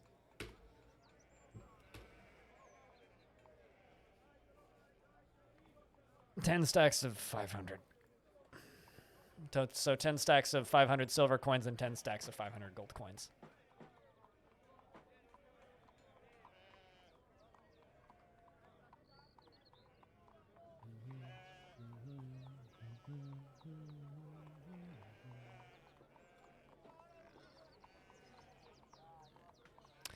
This is not the most recent version, but the version before. I have another install of the most recent version. I don't plan on moving this fortress forward because I've had this fortress up and running for 150 years, which is a total of like 400 hours of playtime, and I'm going for 1,000, so fuck it. Hopefully I get there before the Steam version comes out. And apparently I have no gold coin. I have no gold bars, so I thought I did. What the fuck happened to my gold? Is that Electrum? Oh no, it's bismuth, bronze, and brass. Whoops. It's fine. Yeah, I mean, we'll do what we can, right? Did any big danger happen in the last 150 years? A couple weird creatures early on. If I was stupid, yes, but I'm very careful. There's a very scary forgotten beast in the basement. 2 Ettins, a giant, 2 giantesses, a minotaur, all in my basement. 3 Ettins total. Very scary forgotten beast, and another very scary forgotten beast. This one's trapped. I was trying to make it print fabric for me for a bit there, but it refused to shoot webs at a piggy, so I gave up. The Ettins, I'm trying to breed them. They don't seem particularly interested, and they're just kind of like huddling at the far end of the room, very far away from each other, kind of freaking out constantly. There was a Cyclops in here for a bit, but then I made it fight the Ettins, and they, well, turned it into a fine paste, which is now, as you can see, sitting on this pedestal in here. So those were threats, but I wouldn't call them major threats because I know exactly how to deal with them. If I didn't know how to deal with them, we may have died. But yeah, it's our nice, cute little labyrinth. Do you like it? We also, of course, have Negathic, An enormous quadruped composed of clear glass with wings, and it undulates rhythmically. Beware its terrifying webs. It lives behind some bridges right here. And then down in the basement, we also have this guy, which is a great humanoid composed of green glass. It has a straight tail, and it undulates rhythmically. Beware its deadly dust. The last kind of scary thing that we have in this fortress is Zaloro, the crafts dwarf, who is a small, sturdy creature fond of drink and industry, who's completely fucking insane. Also happens to be a vampire. The two are not connected. He went insane after he became a vampire, but he did become a vampire in my fortress. Murdered a dwarf who I was really fond of, and then when I sent him to prison, went insane during his prison sentence. So rather than letting him out of prison, we removed the door and replaced the door with a wall. So he just lives in the prison cell and will be there for all eternity. Of course, I could, use it to make a vampire fort, but I don't really want to do that. So, yeah. Anyway. You got to get lost in there in adventure mode. I mean, that's part of the plan of this fort. Every 100 years, I release the save file. So I did one at year 100, and I'm going to do a second one at year 200, so in 50 years. And I hope people go get lost in there in adventure mode. I will make the maze bigger at some point. I haven't been in there in a bit, but I will make that maze bigger. You bet your ass I'll make that maze bigger. Also, the little terracotta army of all of these lead statues and the whole history of my fortress in statues. Every single one of my outpost liaisons, mayors, and people of power has a statue in this line of statues all the way around here. So that's the whole history of my fort right there. Tons of artifacts just on pedestals down here. All of these coffins for all of my dwarves, including engravings for interesting dwarves. My favorite work of art in the fortress is right here. Which just shows up as a little H, which of course is engraved on the wall as an exceptionally designed image of a horse by Eternal. The horse is falling. The artwork relates to the collision of a horse with an obstacle at Longdeath in the mid-autumn of 31. That was a horse falling off of my wall and going splat. Because this fortress is, if it's not immediately obvious, a giant fucking hole in the ground. The horse fell from here up at the top of the walkway and went whip over the edge and went meow, splat down about there. And I remember it happening. It was hilarious. I laughed. Well, Eternal is right here, who is 111 years old, born on the 11th of Obsidian in the year 44. Was born in this fortress and is the son of Ham and Apostle, and is a worshiper of English, the Embraced Roses, and a casual worshiper of Shin Russet Ambers, the Red Rocks. Has been in this fortress for a very long time, and both of his parents are dead. He has no friends, only passing acquaintances, and 10 notable kills, all my own dwarves, was a very overpowered hammer dwarf for a bit.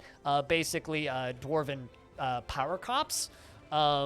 Not actually, doesn't have that many kills because he was walking around with a very heavy warhammer and bashing people's skulls in. He has that many kills because he was just so strong he was one-punch dwarf. So just walk up the dwarf and go bonk, and then face disappear, and brain go thonk into the back of skull, and skull crack in half and split and slice his noggin in two. He was literally just one-shotting people. He just walked in their bed and boop, and dead. So that went pretty well. Thanks for all the channel points towards my day off, by the way. It's been a little bit since we did that. Very short Vin Diesel. I'm picturing very short Gordon Ramsay, who's just very offended at somebody's lack of lamb sauce.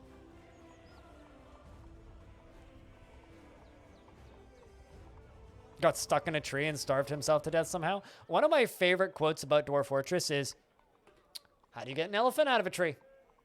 You tell it to stand on a leaf and wait for fall. How do you get an elephant in a tree? You startle it, and then it jumps. It's like just straight up Dwarf Fortress humor is like a thing. It's like, and that makes sense to anybody who's played Dwarf Fortress, but anybody who hasn't played Dwarf Fortress is like, the fuck is wrong with you?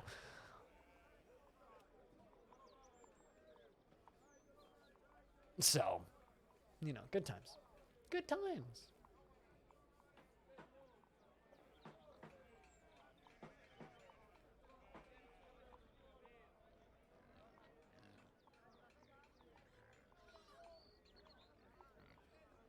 But yeah, no, I think that the one thing that I'm more impressed by than this game is the fact that I'm able to survive as a broadcaster on Twitch streaming this game, which is just absolutely wild to me. So thank you to those of you who spend time in this channel and fund this shit, because the fact that I get to do this full time and function is crazy to me. Will always be crazy to me. So thank you for that.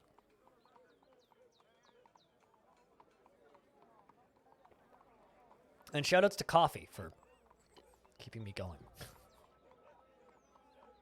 What story? Oh, I was going to see what story you were telling, but I was tapped out.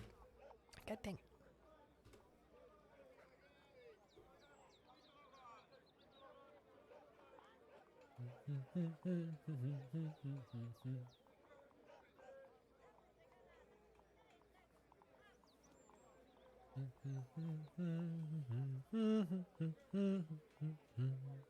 Four % done in the first day. Not bad.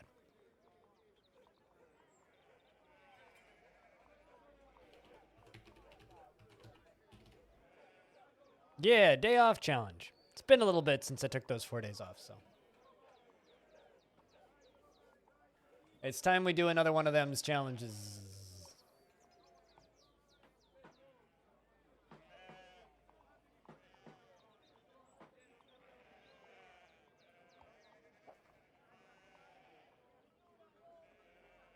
Cold is making your day very unproductive. Sometimes you just gotta be unproductive. That's just, the best way to be productive is to be not productive sometimes. Uh-oh, Dwarf's throwing a tantrum. Morden's throwing a tantrum.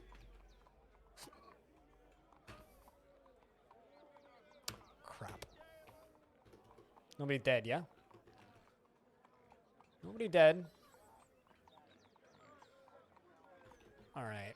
Morden, where are you at? Is anybody reporting crimes?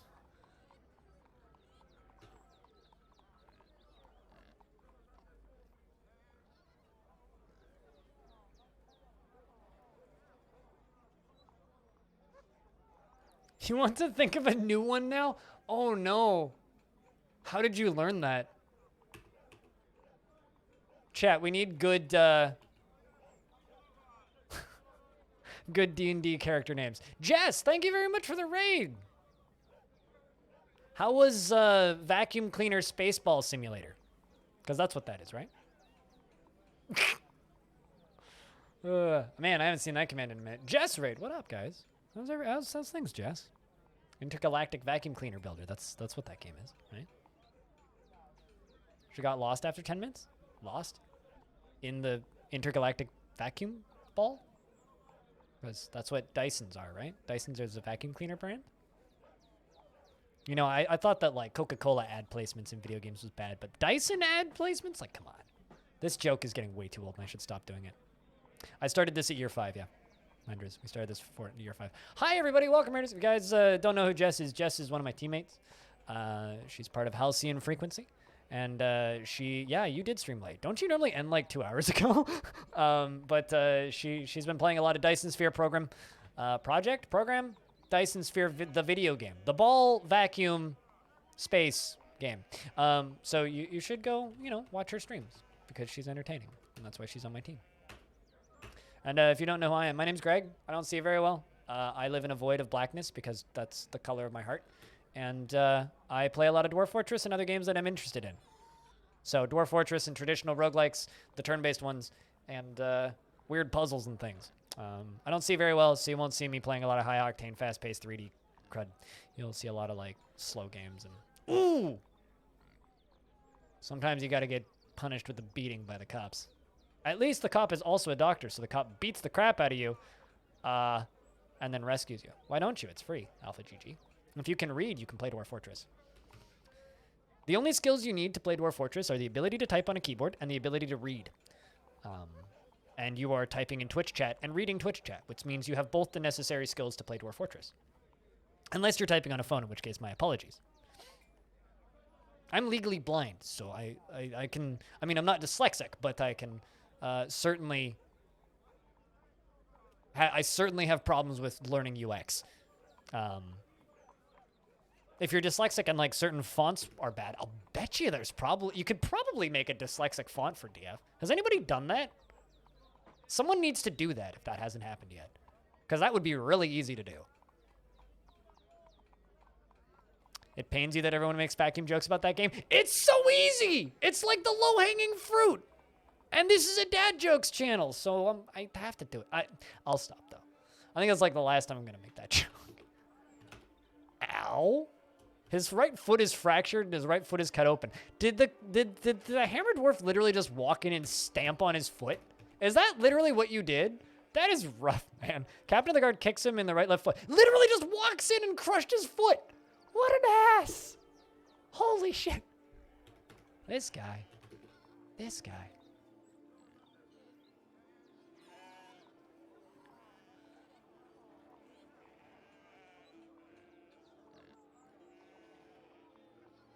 Yeah, I mean, Dwarf Fortress is a game about failure. And they're really, like, there's less reading in Dwarf Fortress than any RPG, right? So I mean, I have no concept in my brain of how hard it is to learn text-heavy games with dyslexia. So as far as that goes, that's a bit out of my element.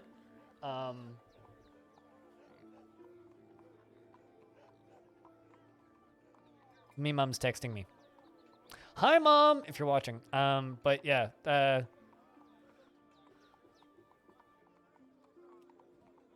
learn Oni.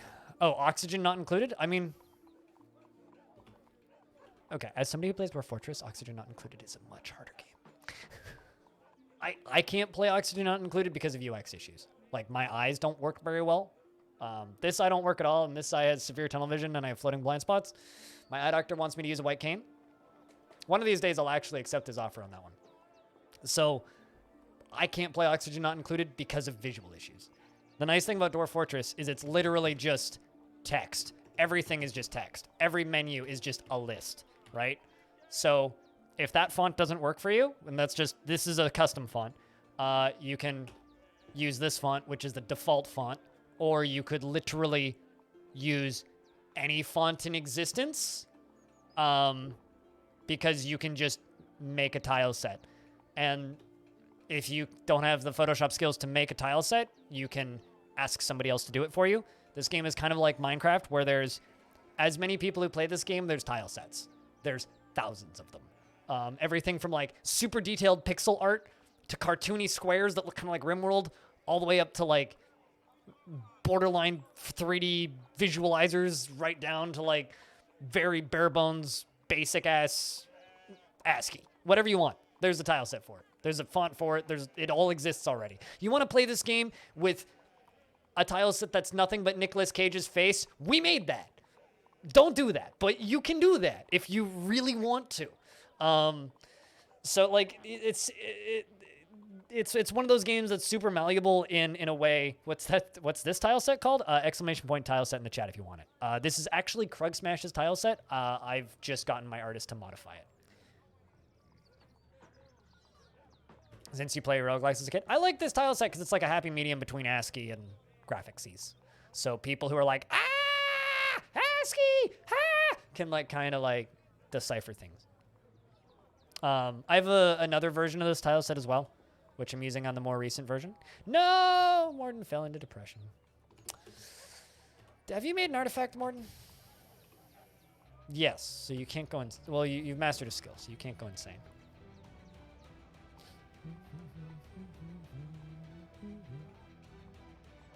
You think you downloaded the wrong thing? Well, here's the thing, right?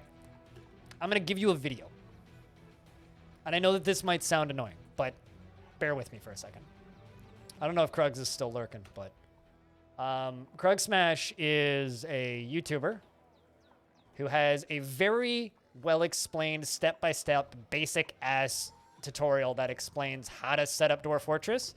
Because Dwarf Fortress, it's like playing old-school games. Survey completed. Cheers, Pac. It's like... It's a game where you're going to need to go and edit a couple INI files. It's a game where you're going to need to drag and drop a few things into folders to set it up properly. The default settings are a little whack. Like, they're usable. You can use them, but it's a little bit whack.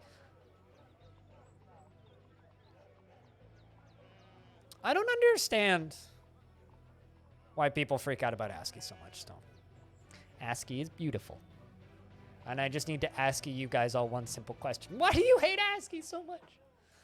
I'm here to ASCII answer one simple question. WTF is Dwarf Fortress, a video that I really wish I would have gotten one day.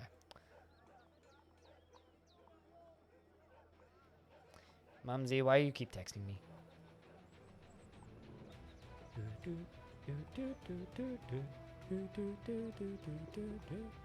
ASCII is this. This is what the game looks like by default. These are the default graphics for Dwarf Fortress.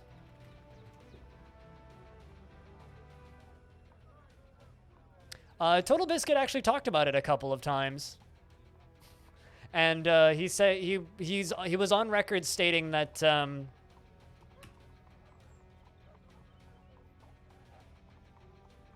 I have no idea because I don't use Lazy Noob Pack. Total Biscuit talked about it a couple times and said that if he had unlimited hours, he would have played it. Look at how beautiful this fort looks like in ASCII. I love the way the trees look in ASCII. How do you switch tile sets on the fly? Hacks. Oopsies, that's the wrong button. Hacks is how you do it. I have the classic tile set, which is curses, set to full screen. No, I don't have DF hack, actually. This is completely vanilla. I have curses set to full screen. I'm muted? I shouldn't have, but maybe I did. I don't know. That'd be weird. Maybe when it was switching to full screen, it fucked itself up. Anyway, I wouldn't worry about it. But Total Biscuit did talk about this game a couple of times during podcasts that he wanted to learn it, but figured he never would have time, which is fair. Because the guy, made 3 videos of games a day. Anyway, I don't use DF Hack, I don't use DF Therapist, and I don't use any plugins or attachments or mods for this game. I'm playing completely vanilla. I have nothing against mods. There's just no mods that particularly interest me for any of the runs I'm doing right now. The reason I don't use DF Hack is it adds unnecessary instability to the game and exposes too much of the information that leads to a lot of the surprises and interesting story generating depth of the game. So that's why I don't use any plugins. I don't have any issues with people who do though.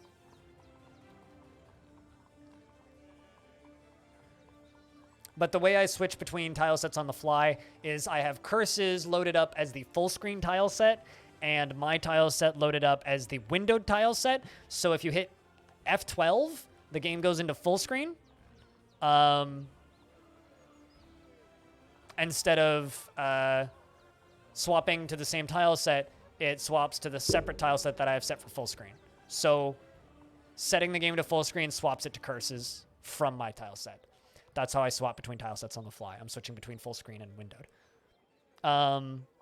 What version of DF am I playing on? This save file is in the 0.4, the previous version, not the most recent version that was just released the other week, the version before.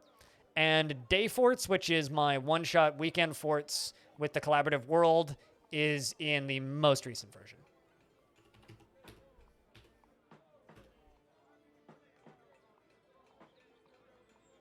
I realized that was a lot of information all at once, but yes, that's how I do it.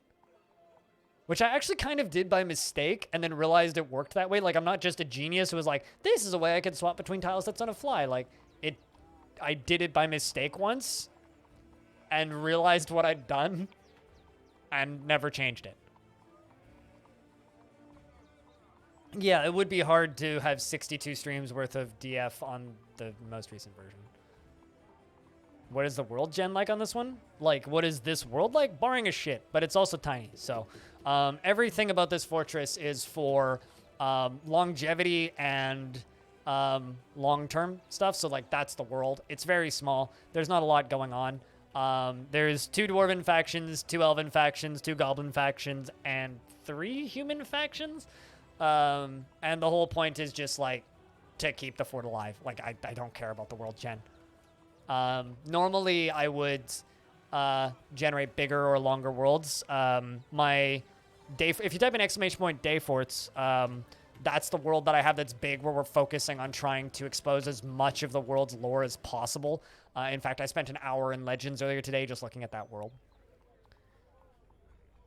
How do I like the new mood mechanics in the latest DF version? Boring as shit, easy as hell, and they removed all of the challenge and intrigue and character from the game, and I hate it. More seriously, though, it went from too far in one direction to too far in the other direction, and I very much disagree with the removal of stress when dwarves immigrate to new forts. I think that's kind of shitty. I really hate it. It, to me, feels like dumbing down the simulation of the game in order to please a minority or the majority of the player base, which have absolutely no idea how to play the game properly. Not usually, but it can cause unknown problems. So rather than risk it, I'm just not gonna. I have no problem managing moods in the current version that I'm playing on, so why would I move to the easy mode version? I do like how they make friends a lot easier. I think that's really cool. There's some bits and pieces that I like about the new release, but I'm not thrilled with a lot of the dumbing down stuff that they did. What actually is that? Oh, it's fish. Rotten fish. Lovely.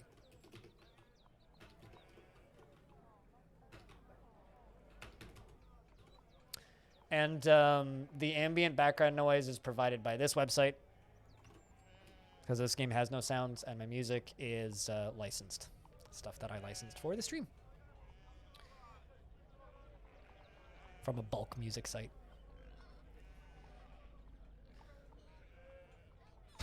Also, anybody here who's good at coming up with names? At Banana Unlimited with ideas for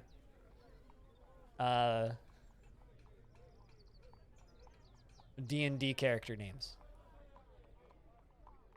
See if we can help him come up with something. Mashall Bloodhammer. I like it, geek. I like it. Good shit. Might I pose the very good name of Urist McUrist to you? And obviously it would be the best dwarf of dwarves that any dwarves ever was.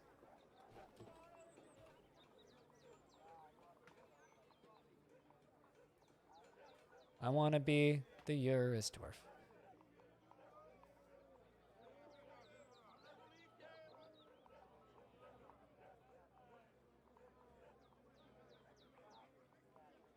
Urist McUrist. Yes, there you go.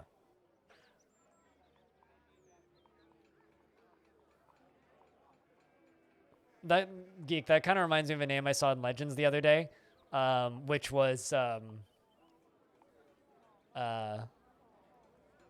actually I've got a good idea. Here's one. I'm stealing this, but you can name him Poe, and his last name could be Nee.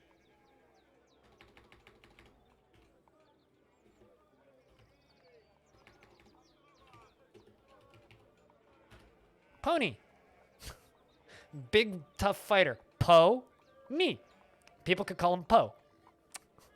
And you could like make the character a have like a quirk where if people laugh when they're saying his name, he gets very offended and attacks them. So you have to make all of your friends unironically just say Pony. Poe. Nee. I'm totally stealing that from another person, by the way. Shoutouts to the Dad and Sons podcast and Matt Visual for coming up with that, because he's a way fucking funnier person than I am.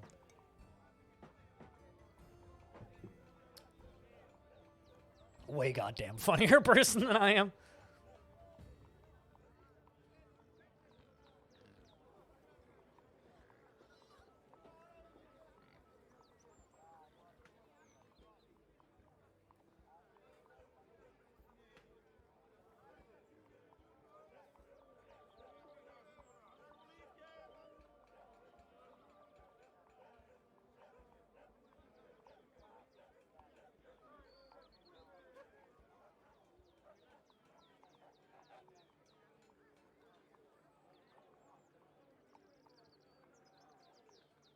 But yeah, I don't know. What race and character is your person? Prank videos have a casualty today? What? Metsus was found dead? No. Morden, you didn't. Morden, you didn't. Morden. Why would you do that?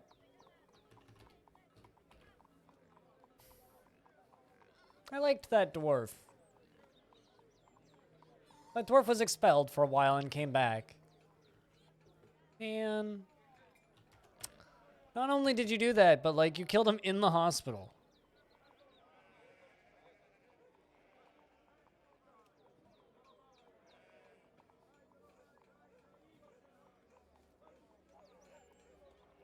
Yeah, I'm just kind of giving chat the challenge of trying to come up with a better D&D name for you. You're a wizard who Okay, so chat, we need a name for a wizard who works at a royal library. Go. Let's see what you guys can come up with.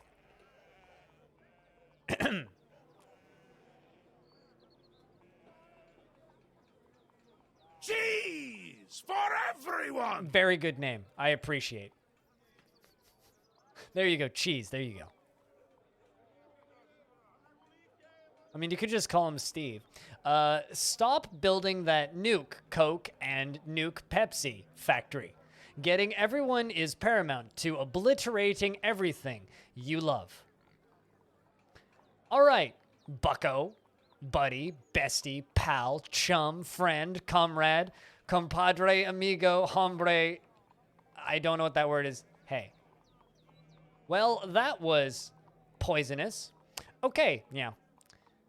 Hello, Mr. Midnight Salesman. I am interested in trading taters to all rhinoceroses. Eat all poutine. Drive to the caves of doom! Exclamation point. Classified documents are pedantic. Mugs hold juice. Yes, that's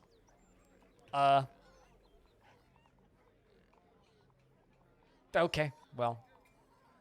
Gray, says Peter. Bernie Sanders.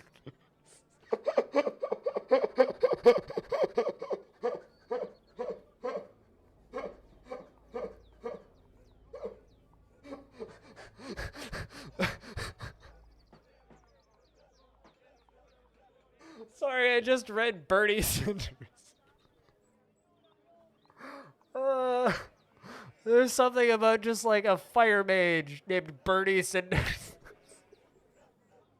That's way too good.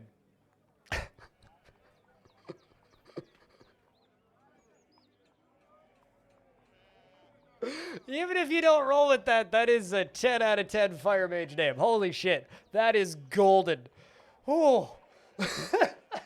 That is absolute. Well, it's actually it's lit. Anyway, woo.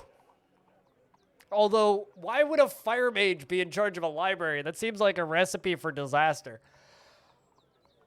Bernie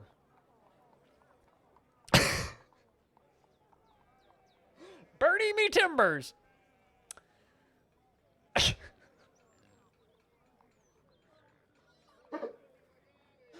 Oh, Jesus. I think the only thing that could be more dangerous to have in a library would be a magma man. But with that, I'm going to take a quick toilet break, and then I think we're going to swap games for the evening. I will be right back. Hold on.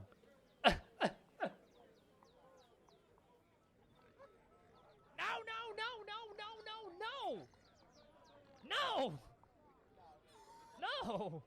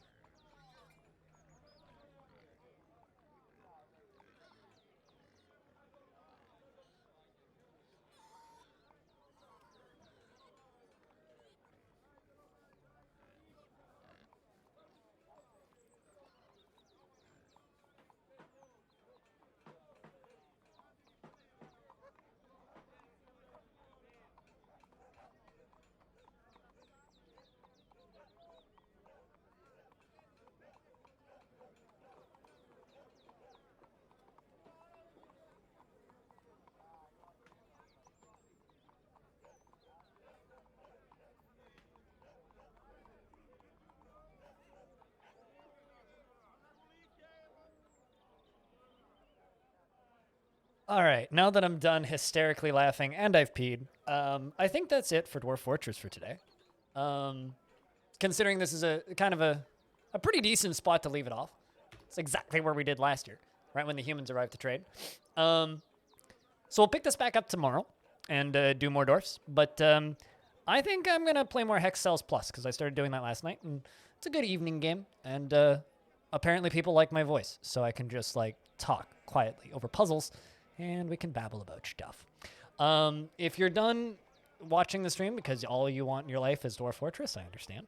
Userun is streaming, and he's a good person. You can go watch him. I don't recognize anybody else streaming, but there's actually quite a few people playing DF today, so you have some selection. We're going to go play Hex Cells, which is Minesweeper for people with big brains or who pretend they have big brains, like myself. And, yeah, that's what we're going to do for the remainder of the stream. I have been live for, like, 7.5 hours of DF today, so it's more 6 hours and 45 minutes of DF. It's been quite a long time. So that's what we're going to do. Or rather, Hex Cells Plus, the sequel.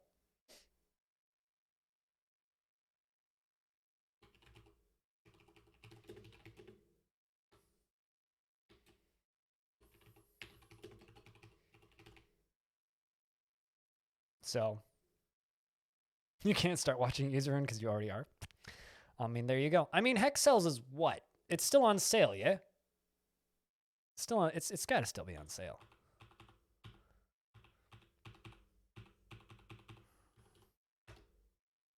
Because Hex Cells is all 3 games, I think, are $3. Nope, sale's done. Never mind. They're no longer all $3. They're now $3 each, so it's like $9 for all of them.